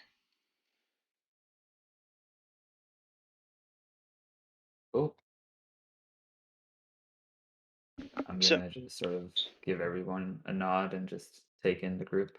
Okay. Yep. Everybody introduces themselves. There's some brief discussion on the deck as Tomas is readying the ship for sail. You see a good number of individuals also setting sail in various directions, like as you're getting yourself ready and the ship's getting ready, and you all share greetings. A couple of the ships are setting out and drifting off into the bay to the south. From what you gather, the two tiefling move onto the ship and move immediately off to their quarters. They don't really interact with anybody. The bard himself is very much charismatic. He's talking and laughing and boasting about his past adventures, things like that. The Tabaxi seems very cautious and hesitant at all times, like he's always prepared for the worst. Sort of get the idea that he's maybe probably the most sensible one of the group, if maybe a little too much so. Gotcha. The blonde barbarian, Haro, pretty boisterous, sort of like a big, laughable kind of fellow. The halfling seems like she's very tech friendly. She's got a lot of little gadgets that she fiddles with and things like that. She's very excitable. She also seems to be some sort of an artist. You see a sketchbook at her side, and she shows you some of her sketches that she's done around town and some of her past adventures. The orc, Kosamak, she's pretty standoffish. Not really like aggressive. Just sort of like, she introduces herself, she talks to you for a moment, and then she moves on. She doesn't really like want to engage in conversation. You get the idea. Lasagna herself mostly just stands off to the side. You do move over. You can attempt to introduce yourself, and she responds and sort of tells you her name. Doesn't really give you too much after that. It seems like she's focused on the water on the outside. So if you don't want to press her, you don't have to, but you can if you'd like. Again, the Kenku seems very much in control of themselves. Unlike other Kenku, it does speak in various tones, and you can tell that it's still using mimicry to communicate. Its voice changes quite actively as it speaks, but otherwise it seems very adept in its movements and very well armed. And the fighter, Vaskim, seems very jovial as well. You learn that he's a brother of Haro, the barbarian. You have any questions for any of these guys? Am I able to judge who among them might be the strongest? Roll insight. That's gonna be non-natural 20. Okay. It seems like Haro might be the most powerful in the group. He doesn't boast a bunch, but just from the brief conversation you had with him, you can sort of get the presence of him that he's definitely combat ready and combat worthy. But aside from him, the two tiefling sort of give off a frightening presence. They're the most well armed. They have the biggest reputation of anybody here. Like, you have heard of them. Everybody else here, you maybe heard story of once or twice without really realizing who was being talked about, but they're not as renowned. The Tolars you've heard stories of for sure, so you can assume that they are also quite powerful. Right.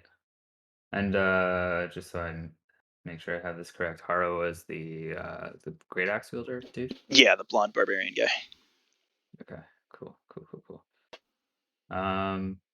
Elwyn's kind of keep to himself a little bit and just sort of observe the party, observe how people are interacting with each other, and trying to sort of understand how this group is going to work together.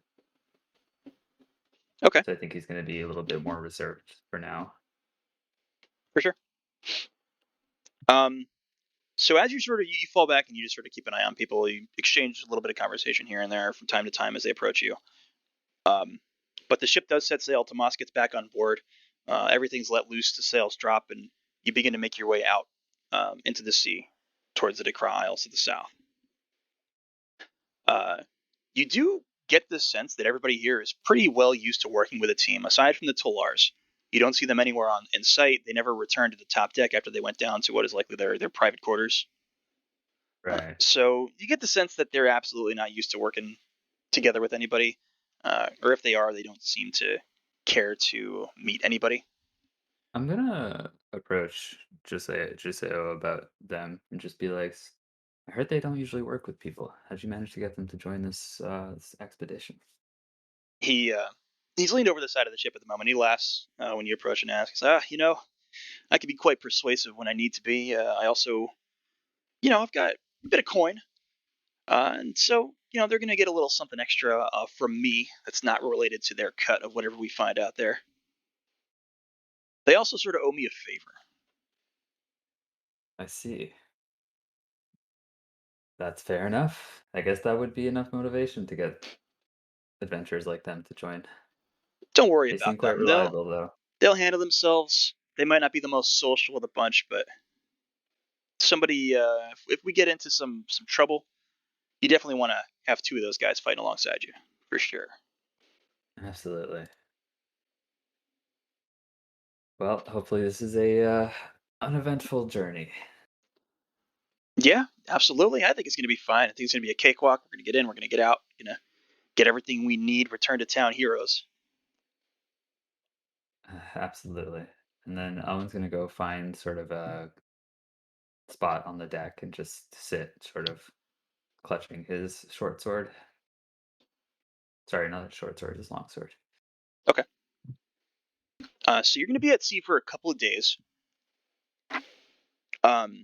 Is there anything you want to do while you're on the ship sailing towards the Dakar Isles? Do you want to talk to anybody in specific or try to get any more information, or you just want to keep to yourself and wait until you arrive? Um,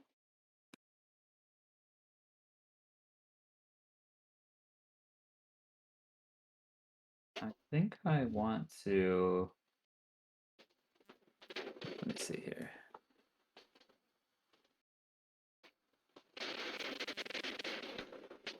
Let's see if there's anybody in particular I want to talk to.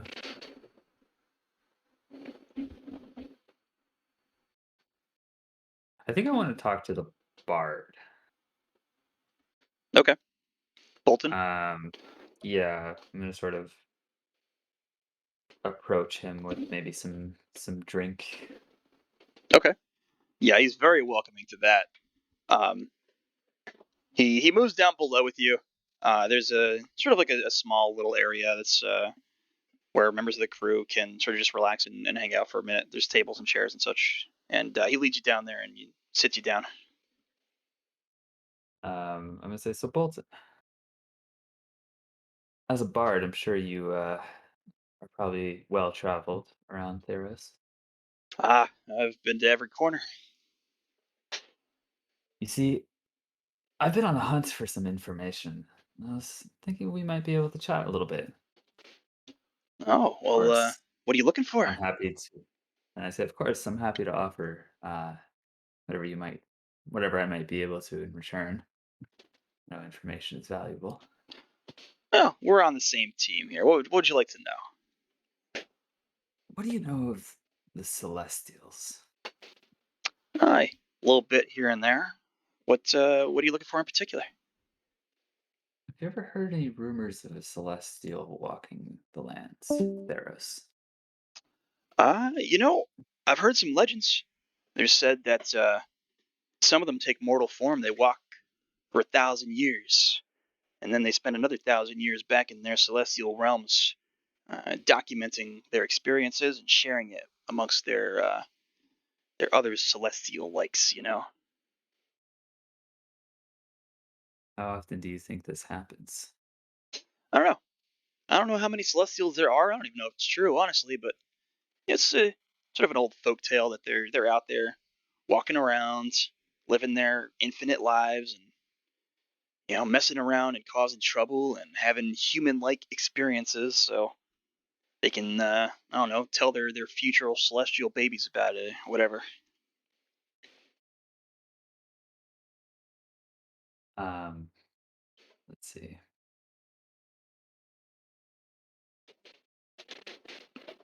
In your travels recently, have you heard any rumors about any of them? No, Or has it not mostly just been fable and not legend? recently. I know that this temple's supposed to be a celestial temple. Is that what's drawing your interest? Yeah, yeah, I'd say that's one of the reasons why I decided to join this adventure. Why is that? Uh, it's a bit personal, but let's just say they're of great interest to me, these Celestials. Ah, you want some sort of god power, huh? I don't know if power is what I seek, but at least knowledge. Well, you're gonna get at least that. I should hope so. What This, brought you on this little adventure? the money, the chance to write a song, tell a tale. Hmm. I don't Bard's really. calling. Between me and you, and he sort of leans in. He's like, I don't really like Jace. He's kind of a pain in my ass. Oh, But yeah, what makes you say that? I think he's pretty much all talk. He's got a little bit of skill in combat here and there, but I don't think he's seen too much. If you know what I mean. Yes, that's fair. I don't know too much about him. I just know that my friends seem to recommend him strongly, so it's about the extent of my information. Well, However, the group that he's gathered does seem to be rather reliable. I'll say his best skill is knowing people, knowing the right people, and having enough influence to get them to go down his little jaunts. Sometimes that's all you need. I guess so. He convinced me. And apparently everybody else here. Yeah, all these people are out for the adventure. I don't know if any one of them is really here just for the money, except probably me. Hmm. Hey, you did mention something about a song. Well, I can write songs of all kinds of things, but this one seems particularly interesting to me. Long lost island, surrounded by fog, nobody ever returns. It's enticing. The rumors are remarkable. Yeah, I'm sure it's just stupidity. I've gone on Yeah, so many of I'm these trips where there's so many rumors about giant beasts and monstrous creatures and all these sorts of things, and it's usually just something stupid. This is true. Well, drink up, my friend. We've got quite a long sail ahead of us. Thank you, good sir. And then I raise my glass and I say, "Here's to adventure." He laughs and he sets his drink down and he just sort of picks up his lute and begins to sort of strum a tune. And then I just sort of lean back and just take stock of what he's told me. Okay. It's not necessarily too much new information, but it's still information nonetheless that there are celestials walking and that people talk of them. Okay. Anybody else you want to interact with on your time during this journey? Um, I'm going to talk to Haro as well. Maybe Okay, like the next day or something. sure. I'm gonna just sort of probe to see what his personality is like. Okay. Yeah, you find him above deck. Seemed to be in a really like long conversation with Tomas, the captain on the deck. Um, but he sees you and he sort of spots you. You guys make eye contact, and he steps down and meets you sort of mid deck. Um, yeah, I'm gonna just like approach him and just be like, "Good morning, Haro. Elwynn, good to see you. Good to see you. You know, I had a small favor I wanted to ask you. A favor. We've only just met, but I Worry suppose not. I might be able to help. It's nothing too big. You see, I fear my skills might have been getting a little rusty lately, and I was wondering if you might be up for a little friendly spar. Absolutely. Excellent. He his axe is just sort of like dug into the side of the ship along the edge there, and he goes and he picks it up. I'm gonna pull out my longsword and just sort of assume a stance. I think we've probably found a sort of open area of the deck. Yeah, Yeah, I mean, you're And just we're mid just deck basically, like out here, and anybody that's up above is sort of giving you guys a little bit of a berth, seeing you guys arm up. Roll initiative.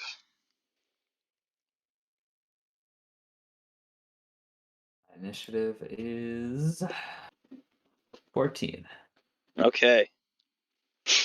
So, seeing you armed and ready to go, he immediately just breaks into a rush, faster than it seems like anybody of his size should be able to move. Takes a big ol' swing at you. But you're able to definitely avoid, counter it. What would you like to do? So I'm gonna duck under his swing. And sort of swing back upwards like an arc. Okay, go ahead and roll it. That's a natural 20. Nice. Of course, I'm sort of like using the Yeah. like dueling style, Right, you're not avoiding trying. any You're not sort trying to of lethal gut this damage. guy. Yeah, I get you. Yeah. Okay. So we're gonna You can you swing don't have an you don't have upward to roll arc. any damage. We're gonna take this as point for point. So yeah, you score the hit. He stumbles backwards. He laughs like, "Oh, you do have some moves about you, huh?" And he comes back in and swings back at you. But I'm still rolling like shit. So you definitely duck right to the side and avoid the big swing of his axe. But it cleaves right past your face, real close, a little too close for comfort. What would you like to do? Elwynn leaps backwards and he says, "No better way to pass a boring journey than to spar a little, isn't that right, Haro?" And then I'm gonna rush back in after ducking back and go for my next swing. All right. It's gonna be a 22. That's a hit. So you scored Sorry, not another. a 22. That's a non-natural 20. Okay. Yeah. Yep, still hit. So yeah, you score another hit like right in the back as you come around at him and get him in the back of his armor plate. He stumbles forward a bit, takes another swing right back at you. Spins around. This time he makes contact right with your chest. Big, heavy blow with the blunt side of the axe that forces you backwards a few steps.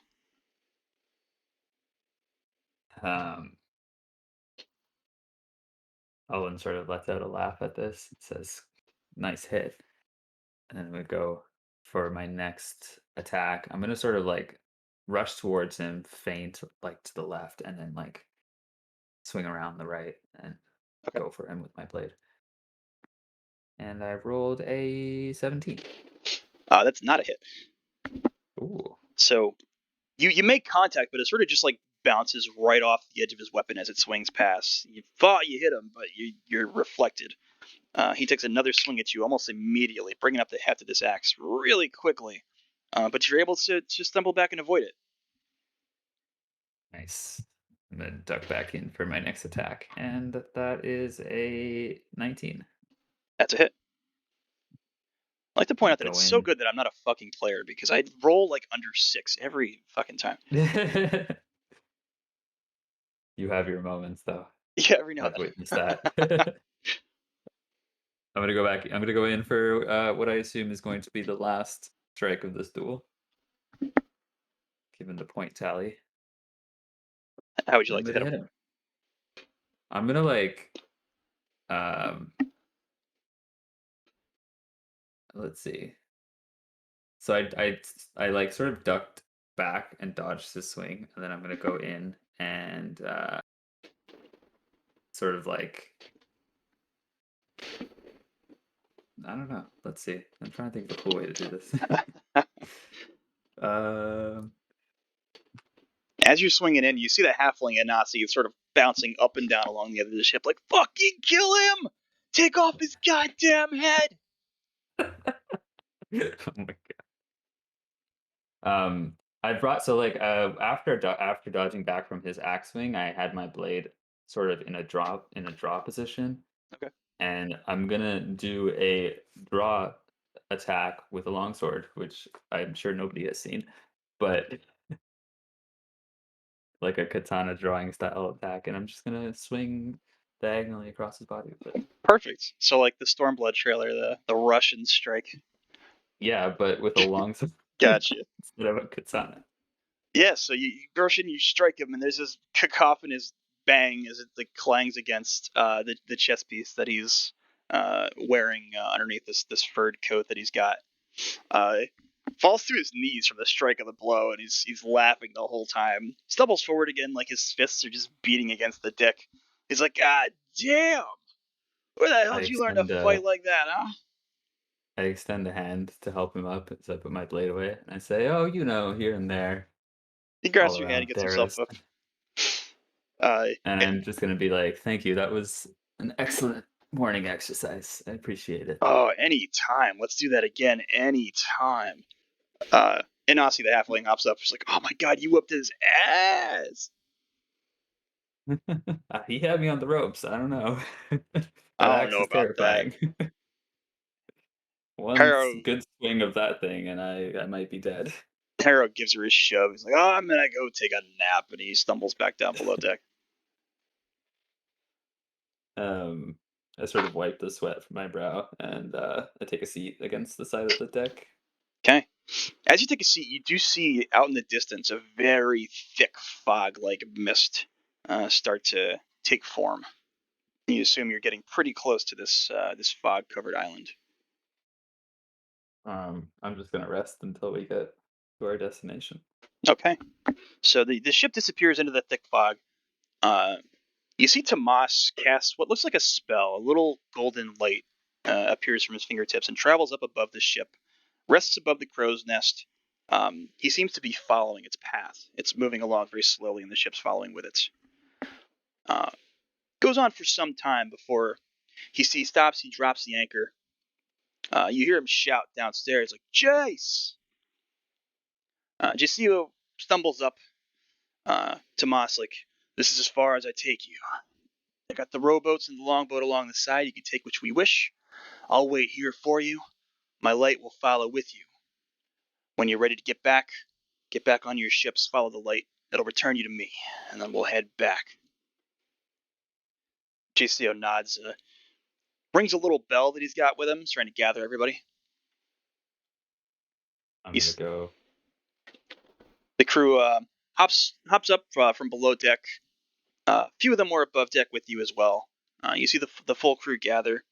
It's like, "All right, everybody ready? Any questions?" Thing from me.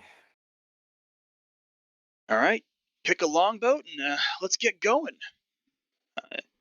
JCO himself moves to the left side of the ship, hops into the longboat that's tethered there in the back. The siblings, Talar, both get in the longboat with him. You want to get in that one, or you want to get in the opposite side of the ship? Which one's Haro going to? He's moving to the opposite side. I'll go to that side. Okay. Yep. You hop into He the seems longboat. like he would row very strongly. You hop into the boat. Inasi is in this one with you, as well as Lasagna, Haro's brother Voskim, and the Bard Bolton. All my favorite people. Have I shared what Elwynn looks like yet? By the way, I don't know if I have. I don't think so. I don't think you ever. I think Okay, you've still well, been sort of working on it. he looks pretty much word for word like Alucard. Oh, well, okay. You should have said that to me. Perfect. Well, I didn't know this until more recently. It's perfect. Once I had developed what he looked like in my head, I was like, "Oh, this is just Alucard." I'm like, "Yeah, okay, cool." Excellent. Okay. Yeah, so you hop into the longboat. Voskim lowers it down, disconnects you guys from the main vessel, and him and Haro begin to row, and you're moving very quickly. As you round the front of the ship, you meet with JCO's vessel. Just two, very very simple rowboat longboats. You start to tread your way through the mist. A small orange light that Tomas had created is slowly guiding you guys through. You travel through for probably about 10-15 minutes before you start to feel the ship make contact with something below and beaches itself on very rocky terrain. Haro and Voskim hop out into the water and drag the boat up a little further. What would you like to do? I'm gonna hop out as well. Okay. Once the boat is docked, I'm gonna take a look around and just scan my surroundings. Kasaksi, the Tabaxi, um, is already on the ground. He's sort of on one knee, and he seems to be very carefully surveying what he can see. But for the most part, this area is covered in very, very, very thick fog. They give you an image here of sort of the shoreline that you've arrived on. Spooky. Silent Hill shit. Cool. So I can't really see much around me then. No, you can't see very much. You can see some trees, some greenery, but for the most part, everything is just very, very, very thick fog, and it sort of travels and moves. So occasionally it's so thick that you can barely see the rest of your party alongside you. And then Uh-huh. it passes through where it's a little bit more thin, but you can't see anything like structures or anything to like. Mostly just stone and trees. Okay. I'm gonna just like yell out to the group that's around me and just be like, nobody stray too far. Fog is quite dense. Kasaksi nods to you and says for a moment, I sense something in the fog. I don't know what it is. Which direction? He sniffs the air a little bit. Think all around us. Some force Is or it energy. nighttime right now? It's hard to tell. It's so foggy and misty. Uh, it's bright enough that you can see about, so you'd assume that it's daytime. Mm, But you sort of lost track of the day-night cycle as you drifted into the fog on the main ship. considering that the spell light or the cantrip light has a 20-foot radius of bright light, do I know if that might help see more of our immediate surrounding? You can try, but with the nature of the fog, it might just block the real effects of that spell. Okay. I'm gonna give it a try anyway, just as a little test. Okay. Yep, I'm you gonna cast hold the up a spell. light. Um, it brightens things up. You can sort of see a little bit further out in front of you. Gives you like maybe another 5 feet of view, but the fog gets so thick at times that it just blocks all light.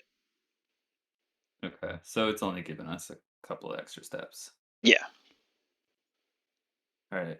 Where's JCO and the rest of the other group? JCO's up towards the front, probably about 10 feet off. You can barely see the back of him, and he's speaking with the Tolars. Okay. I'm just gonna start moving towards the other group Okay. once Uh, we've docked our ship and everything. he whistles, JCO, as you're approaching. He's trying to gather everybody in.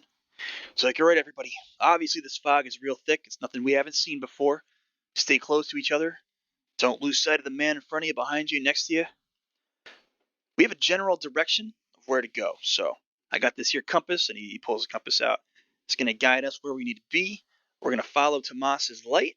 It's going to stay with us. He points up. You can see the orange glow of the light a good distance up in the air. It's sort of obscured by the fog, but you can just barely make it out to follow it.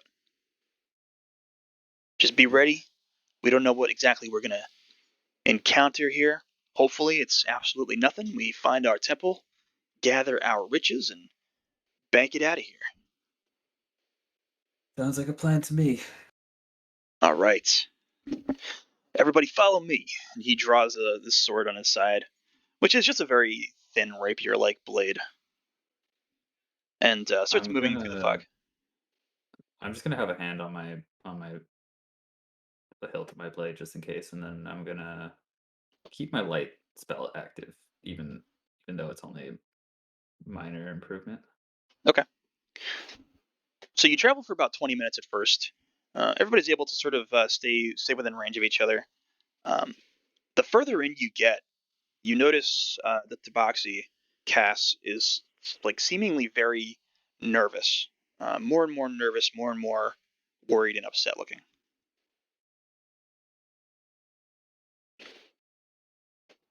Keep moving along. Uh, I'm gonna like walk up to him and just be like, "You all right, friend?"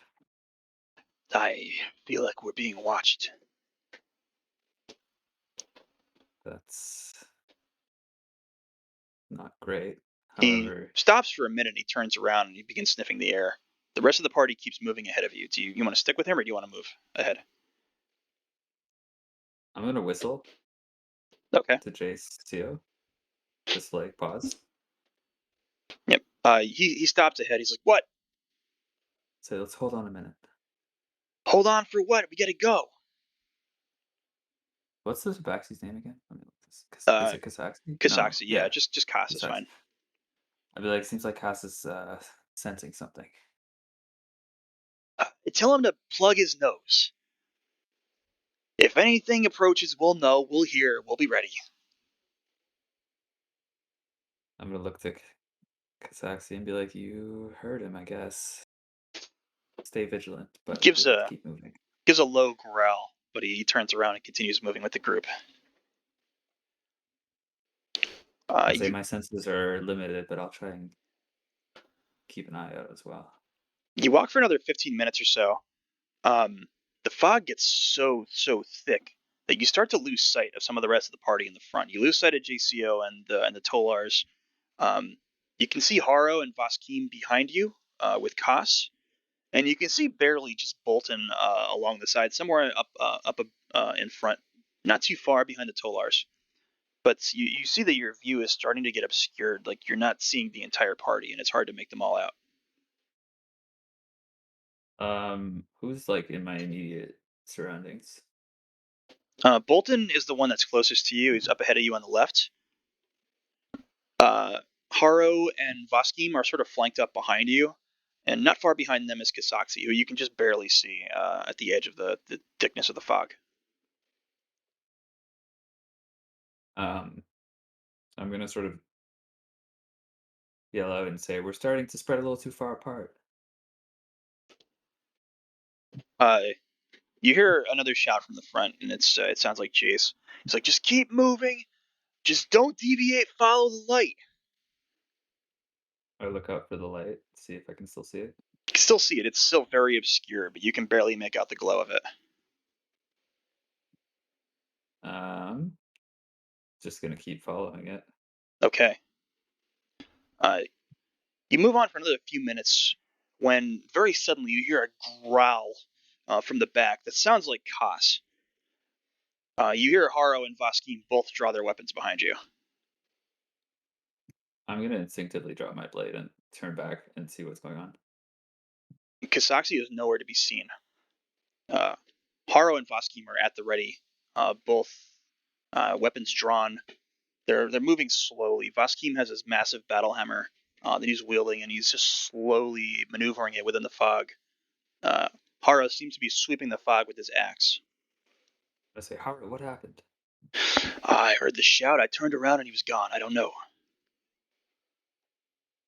I'm gonna yell out for him. At first, you don't get any response. A few seconds later, though, you hear another growl. A good distance away. It seems to be further than he should have been. I'm gonna be like, are you alright? Where are you? You hear a shout from the front. It's like, Jace, what's going on back there? Say, we lost Kasaxi. You hear another shout, this time from the distance off to your right-hand side.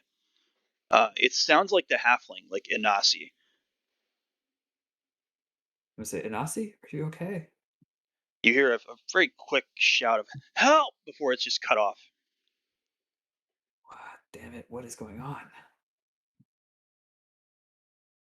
Haro and Vaskim sort of back up and try to get closer to you. I'm gonna I'm gonna stick close to them and be like, let's move together as a group. Don't lose sight of We need us, to Haro says, we and need he to slowly we need to paces. at least get up to the other group ahead of us. All right, let's find Jace. And then we're just gonna move forward as a little unit. As you're moving along, you almost trip. Your foot bumps into something that feels pretty heavy underneath you. I'm gonna look down and see what it is. You look down, and you see the at least unconscious form of that red-haired orc, Kosamak. I'm gonna check their vitals. Just sort of flipping her over. She was face down. You flip her over. She's a massive scrape from some sort of claw damage on her chest, and she's not breathing. She has no pulse. Do I know if she's too far gone for healing magic? Yeah, it looks like healing magic wouldn't be able to restore her. You would need some sort of reviving ability. I'm gonna look up to Haru and be like, she's dead. What the hell? There's something out here with us. We need to be careful. Voskim looks around and he shouts, Jace, where are you? This time there's no response from Jace. Shit. Do I see the light still above us? Yeah, looking up, you still see the light glowing above you. It's moving in still forward direction, not waiting for you. I'm gonna look to the other two and be like, all we can do is follow that light and hope that whoever else survives makes it there as well. This fog is too dense for us to do anything else. Haru is kind of growling at this point. Seems very, very unnerved. It's like, all right, just stick together. Don't lose Watch each sight of other's each other. backs. We're gonna just move forward. Okay. So you move forward. You leave the body of Kosamak behind as you move further into the fog. Roll perception.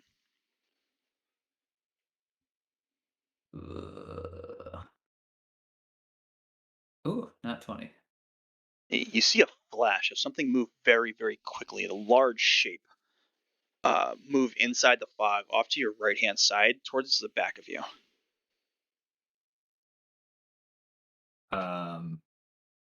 I'm gonna try and follow it with my sight. I also yell out to the other two that I just saw something move in that direction. As you head in that direction, the Kenku, Siamon, stumbles into your path from out of the fog. Massive gash across the chest as well, and looks like wounds along his neck as he passes out towards you. Yeah. Do I still... Like, I'm assuming I lost the thing that was moving. You saw it move off in the distance somewhere. You didn't see what it was, or you're not sure exactly. You weren't able to follow it, I should say. It was sort Is of the a Kenku flash of a shape. Is the Kenku still breathing? Still breathing, but heavily wounded.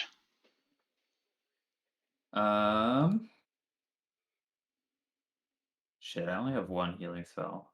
I can only use one time. It's kind of concerning. I It's assume I don't. What's coughs that? a couple times, and Siamon looks to you. It was Lasagna, and breathes his last. The sun. Lasagna. Oh, lasagna. I thought you said the sun. I was No, like, what do you mean the sun? Lasagna was that Cetessan ranger woman. Yeah, yeah. Do these wounds look at all like something that could be done by her? The wounds around the neck seem to be from arrow bolts. And then you said he had the claw gashes as well. Yeah, the massive claw gash on the chest, yes. Haro and Voskim sort of flank up alongside you here. Haro looks down and says, "The fuck is going on, Elwynn?" I don't know. This is incredibly uncomfortable for me as well. I think we need to keep moving though. I'm kind of feeling like going back to the boat. At this point, the boat may be farther than our destination. Just stay close. At least with the three of us, we can protect each other. We just need to stay together. All right, keep moving forward then. Yes. I don't know if we can save anyone.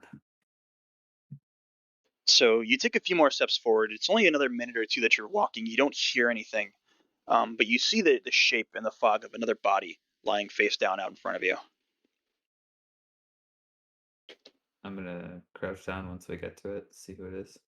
This is the body of Lasagna, the Cetessan woman. She does Is have she a hand dead? crossbow that looks like she had been grasping that's fallen out of her grasp. She has 3 blade wounds, 2 to her chest and 1 to her upper shoulder. Dead. Do I recognize what type of blade wounds these are? Like so I know what kind of blade would cause this? Looks like some sort of smaller blade, nothing larger. Is there anyone on the crew who I know might have had a blade like this? Several people had blades like that. It could have been a Manya Tolar. Jace himself had a blade of that size. Bolton as well. Okay. I'm just gonna look to Haro and say it looks like people are attacking each other, either out of some sort of weird madness or fear. Let's keep moving. Fine. Haro is growing increasingly upset. I don't like this, Elwynn. I need something to kill. We need to stay calm. I saw something moving. It seemed like whatever is causing these wounds is some creature. It's navigating very quickly in this fog. You hear a shout from the back, from Vaskim. He's like, I saw it. It's moving behind us and around us. I'm gonna sort of have my blade at the ready and just be like, stay vigilant. We just need to keep moving forward while watching each other's backs. All right. Vaskim moves up with Haro, and they both stay on the flank behind you and alongside you, moving up through the fog. I'm gonna try and sort of get into like a formation where we're like in a triangle almost, moving forward together, watching all directions. As you're passing through, you see two arrows fly through the sky, cut right through the fog, almost tear right into you, but they blow past you. From where? Somewhere Ahead of us? up ahead of you and to your left. I'm gonna yell, "Who was that?" You don't get any response. Damn it! We need to hurry. Keep moving I'm forward. just gonna keep moving forward, following that light. Perception. 16. For a moment, you catch movement of something rushing through the fog and turning and lunging at you. It looks to be Kasaksi, just in a very feline-like lunge through the air, lashing out at you with the claws. Right before you're struck, you see a massive great blade fly through the air and just strike right into Kasaksi and cut him down. You recognize the blade as that of Kashim Tolar, the male tiefling, who you see rush out of the fog and then grab the blade from the now corpse of the Tabaxi. I still have my blade raised, and I say, "What's going on?" People are losing their minds. It seemed like Inasia. No, it seemed like Lasagna had attacked. God, these names are just escaping me. Siamon? Yeah, Siamon. Yeah, I'm just gonna. Kenku? I'm gonna tell him that the yeah, she'd attacked the Kenku. He looks around. Haro and Vaskim have sort of formed up. At this point, stumbling out of the fog comes Anasi as well, the halfling. She looks absolutely terrified. She's got a couple of her gadgets in both of her hands. It's like, God, Jace tried to kill me. Face? Yeah, he went running off. I don't know where he went. This is so strange. Why are people losing their minds? Why is it not everybody? I don't know. Do you feel any different?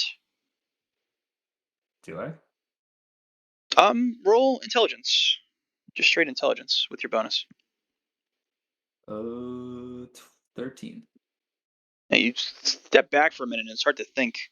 But you feel like yourself. You don't feel like anything's trying to take control of you. I'm just gonna shake my head and be like, I feel fine. Just a little unnerved, but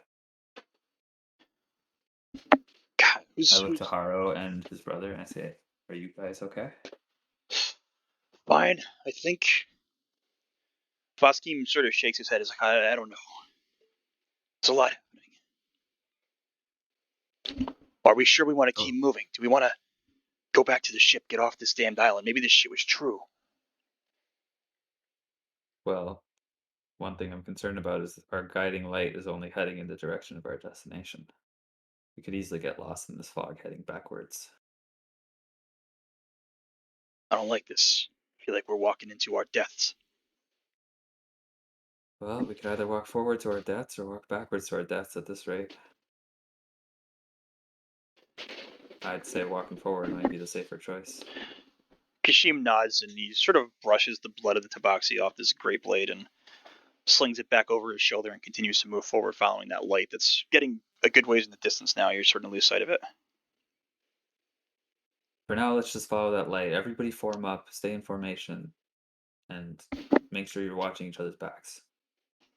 And Asi gets For in the now, it center, seems like just to make sure, because she's so small, she doesn't want to be missed. Yeah. Haro and Vaskim form up like behind and around you guys. Kashim just seems to be moving forward on his own. So just be on your guard, everybody. We could be attacked by anything and anybody at this rate. So keep moving We're forward. just gonna keep moving forward. Okay. You all stay in a very tight group, tight formation. Every now and then you hear like the rustling of footsteps, like something's running or somebody's running, but nothing ever approaches or jumps out at you. Things quiet down for a while. You make it about another 5 or 10 minutes. You continue forward, and that orange light blinks out.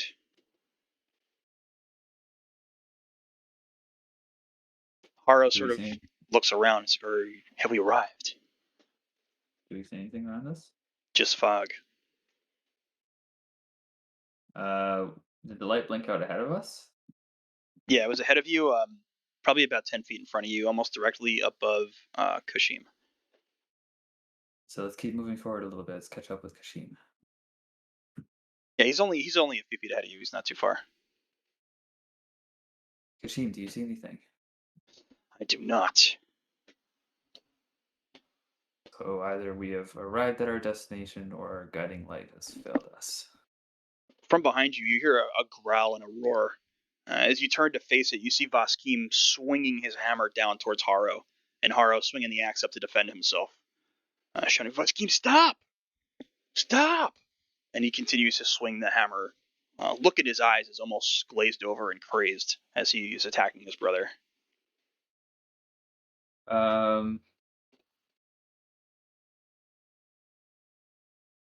Shoot. Well, do I know if this is if he's under the effect of some sort of magic or curse? Roll Arcana. +6. That's going to be 19. It's hard to say. It doesn't really seem to be any kind of spell work. Your best guess is it's some power related to the island and the fog. There's maybe, from what you understand of these sorts of things, it could be like a runic structure of some kind or some man-made structure nearby that is enchanted with something. But it's not something you've ever encountered before. I'm just gonna yell to Haro, we need to knock him out. Oh, God, you knock him out. He's faster than I am. Okay, keep him distracted. I'm gonna try and like swing around and try and go for a blow at the back of his head, non-lethal. Okay.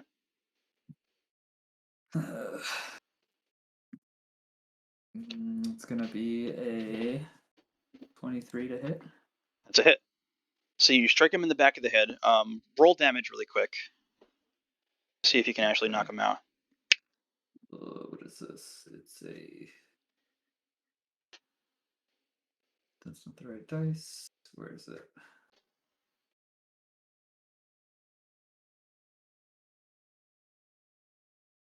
This one. Okay. Okay, so we've got...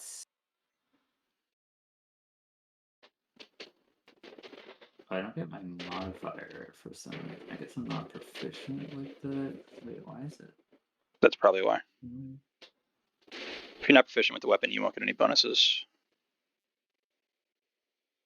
Gotcha. Okay, so that's just going to be 8. Okay. So you make contact. He gets pushed forward a little bit. Haro comes off the offensive and just sort of holds his hands up. He's like, Vaskim, stop. Vaskim slowly turns around to face you and brings the hammer up to take a swing at you. Swings through the fog, but you're able to sort of push yourself backwards and avoid the swing. You hear footsteps, something rushing up behind you. Turn. JCO is lunging at you. Takes a swing with a small blade. That's a nat 20. Ow. You take 15 damage Ow. as he shoulder checks you at the same time as he delivers a pretty solid gash to your side. Okay.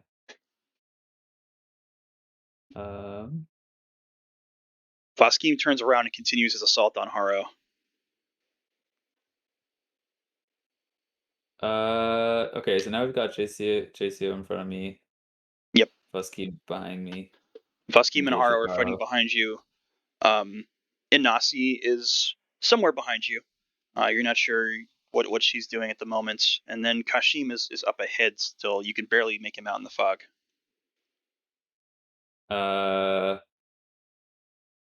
JCO looks like he's also under this madness. Taking a glance at him, it's hard to say. You can't really see his eyes through the fog at the moment. You can't tell for sure. I'm gonna be like, Jace, it's me, Elwynn. Stop attacking. He takes another swing at you. You're able to duck and then swiftly move to the side, but he's really trying to kill you. Okay, I'm gonna try and knock him out as well, except this time I'm gonna like dive into his I'm gonna sort of like rush him and then try and use shocking grasp. Okay. Does he have any metal armor? He does not. Okay. All So leathers. no advantage on the roll. But I'm gonna try and hit him with this. That's gonna be 13 plus 9. That's a hit. Cool. And then it's 2d8 lightning damage. Are you going for the lightning or are you going for non-lethal? I'm going for non-lethal. Okay. So we could say you just hold it back. But I was gonna use the lightning damage to knock him out. Yeah, that's fine. An Yeah. electric shock kind of thing. That's going to be 7 plus 6, 13. Okay. Yeah, he stumbles backwards and falls to his back, but you lose him in the fog ahead of you. You're not sure if he's unconscious or not, but he did stumble and fall backwards. Can I approach cautiously? Yeah. So you move forward into the fog. You can make out just the edges of his boots ahead of you. With my blade sort of raised, I'm gonna circle around and just see if he's conscious. You circle around. He looks like he's unconscious for the moment. He's sort of shifting back and forth, so he's alive, but he is unconscious. As you sort of engage with him, you hear a whisper, and something just whispers your name, Elwynn. I whip my head around, looking for where it came from. The voice almost echoes around from different directions, momentarily before disappearing. So, well, this is just a sick joke at this point. Listening for the sounds of combat, I'm going to try and make my way back to where Haro and Foskin were. You can hear them clearly exchanging blows off in the distance. You lost sight of Kashim. You can't see Kashim anywhere. As you approach the sound of Haro and Vaskim, you see Anasi on her knees, just sort of struggling. Her hands are on the ground. Looks terrified at the moment. I'm going to yell, Inasi, are you okay? Elwynn, where are you? I'm coming back. Just hang on. Vaskim looks like he's engaged currently with Haro?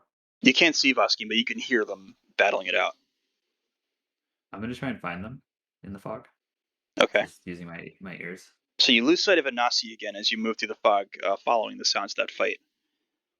You can just barely make out the swinging of their weapons as the fog rolls around them. You can't really see them physically, but you see the eruption and the movement of the fog as they're fighting for their lives. Is it possible to get within visible range? Yeah. So I'm it's gonna hard to try see and them. So you can definitely move in. You want to try and be I want to stealthy, or I'm gonna try and get a sneak attack on Vosky and just sneak up behind him and hit him with the shock and grasp as well. okay? So first roll stealth. Non-natural 20. Okay. So you move up. You're able to sort of track the sound and the movement. You get close enough where you can clearly see the back of what appears to be Voskim. Okay, I'm gonna go for him with shock and grasp as well. Okay. Try and shock him unconscious. It's going to be 10 plus 9, 19 to hit. That's a hit. Mhm. Damage. Is he wearing metal? Well, it doesn't matter actually.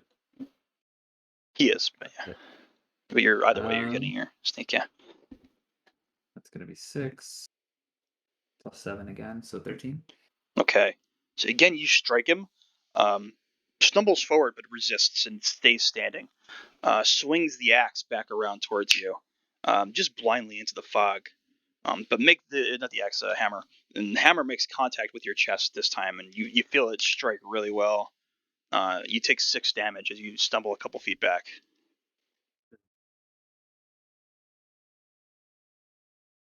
You hear another shout from behind you as a Nazi is shouting, "Elwynn! Elwynn, where are you? I can't see anything." Um, I'm gonna yell at Haro and be like, "Take the blow, Haro! You Knock him out!" for a moment you're just, "I'm trying," and there's another swing and a clang of weapons as they make contact with each other. Okay, so the shock and grasp didn't really do much to him. It did damage to him. But again, he's like a big guy, so when he made the save basically to stay awake. Okay. Shit, do I try one more time or do I just leave him? Already taken a lot of damage. I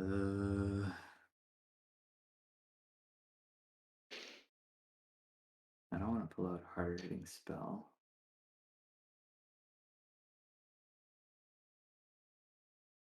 I'm gonna give it one more shot. Okay. While he's engaged with Haro, I'm gonna try and hit him one more time with shock and grasp. I guess I get advantage because he's wearing metal. Okay. And that's good because the first one was a 3. And then the second one is a 27 to hit. That's a hit. Okay, an 8. And 6. 8 plus 6. With the nat 20, he stays awake. Oh my goodness. Strike him. Okay. Again, After swings another that, blind swing with that's a 19. Makes contact with oh the my hammer god. again. Strikes you in the side of your shoulder for 13 damage. Oh my god. Okay, I'm gonna just like back off into the fog after that and leave Haro to it because I As can't see to help him. as you get hit, you hear another shout from Manasi. It's like, "Elwynn!" And it's cut off as she's finished saying as if somebody just put their hand over her mouth. Which direction was that? Somewhere behind you. I'm gonna try and rush back into that direction. Okay. Roll perception. Perception. 18. Okay. So you can't see anything as you stumble through the fog. You can't make anything out, but you do hear the muffled sounds of struggle that sound like Anasi is struggling against somebody. I'm gonna run in that direction. Okay. As you make your way through, you can clearly see it's Jace has Anasi held, one hand over her mouth, the other over around her waist, pulling her off in the distance somewhere. Do I have visual? Yes. I'm gonna fire an Eldritch Blast at him. Okay. gonna be 19 to hit. That's a hit. And it's going to be 14 damage. Okay. So yeah, you make Wait, the strike. I get two blasts. Mhm. So I guess I'll shoot the second one as well. I'm not trying to kill him though. But Okay. if he dies, then he dies. Right. The second one's a 21. Okay, hit 2. And the damage is going to be 10. Okay. So the first one strikes him and he maintains his hold on Anasi, but the second one strikes and he drops her. And she stumbles down to her knees. I need you to make a dexterity saving throw. Me? Yes. 30 saving throw. Dex +2. 18? Okay, so a massive greatsword swings from the fog out at you. I need you to make another dexterity saving throw. Oh my god. This one is 16. Okay, so 2 dagger blades swing out towards you. One of them you avoid, the other one makes contact with you. Does 6 points of damage as you see the Tolar siblings both beginning to attack you in unison. I say, whoa, hold on, stop. Kashim looks you right in the eyes, and you can see that he doesn't seem to be affected by the madness. I'm sorry, Elwynn, you should have never come here. This is where you die. Are you two responsible for this? No. Imanya moves up alongside and says, we're not responsible for it. We just knew what was here. We know how to avoid it. Well, apparently you didn't tell JC about that. He didn't need to know. What do you intend to do? Take the treasure for yourselves? There's something else in that temple that we need. I'm gonna sort of look over to Anasi. Does she seem like she's still in her right mind? She seems to be creeping up behind Kashim at the moment. Does she look like she's affected by the madness? It's hard to tell. She's really small and there's a lot of fog in the area. Okay, so I've got these two tiefling siblings engaged in combat. Yeah, you can still hear Haro and Vaskim sort of battling it out behind you somewhere. Everybody else is either dead or incapacitated. Yeah, you haven't seen Bolton at all. You know that you struck JCO. You're not sure if he went down or not, but you don't see him around at the moment either. So the siblings are in between me and Anasi at the moment. Is that right? Yes. Shit. Well, this is not a great situation. Do I fight? Do I run? I could leave Anasi here. She'll probably die. She's in a very unfortunate position right now. It's not easy to get to her.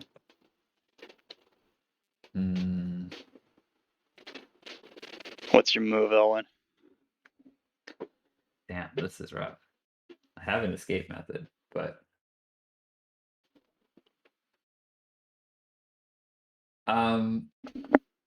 okay. Question. Okay. They're both in front of me, right? Yeah, one to your right, one to your left. How far back would I have to step to be enshrouded in the fog? Best guess in your situation would be like another 10 feet, but backing up might throw you into that fight with Haro and Vaskim again.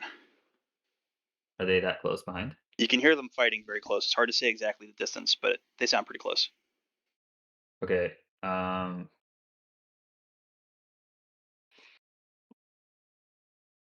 That's if I went in their direction, right? Yes. What if I went to the side? You could try to sidestep. It's going to be harder to sort of like disappear in that. You have to go further. I don't need to like. Okay, so what I'm trying to do currently is get just far enough into the fog to cast invisibility on myself. Okay. I don't want to lose them either, though. I want to just like be partially enshrouded by fog, disappear, and then try and sneak around them. I don't know if that makes sense. Yeah. I'd say give me an acrobatics roll if you want to try to like launch yourself away. Okay. Acrobatics +2, so that's gonna be 18 for acrobatics. Okay. Yeah, you hop back out of the fog. As you do, Inasi sort of takes the moment to leap, grasp herself around Kashim's shoulders, and jab into his neck with a dagger. You're not really sure the damage that she does, though. You sort of disappear into the fog and lose sight. Okay, like the instant I disappear into the fog, I want to cast invisibility on myself and then jump back in, or Okay. like sort of sneak back in. Okay, you can, as you sort of fall back into the fog, you hear the sounds of Haro and Foskim very, very close. You can't see them, but you are able to get the invisibility cast off. Okay. Hopping back in, you lost sight of Amanya, but Kashim is struggling to get Inasi off of him. She's jabbing at him with a dagger at the moment. Uh.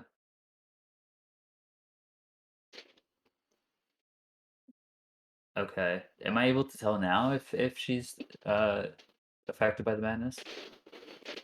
You'd have to get closer. She's like holding on to Kashim from behind and is jabbing into him, so you can just barely see her head over his shoulder. Hmm. Okay. I don't want to attack because that'll take off my invisibility. I'm gonna watch their struggle for a little bit, Okay, and then I'm gonna wait for an opportunity to go in and grab Inasi. make a dexterity saving throw. Shit. 16. You heard your name whispered again, Elwynn. True drifts in from the left. As you look over in that direction, you clearly see Imanya, who's looking right at you as if she's got eyes on you, takes a swing at you with the daggers once and twice. This time you're able to sort of stumble back and avoid it just barely, as she kind of caught you off guard, but she seems to be able to see you. Um, at this point, I'm just gonna say fuck it and take off into the sky using my elemental gift of flight. Okay. I'm over all of this madness. Okay. So I just like crouch down and shoot straight into the sky. Okay. Yep, you disappear up into the fog, into the air. You still hear the sounds of combat down below, the sounds of Anasi struggling. How far up do you want to fly? How far up does the fog go? How far up do you want to fly? Um,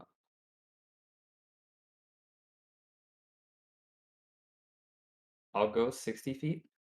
Yeah, still very, very thick fog at 60 feet. Seeing that, I will go another 60 feet. Very, very, very thick fog. The sounds of combat, you're sort of losing it down below you. Can I see the top of the fog yet, or is it still? It's still just very thick. You can't tell exactly where it's going to end. I'm gonna keep flying upwards until I exit the fog. You fly for 1, 2, 3 minutes, still shrouded in fog.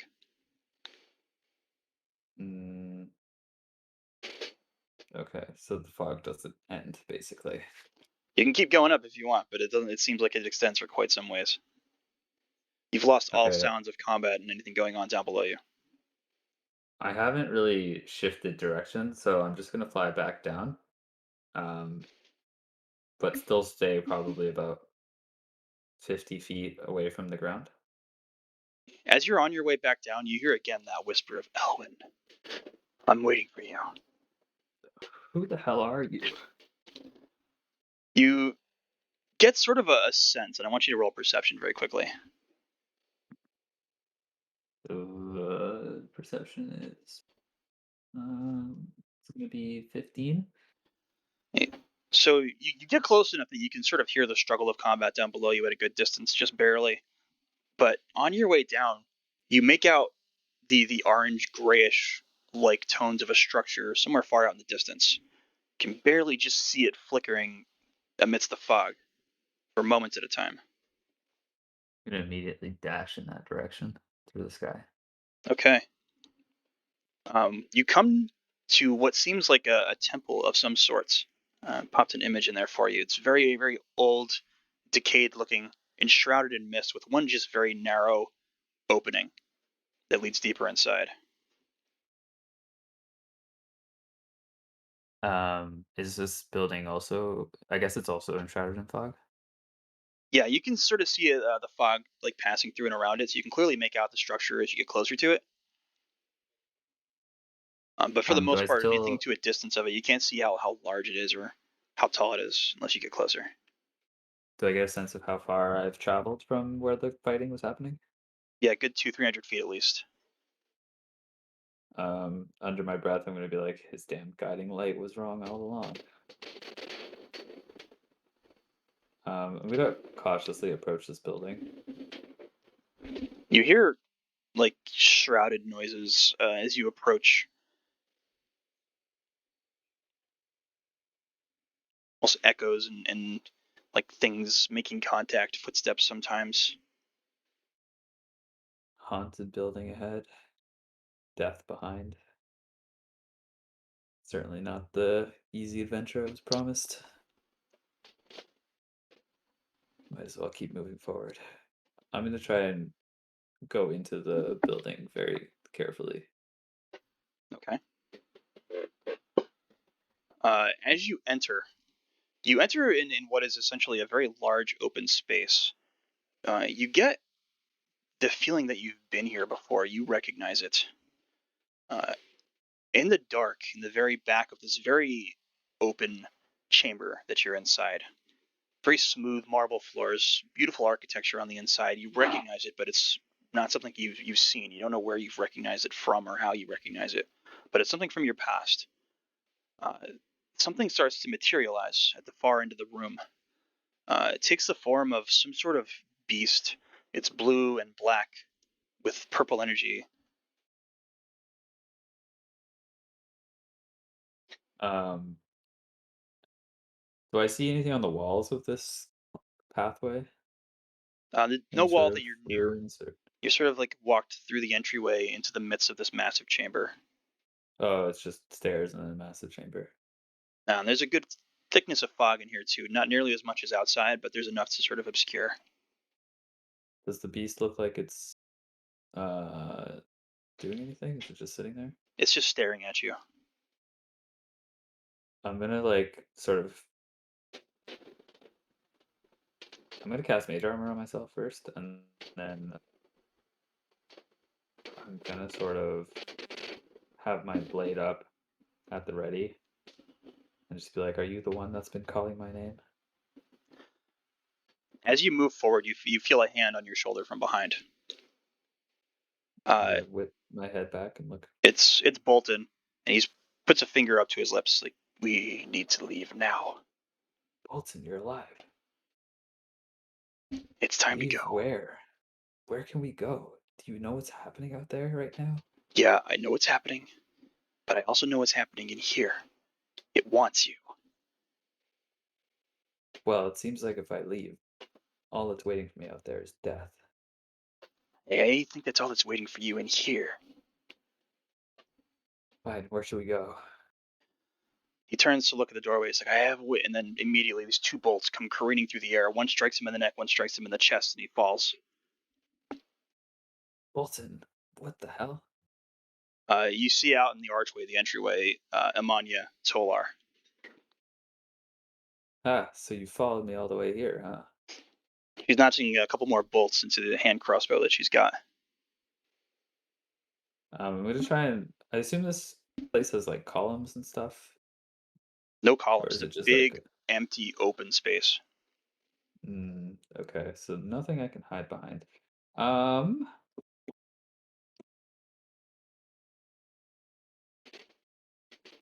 I'm going to cast Armor of Agathis on myself, Okay. and then I'm going to rush her. Full Okay. sprints, full speed, Give me straight an at her. give me an initiative roll. Okay. 19. Okay. And it's like my 5th nat one of the night. So I've been rolling well tonight. It's been a good night for me. okay, so yeah, you've got the first action. You're moved fast enough to catch her by surprise. What would you like to do?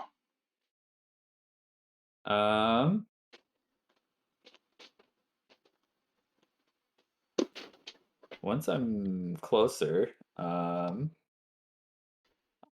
going to Eldritch Blast. Okay, roll it out.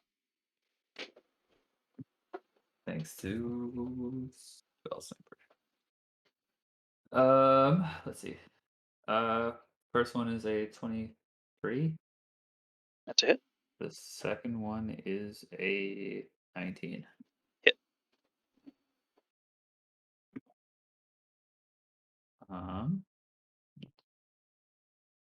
Oops, wrong dice. This one. So that's going to be, for the first one, it's going to be 11 damage. And then for the second one, it's going to be 14. Okay. You see her use a reaction to sort of try to avoid a chunk of the damage, and she's able to split it in half. Anything else?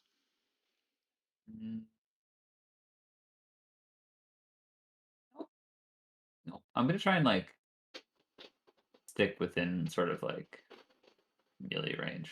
Try and force her to fight me melee. Okay. You're able to close in, but she's able to get 2 shots from her hand crossbows off as you do. One of them makes contact with your lower leg. The other one hits you right in the shoulder as another crit. Yikes. I might die. 15 damage. Okay.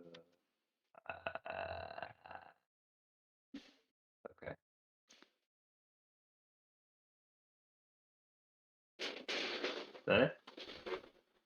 That's your turn. Do I just blow all of my resources here right now? Maybe I might just have to.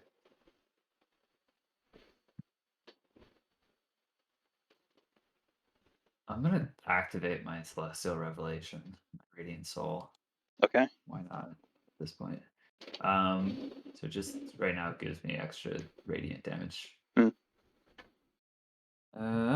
Eldritch Blasts again. First is a 22 to hit. Second is a 25 to hit. Okay, 2 hits. Okay, for the first one, I'm going to do. How much extra damage do I get from this? I get 4 extra damage. Okay, so that's going to be 14 plus 4, 18 damage for the first one, and then 19 damage for the second one. Okay. So with that, the impacts strikes her enough that you see her lose consciousness and fall to the ground, sizzling almost from the damage.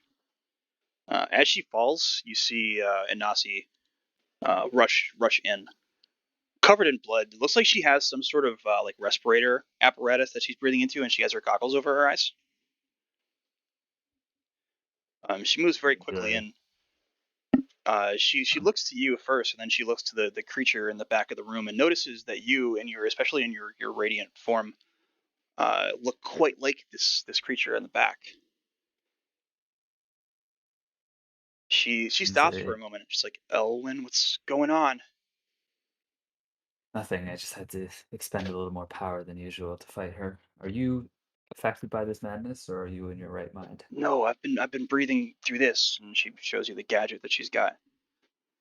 I think it's when you inhale, but I don't know why it's affecting you. And is that thing yours? And she points to the creature in the back that you notice has the same sort of radiant glow as yours. I'm gonna look at it. I'm gonna try and do maybe an insight check to see if it seems like it has any sort of malicious intent, any sort of Okay. like killing aura or anything of that sort that it's giving off. Killing or if aura. it's just Go ahead and yeah. roll. I'm gonna do a vibe check, Yep, yep, basically. yep. It's gonna be 17. Okay, so checking the vibe. You stop for a moment. You gaze at the creature. It sort of steps further into the room, begins to transform. It continues to approach you. Its visage begins to shrink and mold until it retains that same almost arcane energy about it and that fairy-like mist of energy that swirls about as it moves. But it takes on a form that looks identical to you. I'm gonna look back at Inasi and say, I don't really know what's going on here, but it seems like this thing is the owner of this temple. What do we do? Well, that's a good question. I don't know why it's looking like me at the moment, but I'm gonna look at it and say, answer me. Are you the one who's been calling my name? I've been waiting here for you, Elwynn. Um, is it speaking common? Uh, no, it's speaking Celestial. Okay. I do happen to know Celestial, Right. but I say I'm looking at it a little bit and I'm like, are you a Celestial? I am a remnant of a Celestial. Your father.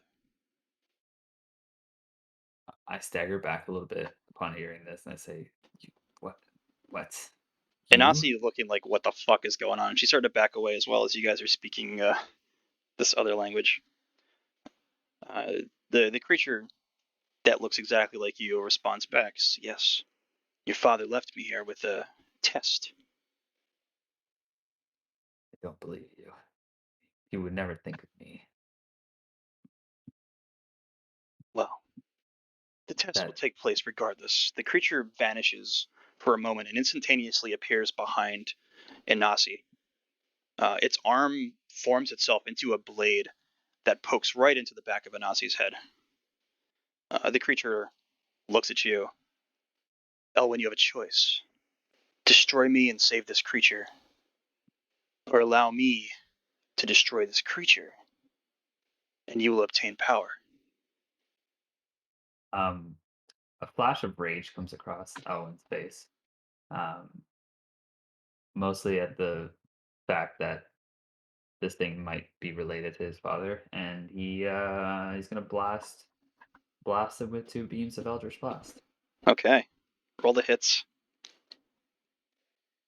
First one is going to be, so that's +9, 20, That's and the it. second one is 24. 2 hits. I assume the radiant damage doesn't do anything to it. No. Okay, so I'll leave that off. So we've got 6 plus 5, 11, and 9 plus 5, 14. Okay. 11 and 14. Both hits make contact. It stumbles backwards. Um, and Nasi sort of like stumbles forward and spins around to look at it. Um, it breaks off from Anasi and peers at you again. Says, so you've made your choice then. I don't need your power. Your father will be disappointed.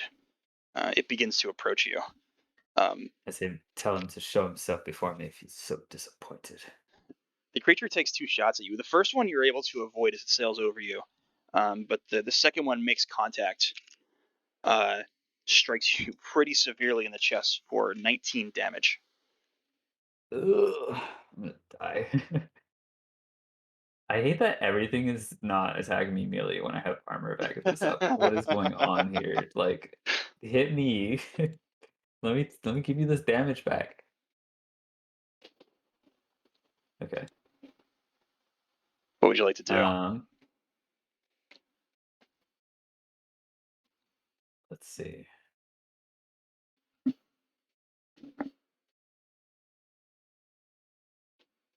Um,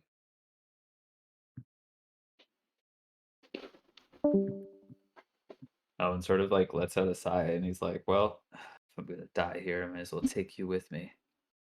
I'm gonna fire back 2 more Okay. beams of Eldritch Blast. The creature simultaneously fires a blast as well.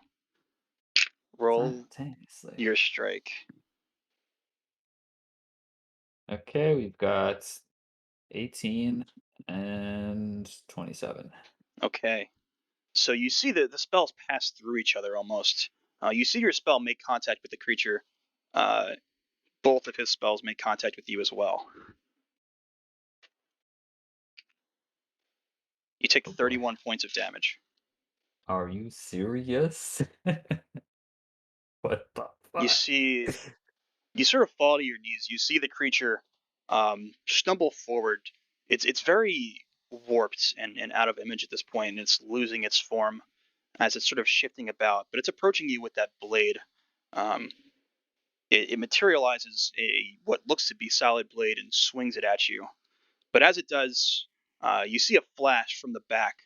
A little device sort of falls into the ground underneath the creature and detonates, causing it to get distracted. The blade misses the swing, and you see Anasi just launch 2 daggers from her hands that strike it with just enough damage to continue and finish it off. The creature falls on its back right next to you. The face is yours for a moment, but it shifts a couple times. For a moment is the same face of that beast that had appeared before. But then there's a darker face that appears, one that looks familiar to you but alien at the same time. Smiles as it just dissipates into that sort of purplish black-white mist that dissipates into the air. Inasi moves up to you. As Inasi sort of approaches you to help you up, the entire temple itself starts to fade out of existence and disappear into that same magical mist. All around you, energy begins to swirl. The fog itself starts to lift and dissipate and clear. All about the island, you can see remnants of your party. Many of them are dead, but you can see a good distance on this island now, which is just almost clear rock face. There's trees in areas, but for the most part, it's just clear, open stone, this island. You can see Haro out in the distance. He's seems to be taking care of his brother, who appears to be unconscious. You see Amanya dead on the ground, her brother Kashim dead further back. It seems to be the only survivors here are perhaps Haro and his brother and Anasi. I have 3 health points. Oh my god. Anasi sort of like gets you and helps you up to your feet. I'm gonna cast Healing Hands on myself really quickly. Okay.